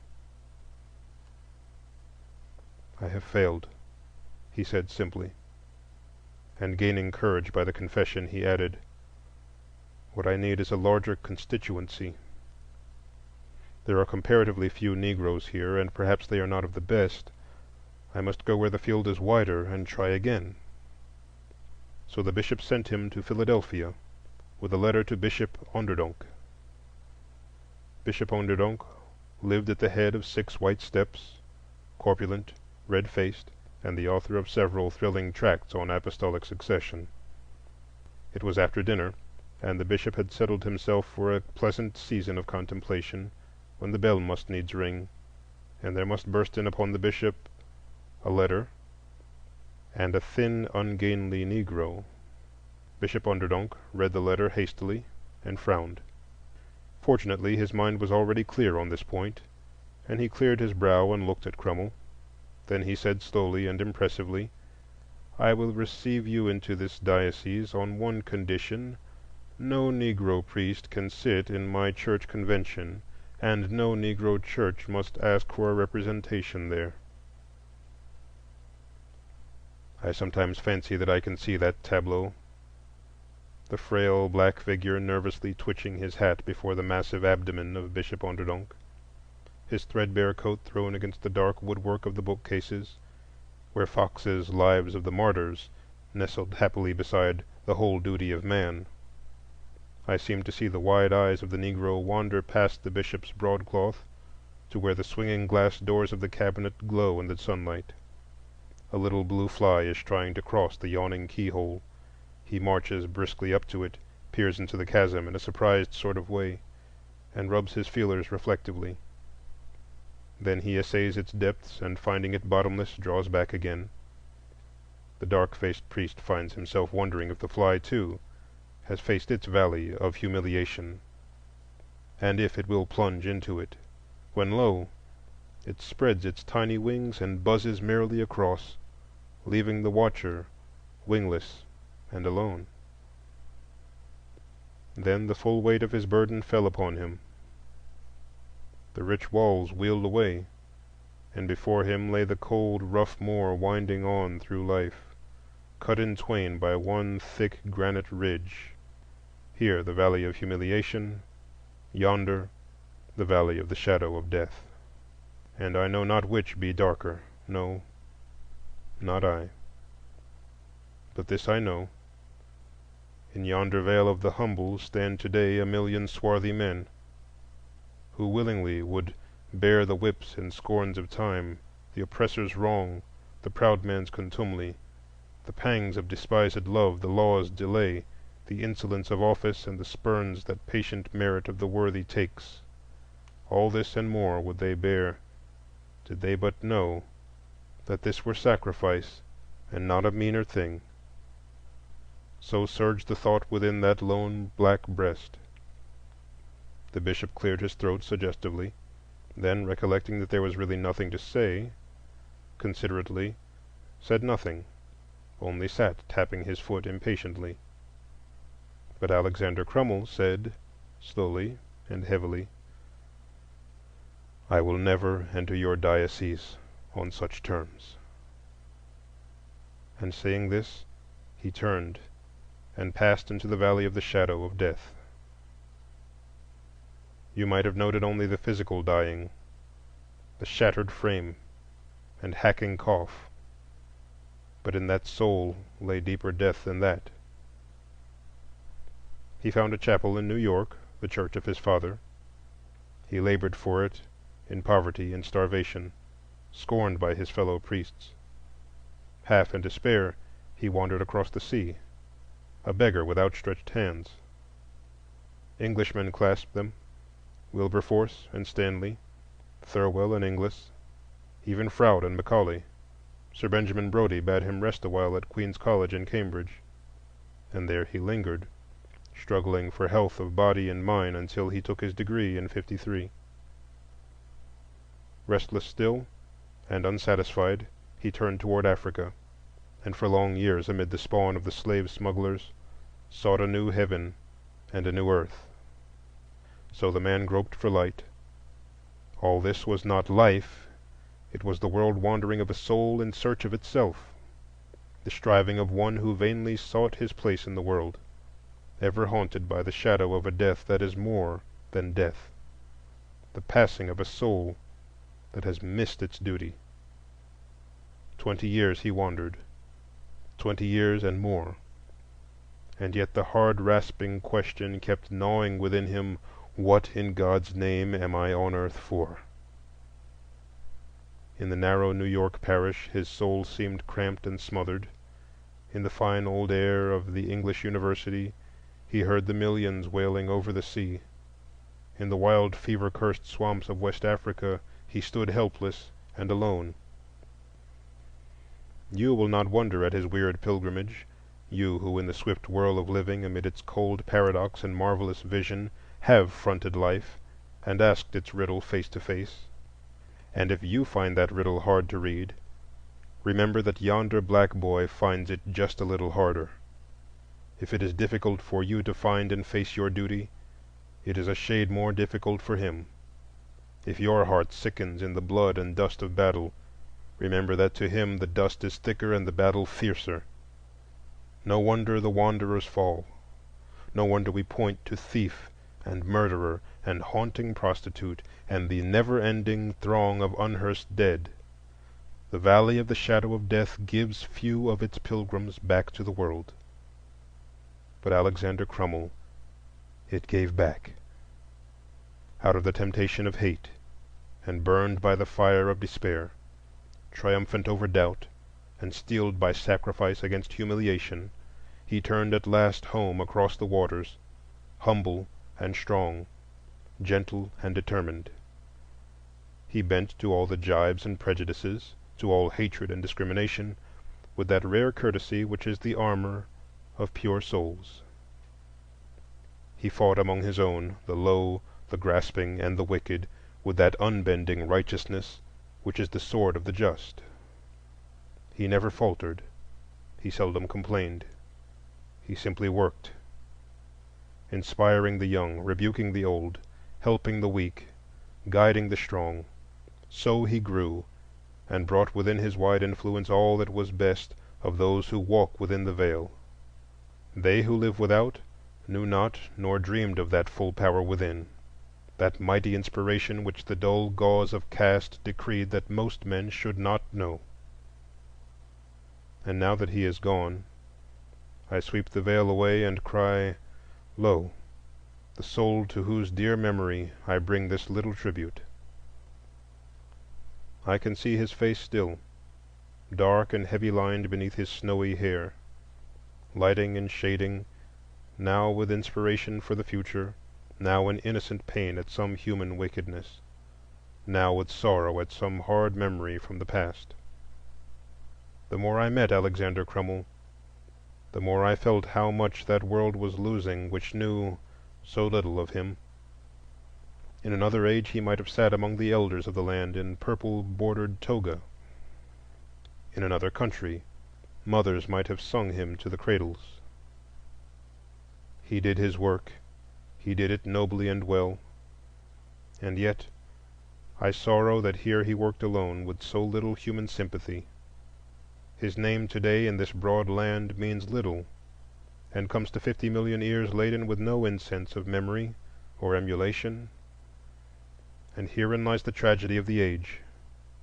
Not that men are poor, all men know something of poverty. Not that men are wicked, who is good? Not that men are ignorant, what is truth? Nay, but that men know so little of men. He sat one morning gazing toward the sea. He smiled and said, "The gate is rusty on the hinges." That night at starrise a wind came moaning out of the west to blow the gate ajar. And then the soul I loved fled like a flame across the seas, and in its seat sat Death. I wonder where he is today.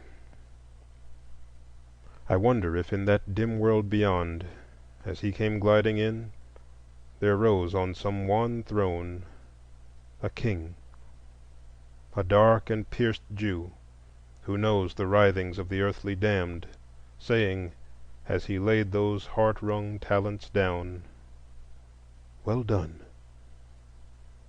while round about the morning stars sat singing.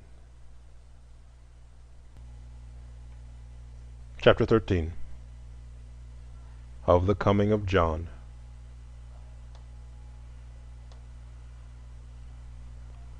What bring they 'neath the midnight, beside the river sea? They bring the human heart wherein no nightly calm can be, that droppeth never with the wind, nor drieth with the dew. O calm it, God, thy calm is broad to cover spirits too. The river floweth on. Mrs. Browning.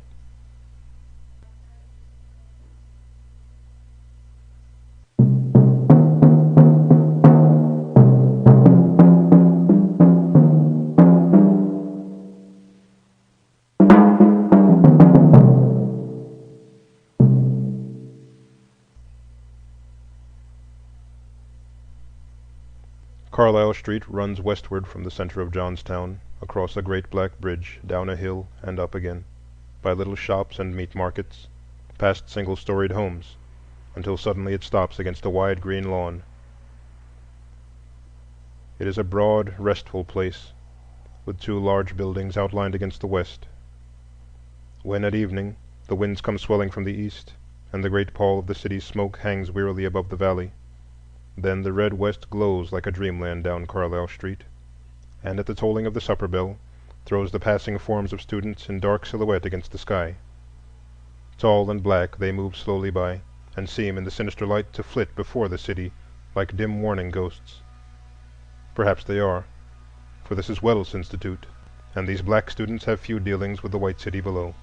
And if you'll notice, night after night there is one dark form that ever hurries, last and late, toward the twinkling lights of Swain Hall, for Jones is never on time. A long, straggling fellow he is, brown and hard-haired, who seems to be growing straight out of his clothes, and walks with a half-apologetic roll. He used perpetually to set the quiet dining room into waves of merriment as he stole to his place after the bell had tapped for prayers. He seemed so perfectly awkward, and yet one glance at his face made one forgive him much, that broad, good-natured smile in which lay no bit of art or artifice, but seemed just bubbling good nature and genuine satisfaction with the world. He came to us from Altamaha, away down there beneath the gnarled oaks of southeastern Georgia, where the sea croons to the sands, and the sands listen till they sink half-drowned beneath the waters, rising only here and there in long, low islands.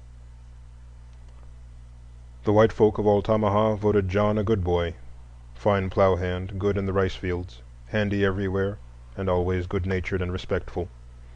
But they shook their heads when his mother wanted to send him off to school. "It'll spoil him, ruin him," they said, and they talked as though they knew. But full half the black folk followed him proudly to the station, and carried his queer little trunk and many bundles, and there they shook and shook hands, and the girls kissed him shyly, and the boys clapped him on the back.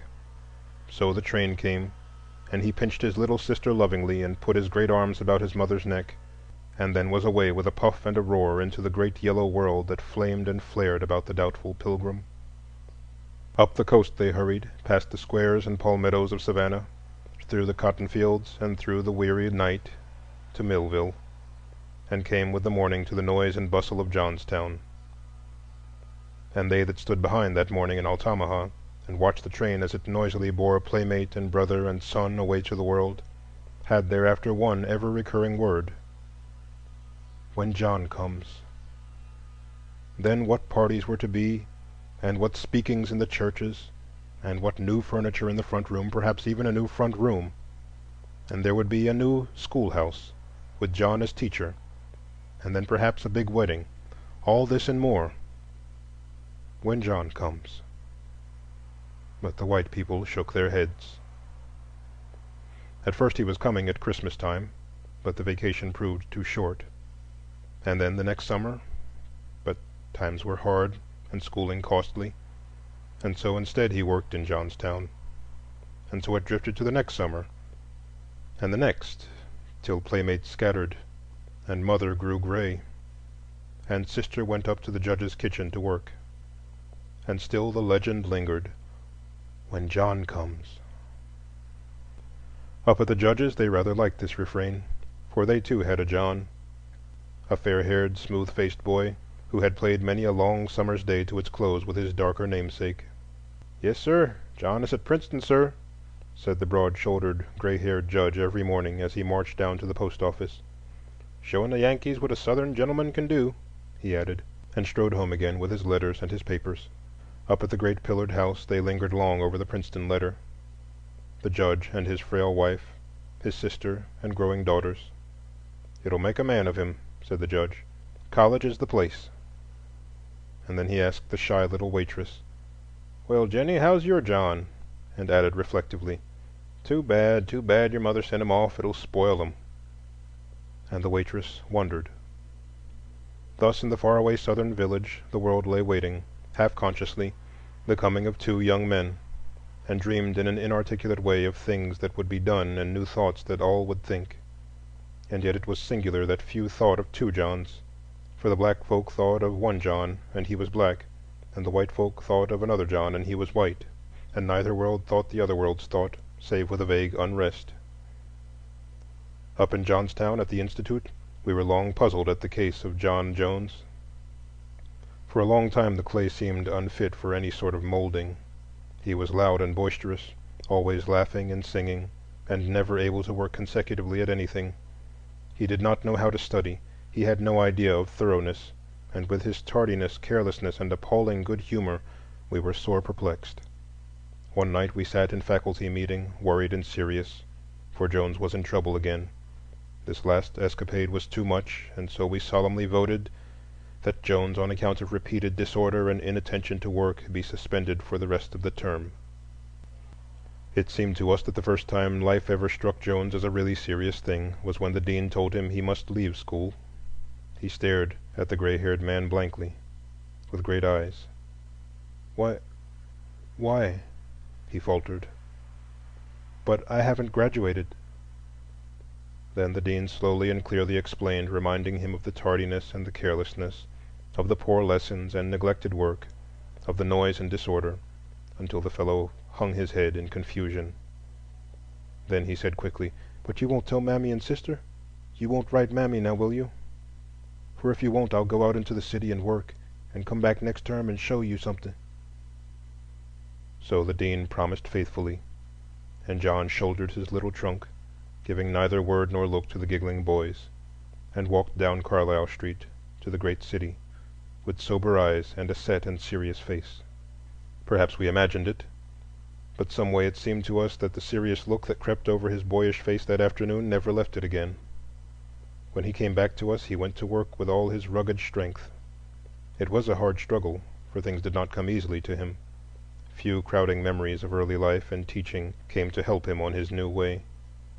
But all the world toward which he strove was of his own building, and he builded slow and hard.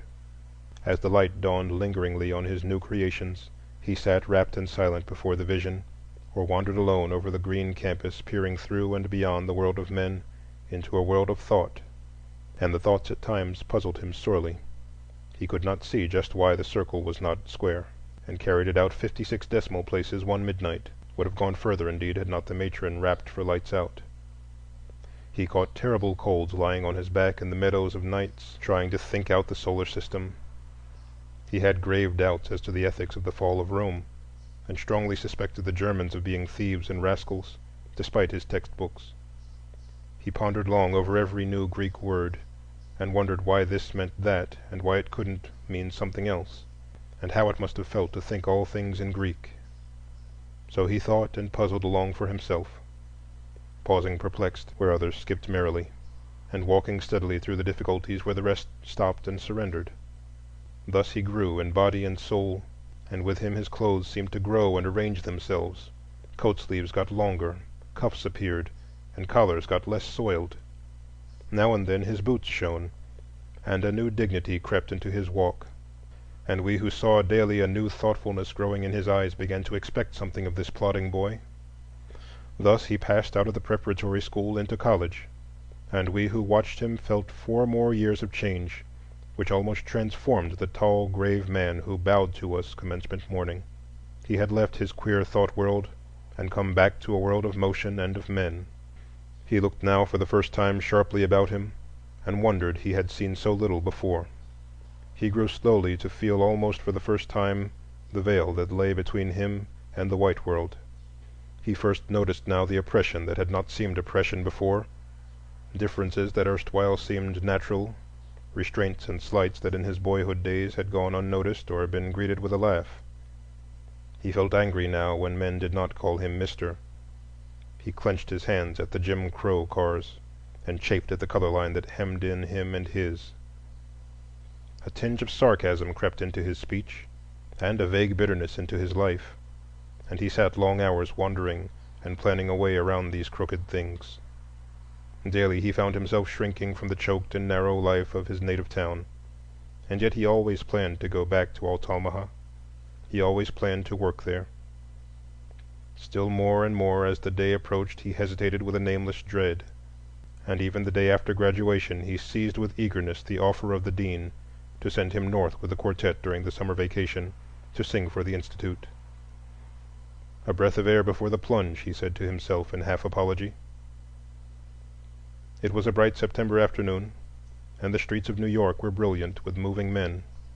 They reminded John of the sea as he sat in the square and watched them, so changelessly changing, so bright and dark, so grave and gay. He scanned their rich and faultless clothes, the way they carried their hands, the shape of their hats. He peered into the hurrying carriages. Then, leaning back with a sigh, he said, "This is the world." The notion suddenly seized him to see where the world was going, since many of the richer and brighter seemed hurrying all one way.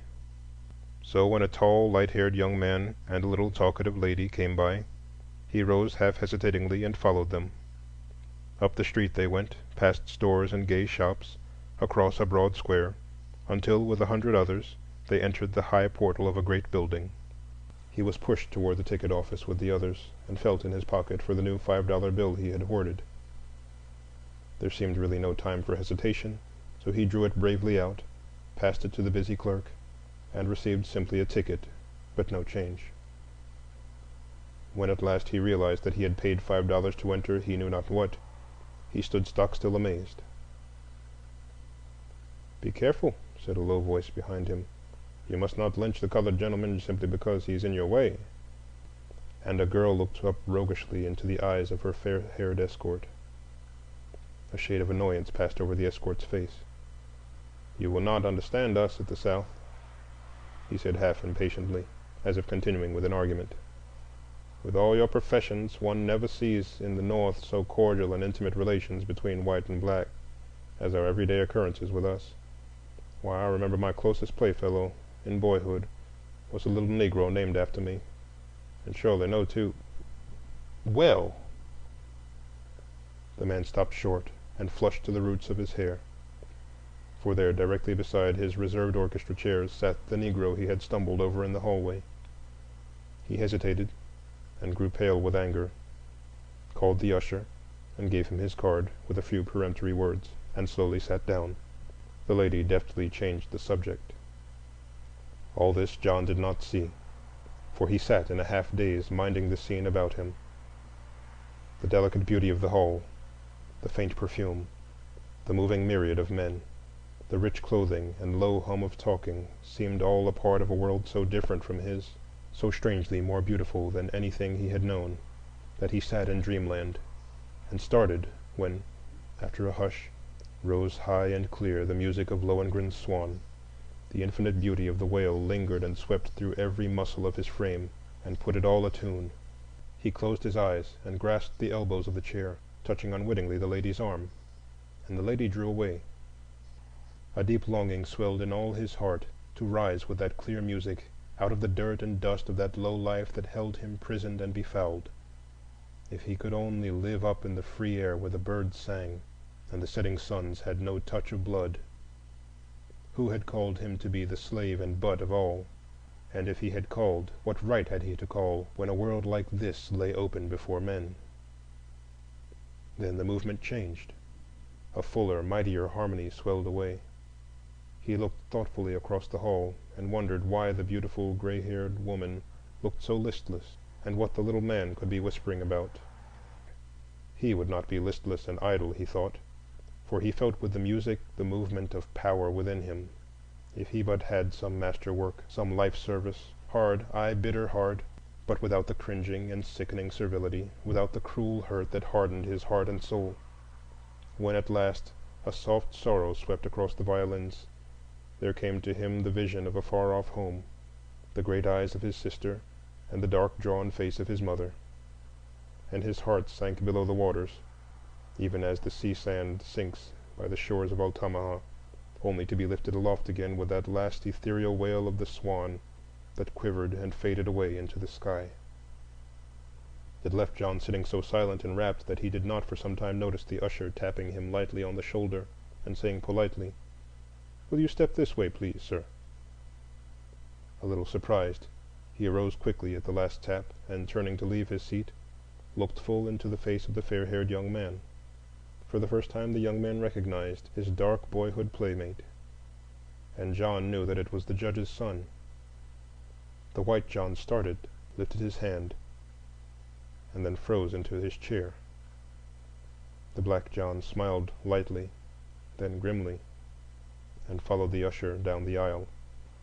The manager was sorry, very, very sorry, but he explained that some mistake had been made in selling the gentleman a seat already disposed of.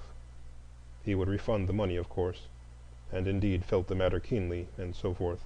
And before he had finished, John was gone, walking hurriedly across the square and down the broad streets.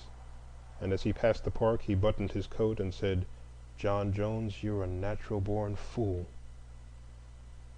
Then he went to his lodgings and wrote a letter and tore it up. He wrote another and threw it in the fire. Then he seized a scrap of paper and wrote, "Dear Mother and Sister, I am coming. John." "Perhaps," said John as he settled himself on the train, "perhaps I am to blame myself in struggling against my manifest destiny, simply because it looks hard and unpleasant. Here is my duty to Altamaha plain before me. Perhaps they'll let me settle the Negro problems there. Perhaps they won't.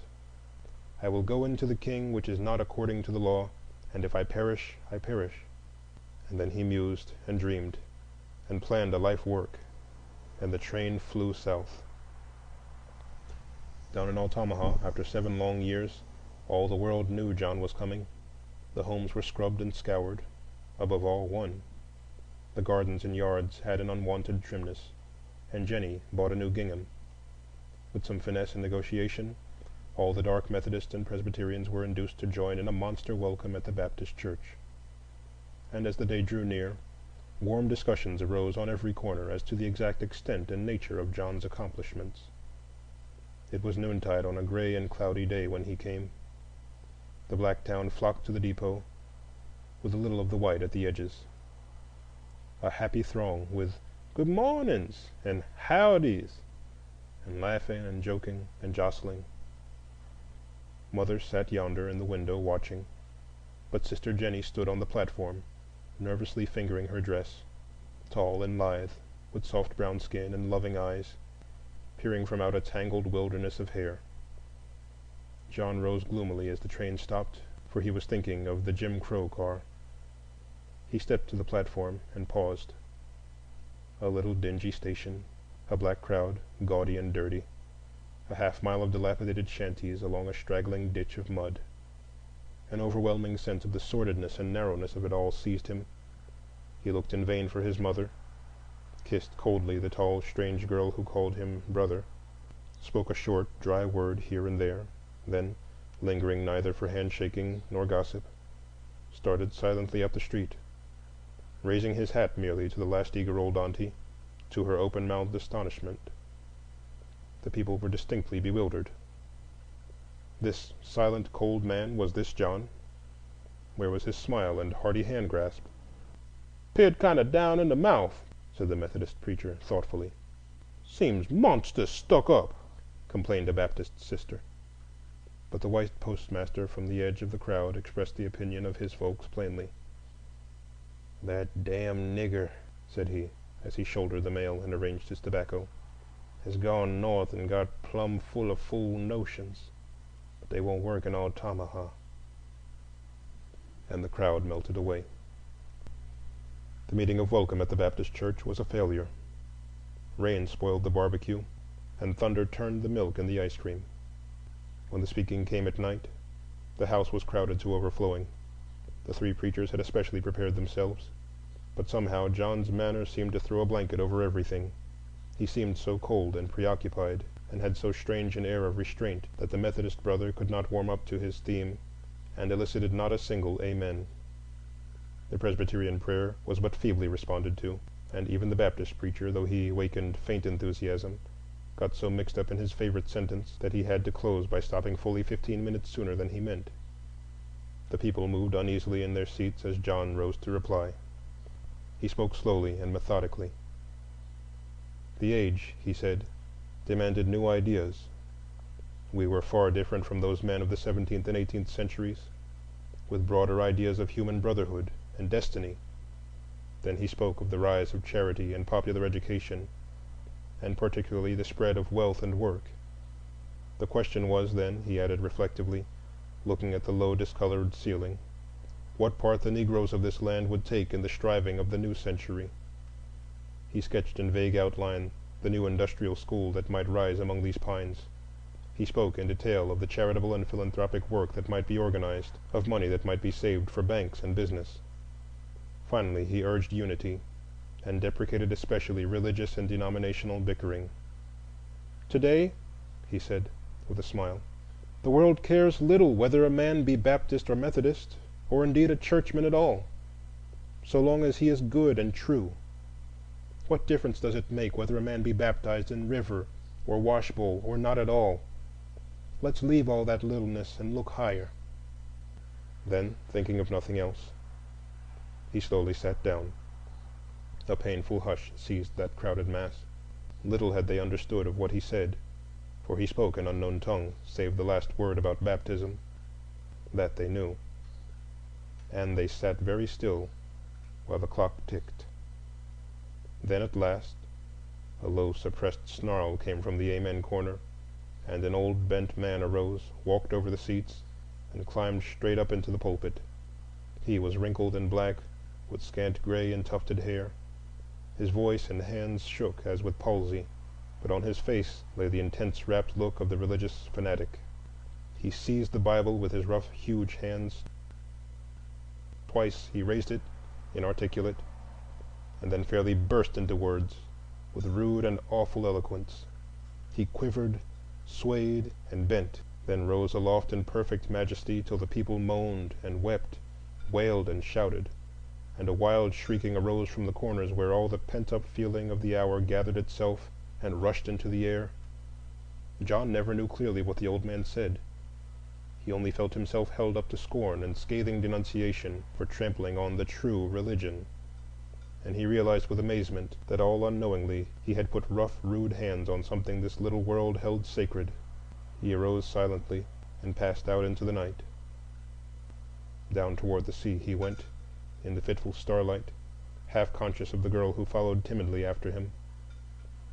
When at last he stood upon the bluff, he turned to his little sister and looked upon her sorrowfully, remembering with sudden pain how little thought he had given her. He put his arm about her and let her passion of tears spend itself on his shoulder. Long they stood together, peering over the gray, unresting water. "John," she said, "does it make everyone unhappy when they study and learn lots of things?" He paused and smiled. "I am afraid it does," he said. "And John, are you glad you studied?" "Yes," came the answer, slowly but positively. She watched the flickering lights upon the sea, and said thoughtfully, "I wish I was unhappy, and," putting both arms about his neck, "I think I am a little, John."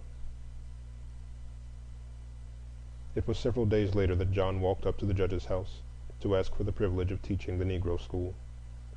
The judge himself met him at the front door, stared a little hard at him, and said brusquely, "Go round to the kitchen door, John, and wait." Sitting on the kitchen steps, John stared at the corn, thoroughly perplexed. What on earth had come over him? Every step he made offended someone. He had come to save his people, and before he left the depot he had hurt them. He sought to teach them at the church, and had outraged their deepest feelings.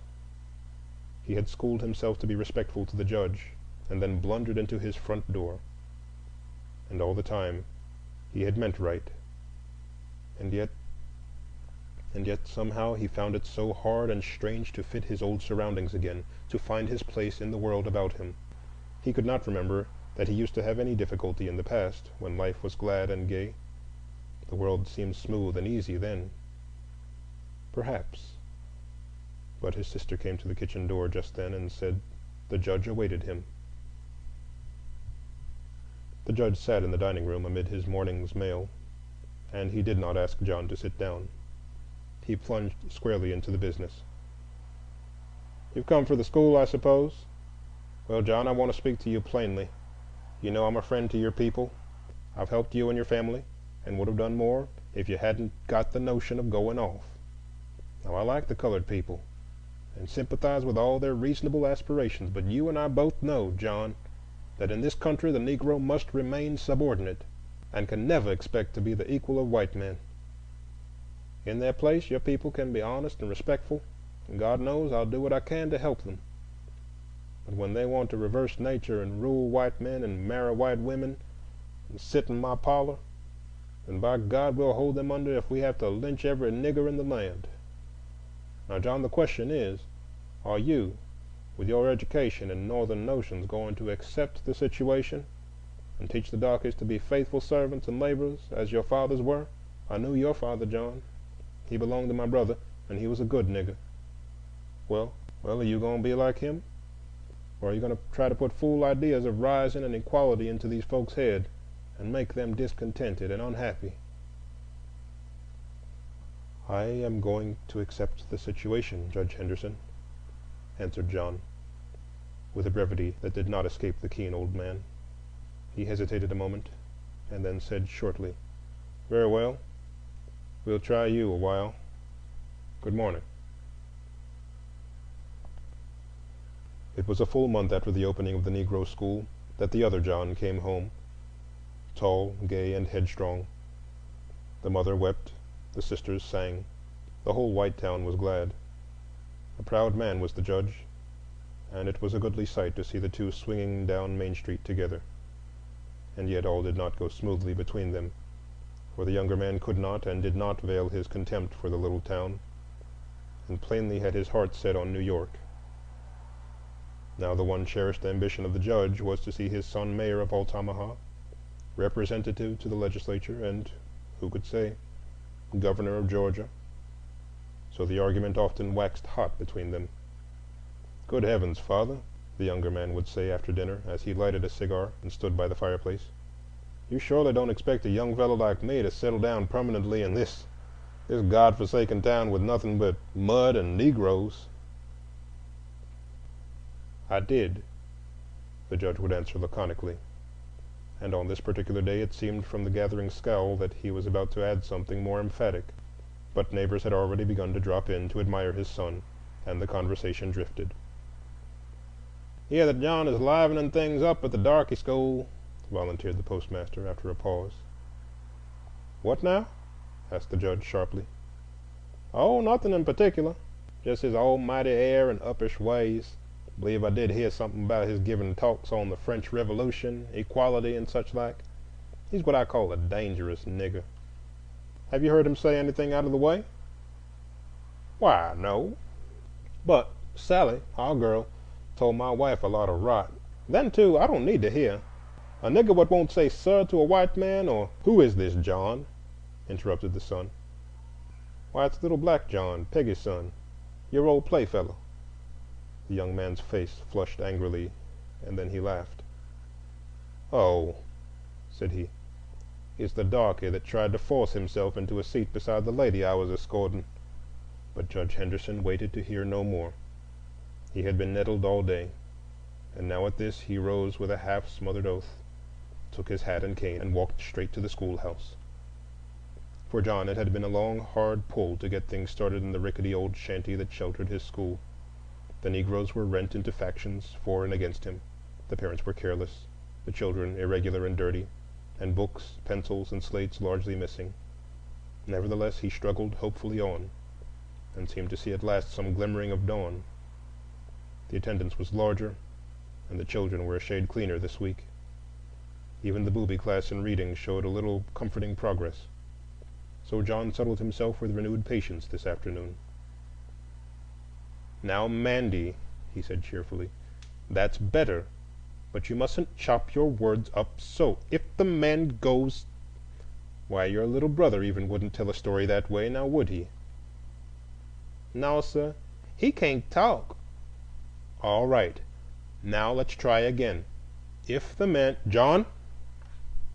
The whole school started in surprise, and the teacher half arose, as the red, angry face of the judge appeared in the open doorway. "John, this school is closed. You children can go home and get to work. The white people of Altamaha are not spending their money on black folks to have their heads crammed with impudence and lies. Clear out!" I'll lock the door myself." Up at the great pillared house, the tall young son wandered aimlessly about after his father's abrupt departure. In the house there was little to interest him. The books were old and stale, the local newspaper flat, and the women had retired with headaches and sewing.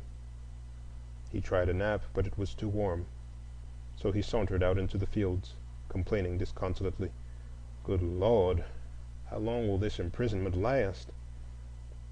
He was not a bad fellow, just a little spoiled and self-indulgent, and as headstrong as his proud father. He seemed a young man pleasant to look upon as he sat on the great black stump at the edge of the pines, idly swinging his legs and smoking. "Why, there isn't even a girl worth getting up a respectable flirtation with," he growled. Just then his eye caught a tall, willowy figure hurrying toward him on the narrow path. He looked with interest at first, and burst into a laugh as he said, "Well, I declare, if it isn't Jenny, the little brown kitchen maid. Why, I never noticed before what a trim little body she is." "Hello, Jenny. Why haven't you kissed me since I came home?" he said gaily. The young girl stared at him in surprise and confusion, faltered something inarticulate, and attempted to pass. But a willful mood had seized the young idler, and he caught her arm. Frightened, she slipped by, and half mischievously he turned and ran after her through the tall pines. Yonder toward the sea, at the end of the path, came John slowly with his head down.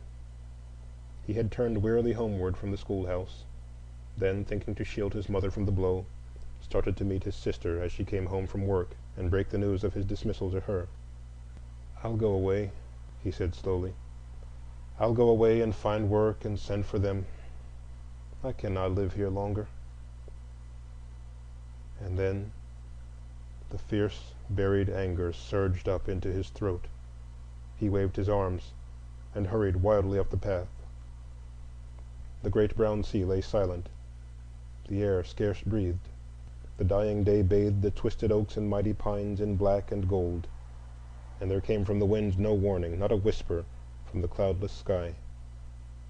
There was only a black man hurrying on with an ache in his heart, seeing neither sun nor sea, but starting as from a dream at the frightened cry that woke the pines, to see his dark sister struggling in the arms of a tall and fair-haired man.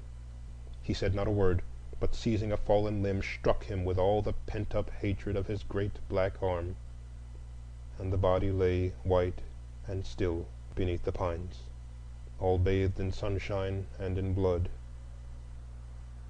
John looked at it dreamily, then walked back to the house briskly, and said in a soft voice, "Mammy, I'm going away. I'm going to be free." She gazed at him dimly and faltered, "North, honey? You going north again?" He looked out where the North Star glistened pale above the waters and said, "Yes, Mammy, I'm going north." Then, without another word, he went out into the narrow lane, up by the straight pines, to the same winding path, and seated himself on the great black stump, looking at the blood where the body had lain. Yonder in the gray past he had played with that dead boy, romping together under the solemn trees. The night deepened. He thought of the boys at Johnstown. He wondered how Brown had turned out, and Carey, and Jones. Jones? Why, he was Jones. And he wondered what they would all say when they knew, in that great long dining room with its hundreds of merry eyes. Then, as the sheen of the starlight stole over him, he thought of the gilded ceiling of that vast concert hall,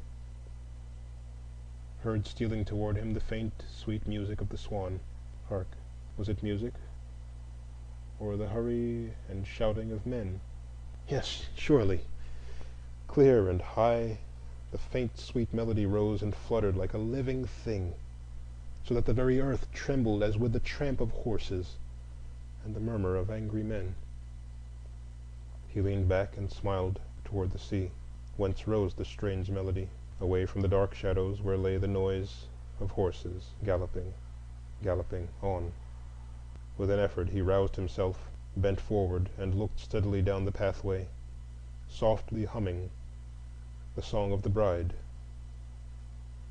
Freudig gefrot, sie het dahin. Amid the trees, in the dim morning twilight, he watched their shadows dancing and heard their horses thundering toward him, until at last they came sweeping like a storm, and he saw in front that haggard white-haired man whose eyes flashed red with fury. Oh, how he pitied him, and wondered if he had the coiling, twisted rope. Then, as the storm burst round him, he rose slowly to his feet and turned his closed eyes toward the sea, and the world whistled in his ears. Chapter 14. Of the Sorrow Songs. I walk through the churchyard to lay this body down. I know moonrise, I know starrise. I walk in the moonlight, I walk in the starlight. I'll lie in the grave and stretch out my arms. I'll go to judgment in the evening of the day, and my soul and thy soul shall meet that day when I lay this body down. Negro Song.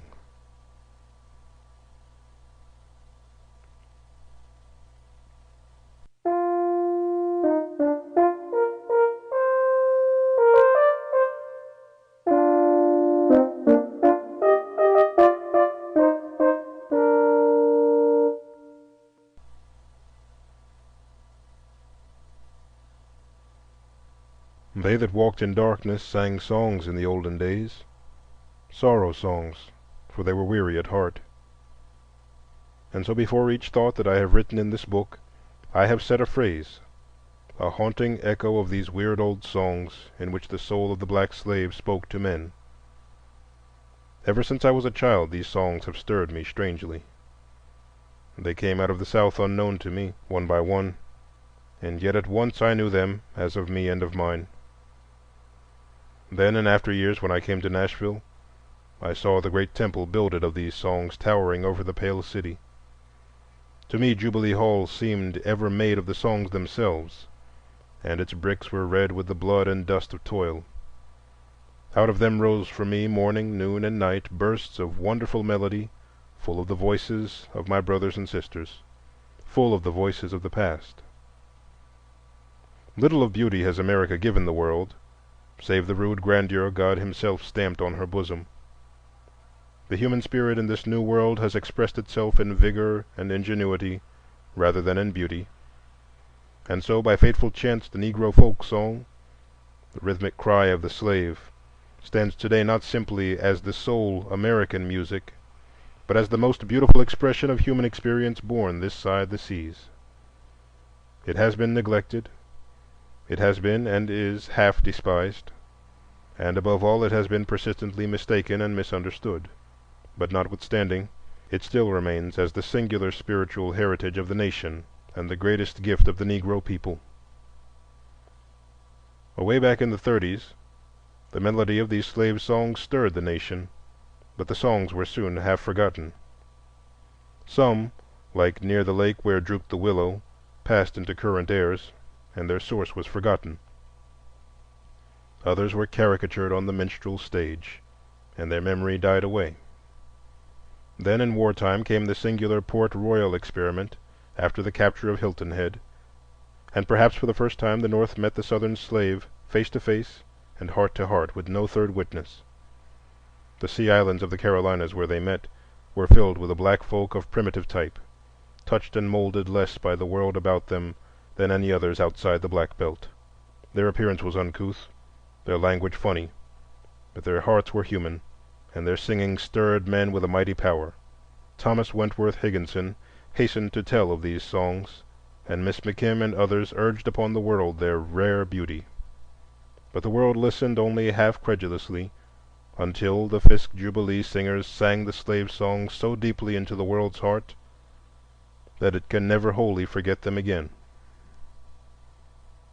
There was once a blacksmith's son born at Cadiz, New York, who in the changes of time taught school in Ohio and helped defend Cincinnati from Kirby Smith. Then he fought at Chancellorsville and Gettysburg, and finally served in the Freedmen's Bureau at Nashville. Here he formed a Sunday school class of black children in 1866, and sang with them and taught them to sing. And then they taught him to sing. And when once the glory of the Jubilee songs passed into the soul of George L. White, he knew his life work was to let those Negroes sing to the world as they had sung to him. So in 1871 the pilgrimage of the Fisk Jubilee singers began. North to Cincinnati they rode, 4 half-clothed black boys and 5 girl women, led by a man with a cause and a purpose. They stopped at Wilberforce, the oldest of Negro schools, where a black bishop blessed them.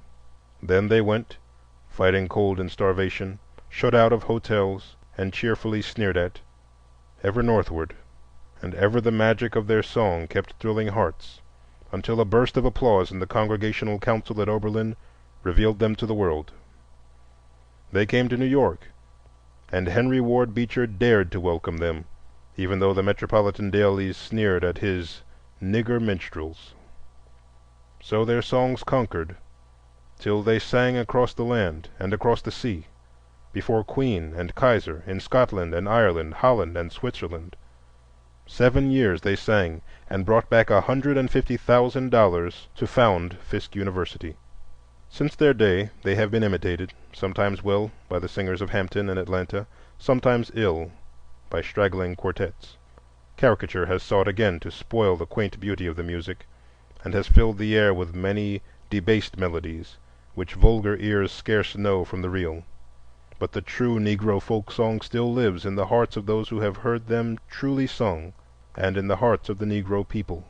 What are these songs, and what do they mean? I know little of music, and can say nothing in technical phrase, but I know something of men, and knowing them I know that these songs are the articulate message of the slave to the world. They tell us in these eager days that life was joyous to the black slave, careless and happy. I can easily believe this of some, of many, but not all the past South, though it rose from the dead, can gainsay the heart-touching witness of these songs. They are the music of an unhappy people, of the children of disappointment. They tell of death and suffering and unvoiced longing toward a truer world, of misty wanderings and hidden ways. The songs are indeed the siftings of centuries.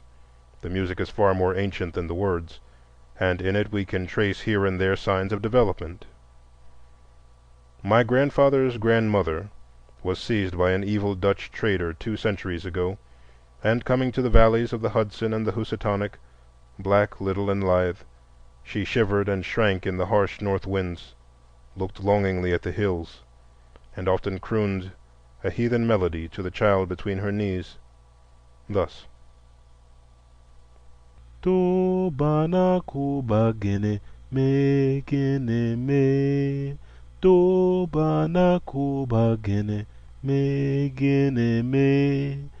Ben nuli nuli nuli nuli bendele. The child sang it to his children, and they to their children's children, and so 200 years it has traveled down to us, and we sing it to our children, knowing as little as our fathers what its words may mean, but knowing well the meaning of its music. This was primitive African music. It may be seen in larger form in the strange chant which heralds the coming of John. You may bury me in the east, you may bury me in the west, but I'll hear the trumpet sound in that morning. The voice of exile. 10 master songs, more or less, one may pluck from the forest of melody songs of undoubted Negro origin and wide popular currency, and songs peculiarly characteristic of the slave. One of these I have just mentioned. Another whose strains begin this book is "Nobody Knows the Trouble I've Seen," when, struck with a sudden poverty, the United States refused to fulfill its promises of land to the freedmen. A brigadier general went down to the Sea Islands to carry the news. An old woman on the outskirts of the throng began singing this song. All the mass joined with her, swaying, and the soldier wept. The third song is the cradle song of death, which all men know, "Swing low, sweet chariot," whose bars begin the life story of Alexander Crummell. Then there is the song of many waters, "Roll, Jordan, roll," a mighty chorus with minor cadences. There were many songs of the fugitive, like that which opens "The Wings of Atalanta," and more familiar, "Been Listenin'." The seventh is the song of the end and the beginning, "My Lord, what a morning when the stars begin to fall." A strain of this is placed before the dawn of freedom. The song of groping, "My way's cloudy," begins the meaning of progress.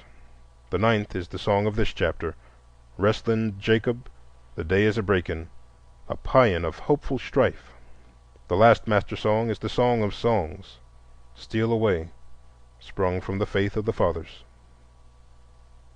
There are many others of the Negro folk songs as striking and characteristic as these, as, for instance, the three strains in the third, eighth, and ninth chapters, and others I am sure could easily make a selection on more scientific principles. There are, too, songs that seem to be a step removed from the more primitive types. There is the maze-like medley, "Bright Sparkles," one phrase of which heads the Black Belt; the Easter Carol, "Dust, Dust, and Ashes"; the dirge, "My mother's took her flight and gone home," and that burst of melody hovering over the passing of the firstborn, "I hope my mother will be there in that beautiful world on high." These represent a third step in the development of the slave song, of which "You May Bury Me in the East" is the first, and songs like "March On," chapter 6, and "Steal Away" are the second. The first is African music, the second Afro-American, while the third is a blending of Negro music with the music heard in the foster land. The result is still distinctively Negro, and the method of blending original, but the elements are both Negro and Caucasian. One might go further and find a fourth step in this development, where the songs of white America have been distinctively influenced by the slave songs, or have incorporated whole phrases of Negro melody, as "Swanee River" and "Old Black Joe." Side by side, too, with the growth has gone the debasements and imitations, the Negro minstrel songs, many of the gospel hymns, and some of the contemporary coon songs, a mass of music in which the novice may easily lose himself and never find the real Negro melodies. In these songs, I have said, the slave spoke to the world. Such a message is naturally veiled and half-articulate. Words and music have lost each other, and new and cant phrases of a dimly understood theology have displaced the older sentiment. Once in a while we catch a strange word of unknown tongue, as "the mighty meal," which figures as a river of death. More often, slight words or mere doggerel are joined to music of singular sweetness. Purely secular songs are few in number, partly because many of them were turned into hymns by a change of words, partly because the frolics were seldom heard by the stranger, and the music less often caught. Of nearly all the songs, however, the music is distinctively sorrowful. The 10 master songs I have mentioned tell in word and music of trouble and exile, of strife and hiding. They grope toward some unseen power and sigh for rest in the end. The words that are left to us are not without interest, and, cleared of evident dross, they conceal much of real poetry and meaning beneath conventional theology and unmeaning rhapsody. Like all primitive folk, the slave stood near to nature's heart. Life was a rough and rolling sea, like the brown Atlantic of the Sea Islands. The wilderness was the home of God, and the lonesome valley led to the way of life. "Winter'll soon be over" was the picture of life and death to a tropical imagination. The sudden wild thunderstorms of the South awed and impressed the Negroes. At times the rumbling seemed to them mournful, at times imperious. "My Lord calls me, He calls me by the thunder, the trumpet sounds it in my soul." The monotonous toil and exposure is painted in many words. One sees the plowman in the hot, moist furrows singing, "There's no rain to wet you, there's no sun to burn you. Oh, push along, believer, I want to go home." The bowed and bent old man cries with thrice-repeated wail, "O Lord, keep me from sinking down." And he rebukes the devil of doubt, who can whisper, "Jesus is dead and God's gone away." Yet the soul hunger is there, the restlessness of the savage, the wail of the wanderer, and the plaint is put in one little phrase: My soul wants something that's new, that's new. Over the inner thoughts of the slaves and their relations one with another, the shadow of fear ever hung, so that we get but glimpses here and there, and also with them eloquent omissions and silences. Mother and child are sung, but seldom father.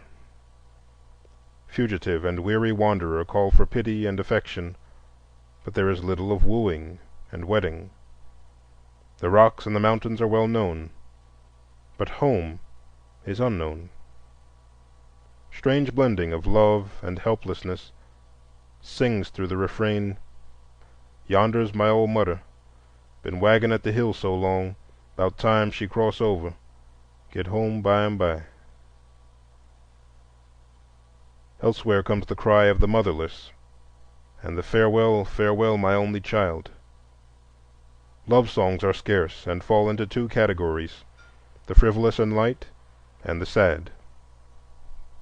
Of deep, successful love there is ominous silence, and in one of the oldest of these songs there is a depth of history and meaning. Poor Rosie, poor gal, poor Rosie, poor gal. Rosie, break my poor heart, heaven shall be my home. A black woman said of the song, "It can't be sung without a full heart and a troubled spirit." The same song sings here that sings in the German folk song, "Jetzt geh I ans Brunella, trink aber net." Of death the Negro showed little fear, but talked of it familiarly, and even fondly, as simply a crossing of the waters, perhaps, who knows, back to his ancient forests again. Later days transfigured his fatalism, and amid the dust and dirt the toiler sang, "Dust, dust and ashes fly over my grave, but the Lord shall bear my spirit home." The things evidently borrowed from the surrounding world undergo characteristic change when they enter the mouth of the slave. Especially is this true of Bible phrases. "Weep, O captive daughter of Zion," is quaintly turned into "Zion, weep alow," and the wheels of Ezekiel are turned every way into the mystic dreaming of the slave, till he says, "There's a little wheel a turning in my heart." As in olden time, the words of these hymns were improvised by some leading minstrel of the religious band. The circumstances of the gathering, however, the rhythm of the songs, and the limitations of allowable thought confined the poetry for the most part to single or double lines, and they seldom were expanded to quatrains or longer tales, although there are some few examples of sustained efforts, chiefly paraphrases of the Bible. Three short series of verses have always attracted me. The one that heads this chapter, of one line of which Thomas Wentworth Higginson has fittingly said, "Never, it seems to me, since man first lived and suffered, was his infinite longing for peace uttered more plaintively." The second and third are descriptions of the Last Judgment. The one, a late improvisation with some traces of outside influence. "Oh, the stars and the elements are falling, and the moon drips away into blood, and the ransomed of the Lord are returning unto God. Blessed be the name of the Lord." And the other earlier and homelier picture from the low coast lands. "Michael, haul the boat ashore, then you'll hear the horn they blow, then you'll hear the trumpet sound the world round, trumpet sound for rich and poor, Trumpets sound the Jubilee, trumpets sound for you and me. Through all the sorrow of the sorrow songs there breathes a hope, a faith in the ultimate justice of things. The minor cadences of despair change often to triumph and calm confidence. Sometimes it is faith in life, sometimes a faith in death, sometimes assurance of boundless justice in some fair world beyond. But whichever it is, the meaning is always clear, that sometime, somewhere, men will judge men by their souls and not by their skins. Is such a hope justified? Do the sorrow songs sing true? The silently growing assumption of this age is that the probation of races is past, and that the backward races of today are of proven inefficiency and not worth the saving. Such an assumption is the arrogance of peoples irreverent toward time and ignorant of the deeds of men. 1,000 years ago, such an assumption, easily possible, would have made it difficult for the Teuton to prove his right to life. 2,000 years ago, such dogmatism, readily welcome, would have scouted the idea of blond races ever leading civilization. So woefully unorganized is sociological knowledge that the meaning of progress, the meaning of swift and slow in human doing, and the limits of human perfectibility are veiled, unanswered sphinxes on the shores of science. Why should Aeschylus have sung 2,000 years before Shakespeare was born? Why has civilization flourished in Europe and flickered, flamed, and died in Africa? So long as the world stands meekly dumb before such questions, shall this nation proclaim its ignorance and unhallowed prejudices by denying freedom of opportunity to those who brought the sorrow songs to the seats of the mighty? Your country, how came it yours? Before the Pilgrims landed, we were here. Here we have brought our 3 gifts and mingled them with yours: a gift of story and song, soft, stirring melody in an ill-harmonized and unmelodious land; the gift of sweat and brawn to beat back the wilderness, conquer the soil, and lay the foundations of this vast economic empire 200 years earlier than your weak hands could have done it. The third, a gift of the Spirit. Around us the history of the land has centered for thrice 100 years. Out of the nation's heart we have called all that was best, to throttle and subdue all that was worst. Fire and blood, prayer and sacrifice have billowed over this people, and they have found peace only in the altars of the God of Right. Nor has our gift of the Spirit been merely passive. Actively we have woven ourselves with the very warp and woof of this nation.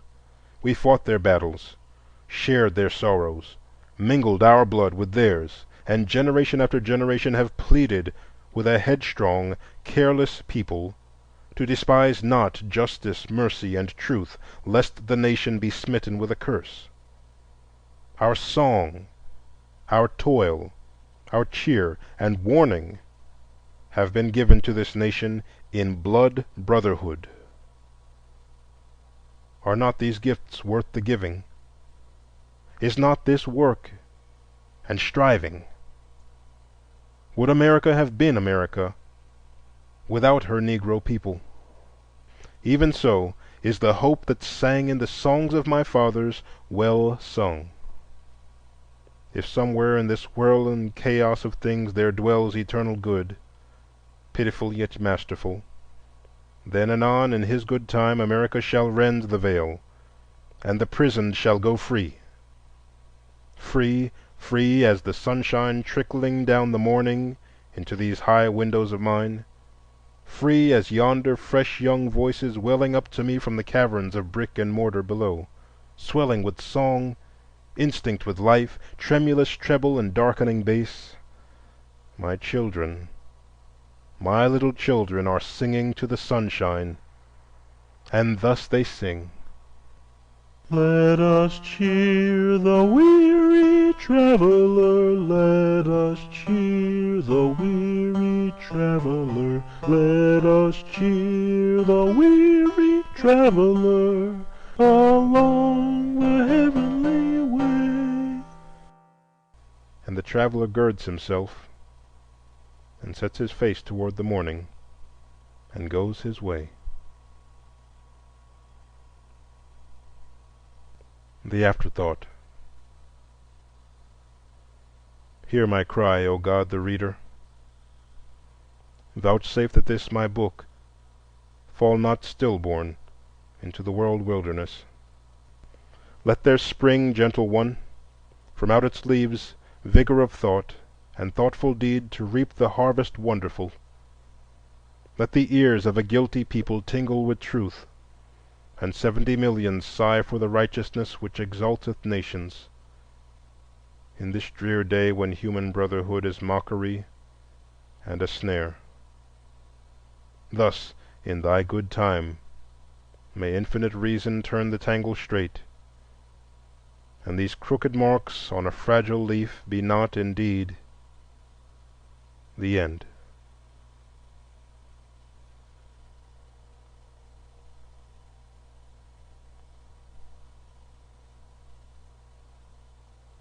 This ends the reading of The Souls of Black Folk by W.E.B. Du Bois.